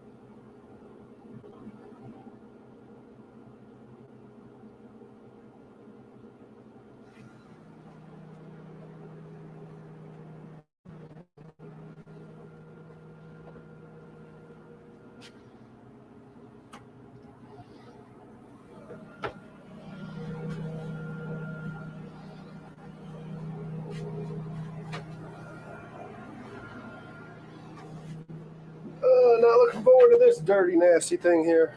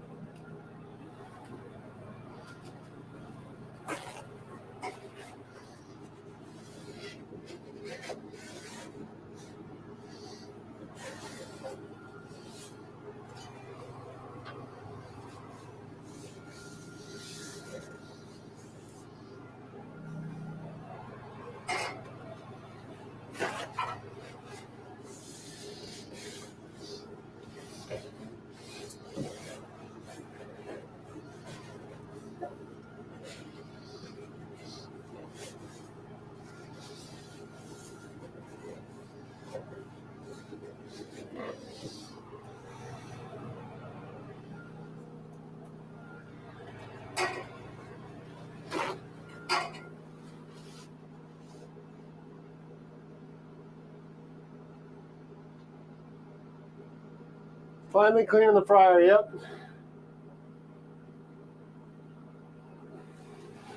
Finally cleaning the fryer. The breakfast crew coming out tomorrow. I text them and they said they need the fryer. So we got to get it clean for them.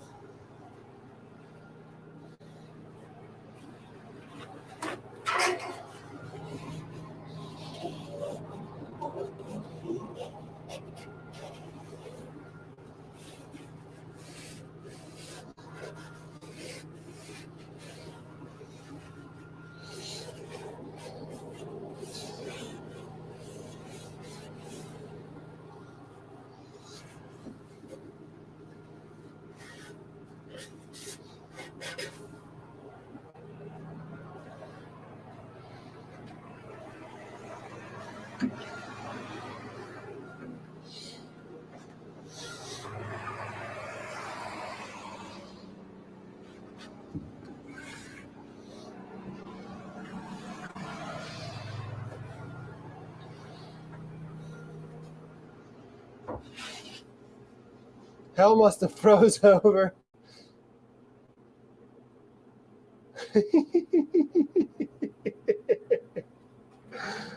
Oh, y'all got jokes, huh? You got jokes.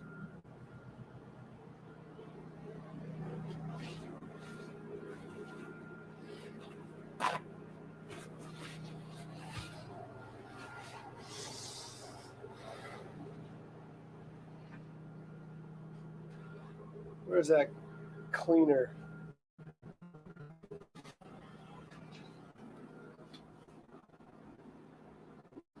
Does have an AC now. Okay. Okay, keep them coming. Y'all are funny. Y'all are funny. Keep them coming.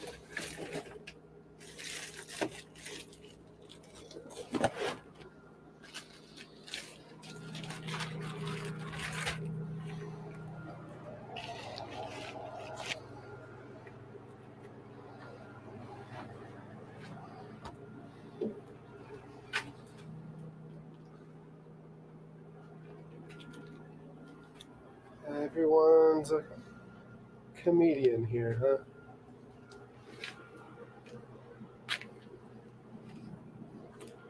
Everyone's a comedian.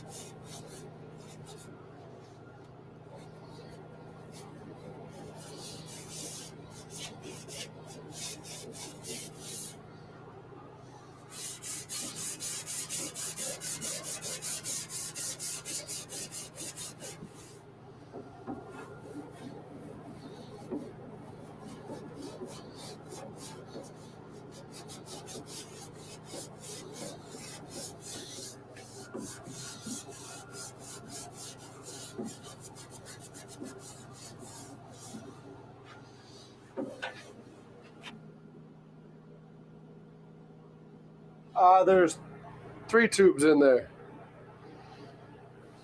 There's 3 tubes in here, Tim.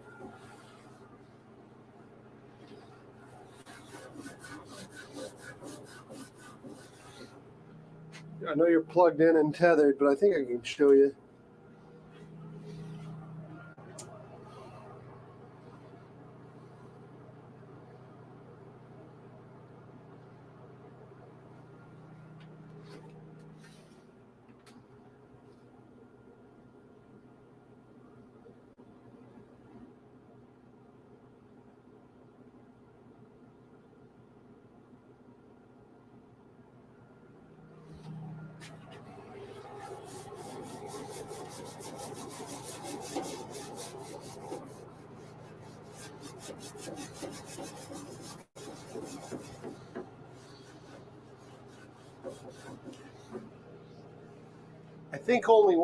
I think only 2 of the tubes are working though, Tim.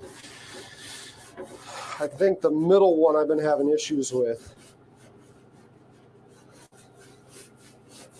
I need to get somebody out here to look at it after this series is over. It just gets added to the list of everything else, right?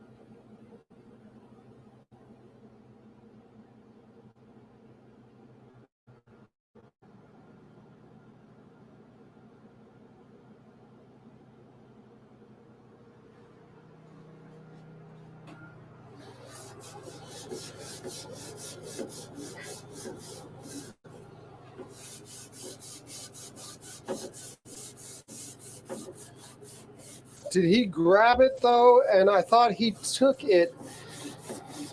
I know he set it on the deck at first.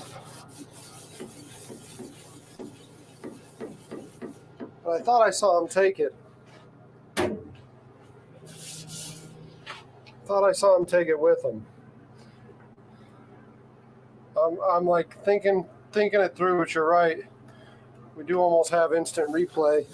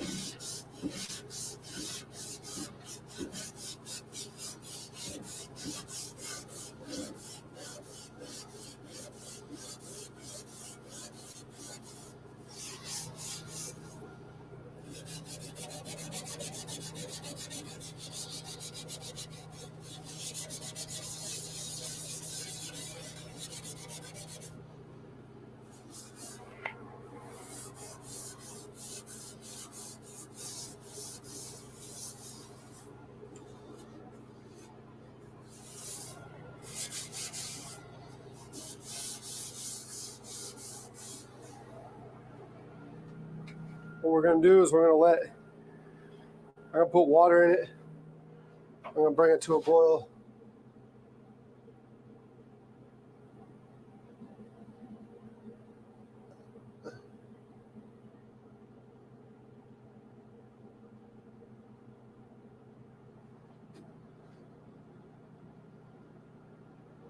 You don't think Mariner's bath is that detailed?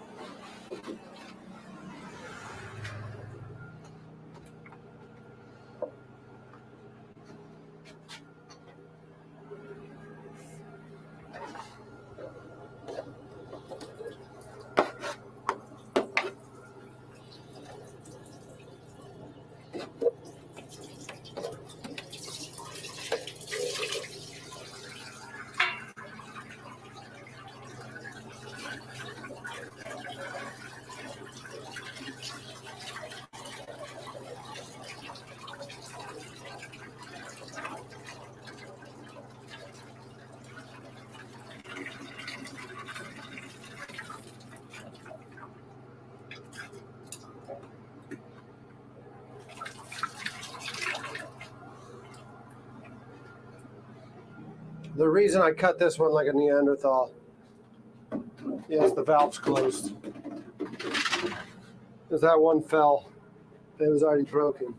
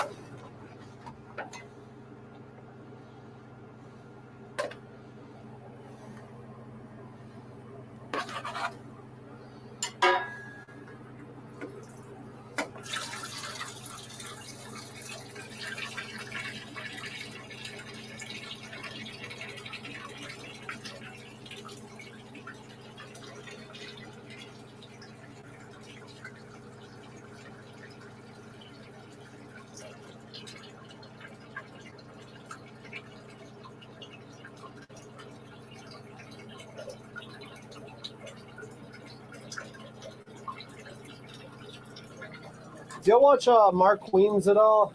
He does. He did one where they use the fryer for like a low country boil. They use it for boiling stuff, seafood, rather than frying it. I actually really like that idea. I really like the idea of boiling seafood in the fryer. But this is the South. He was in California for that. This is the South, and we fry everything here.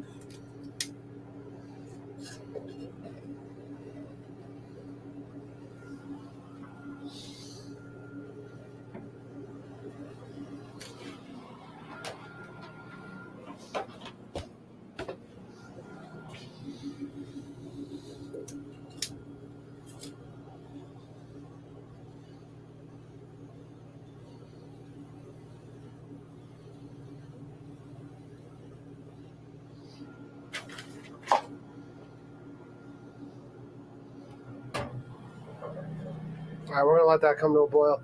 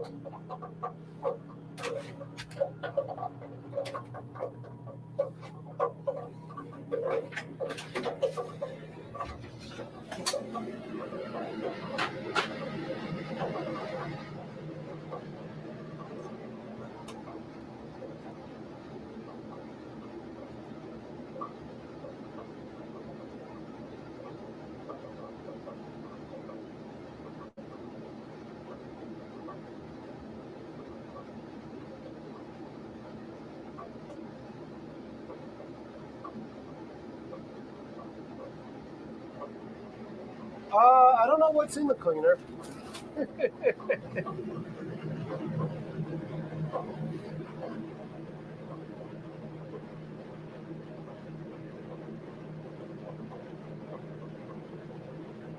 Glycerin, water, potassium carbonate, sodium carbonate, tartazine, no fragrance added.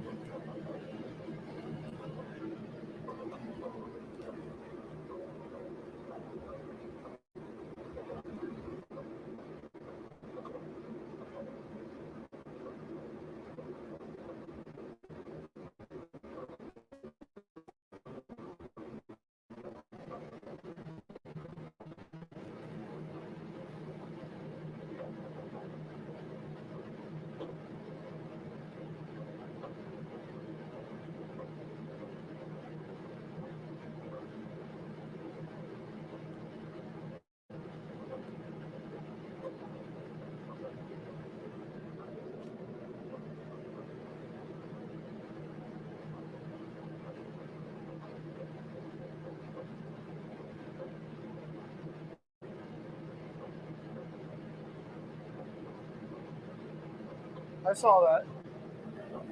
Isn't that just some hippie bullshit they put on there, guys?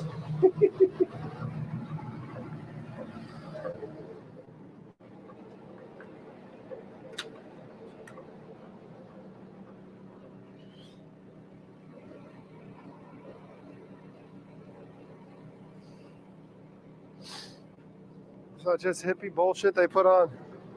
That's actually there for a reason. Fine, I'll rinse my hands off. They are going to be soft, I can already feel it.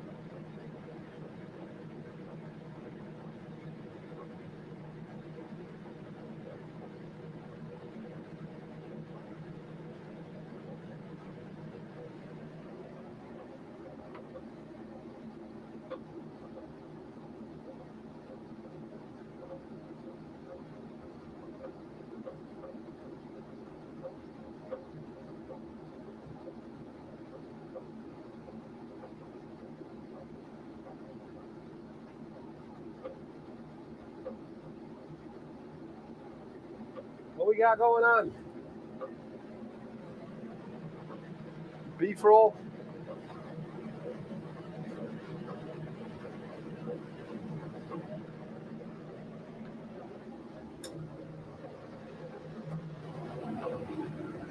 Beef roll instead of pork roll, or what?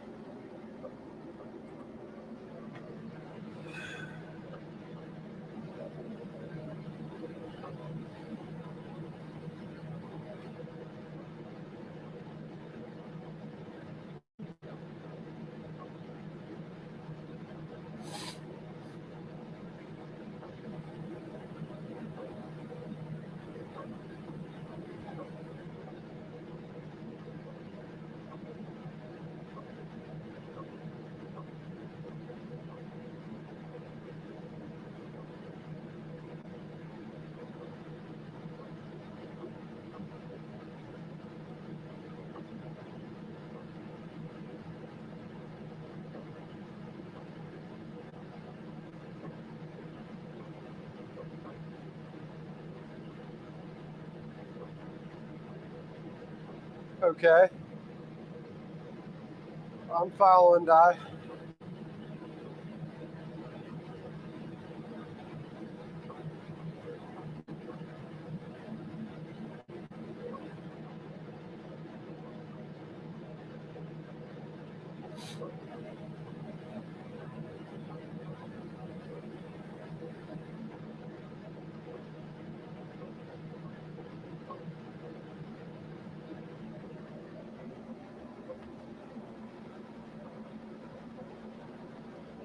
Only 130 degrees.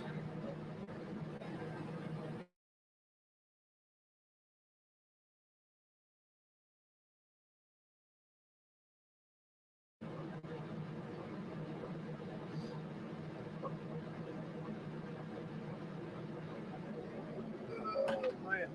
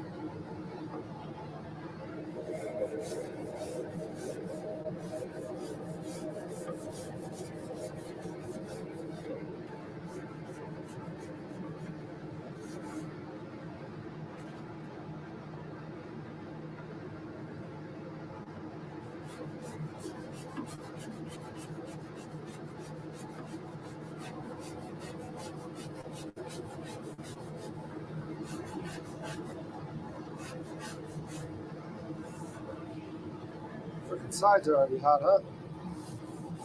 Too hot for shorts.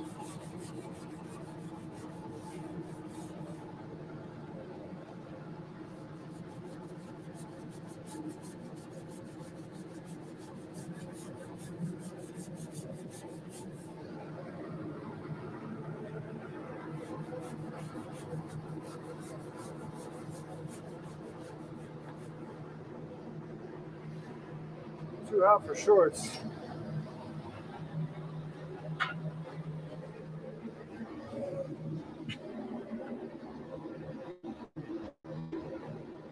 Top of mozzarella, fold over, make a roll shape.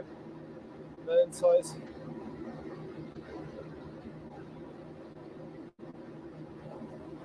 Does sound good.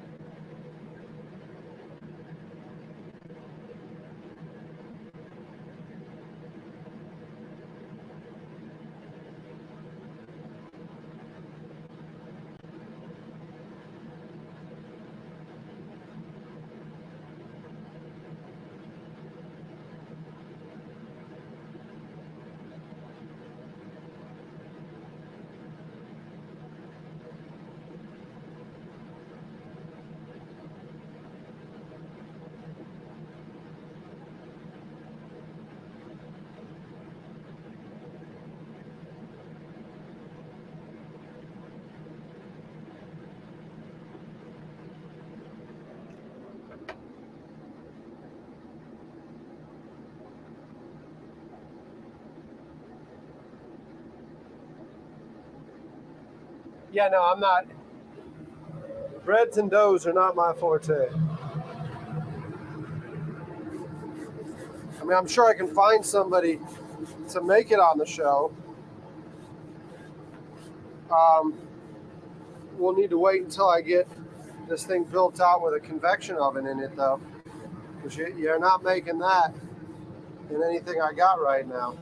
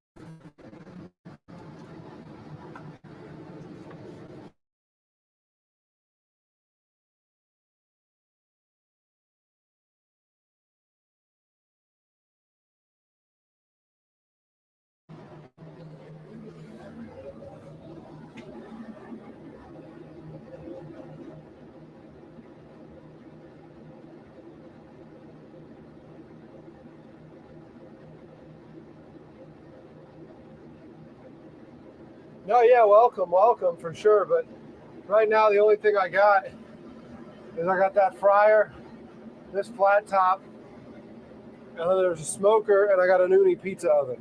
So like, the thing's not built for what you're looking.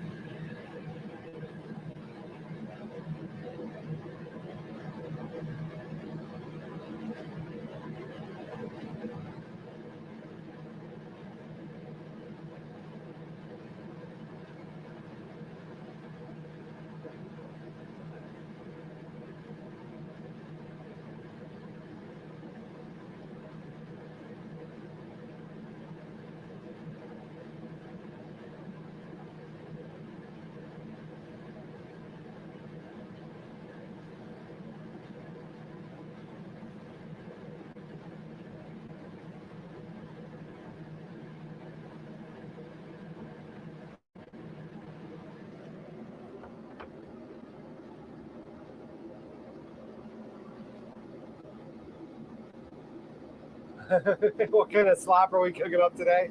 I've got stuff in the fryer, i.e. water, and the water is full of cleaner to clean the fryer so we can use it tomorrow.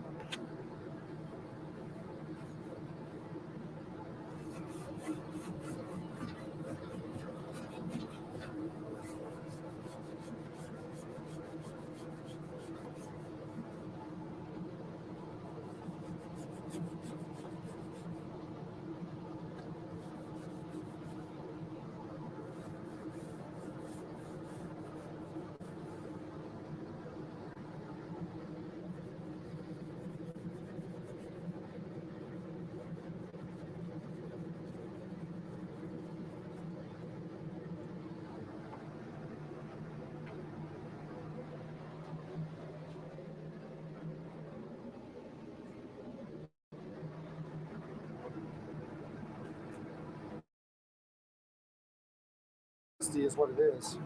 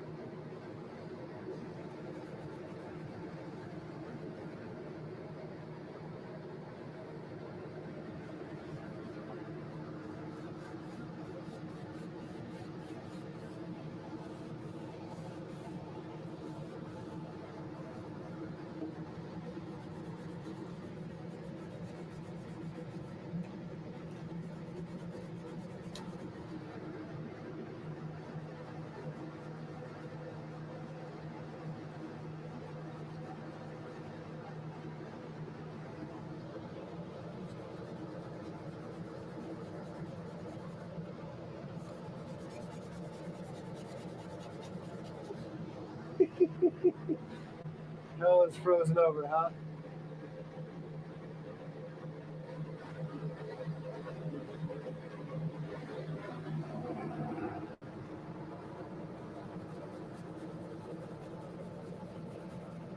Y'all are too funny. Hell is frozen over. Derek is cleaning the fryer.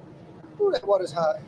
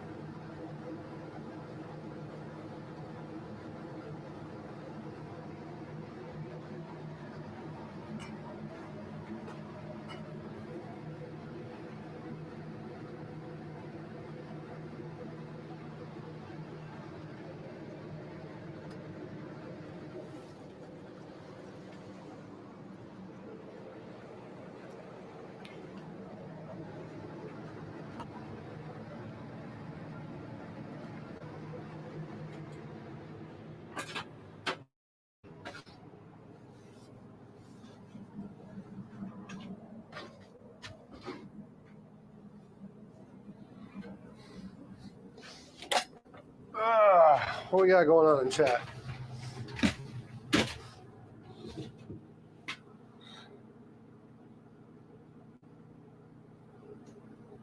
All right, Tim.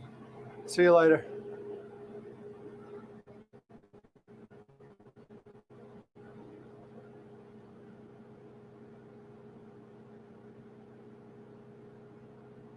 The camera wants to see the crease removed below the label.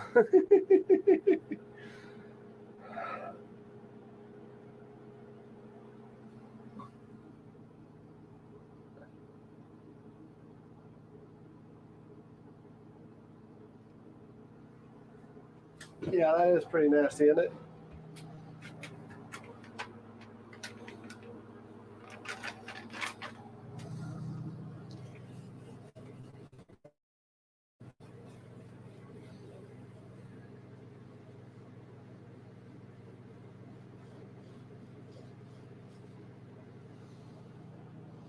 That is pretty nasty.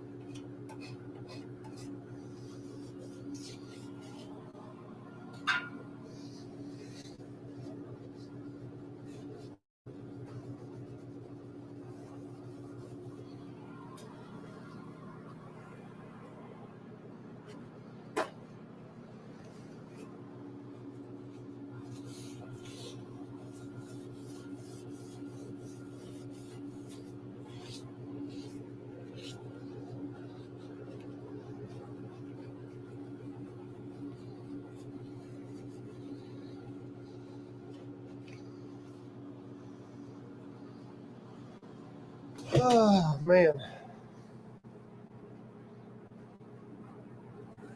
Well, breakfast will come out here tomorrow.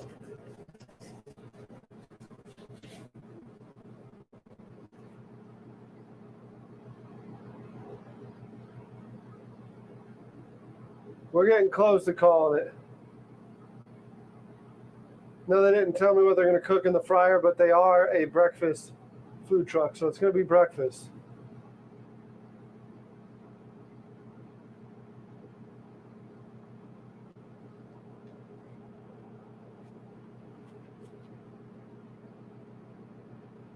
Nice, nice.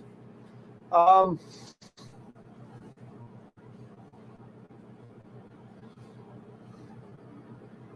hate to do this to y'all, but it is 4 hours into this one, almost 5, and I'm pretty sure it's been it was like 5 hours on the last one. So I think we're done. I think it's been a 10-hour day. And it was a great day. It was a fantastic day. We got a lot accomplished. Brett came out, crushed it. I got to call him, make sure he's got his knife set. The fryer's halfway cleaned. It's got water in there. And it's the solvent's doing it. So we're gonna let it soak overnight, and yeah, we'll let it soak overnight, and I'll come out here and finish.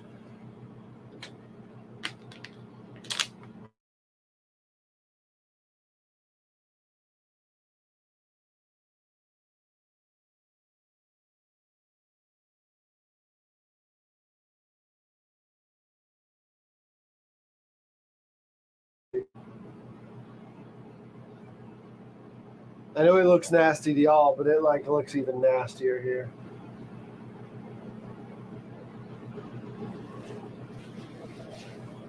I'm sure we're gonna find his knives.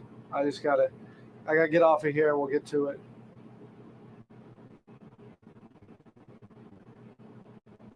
All right, y'all take care. And I'll see you tomorrow. We're gonna come out here and cook with Daddy's food truck. See you tomorrow.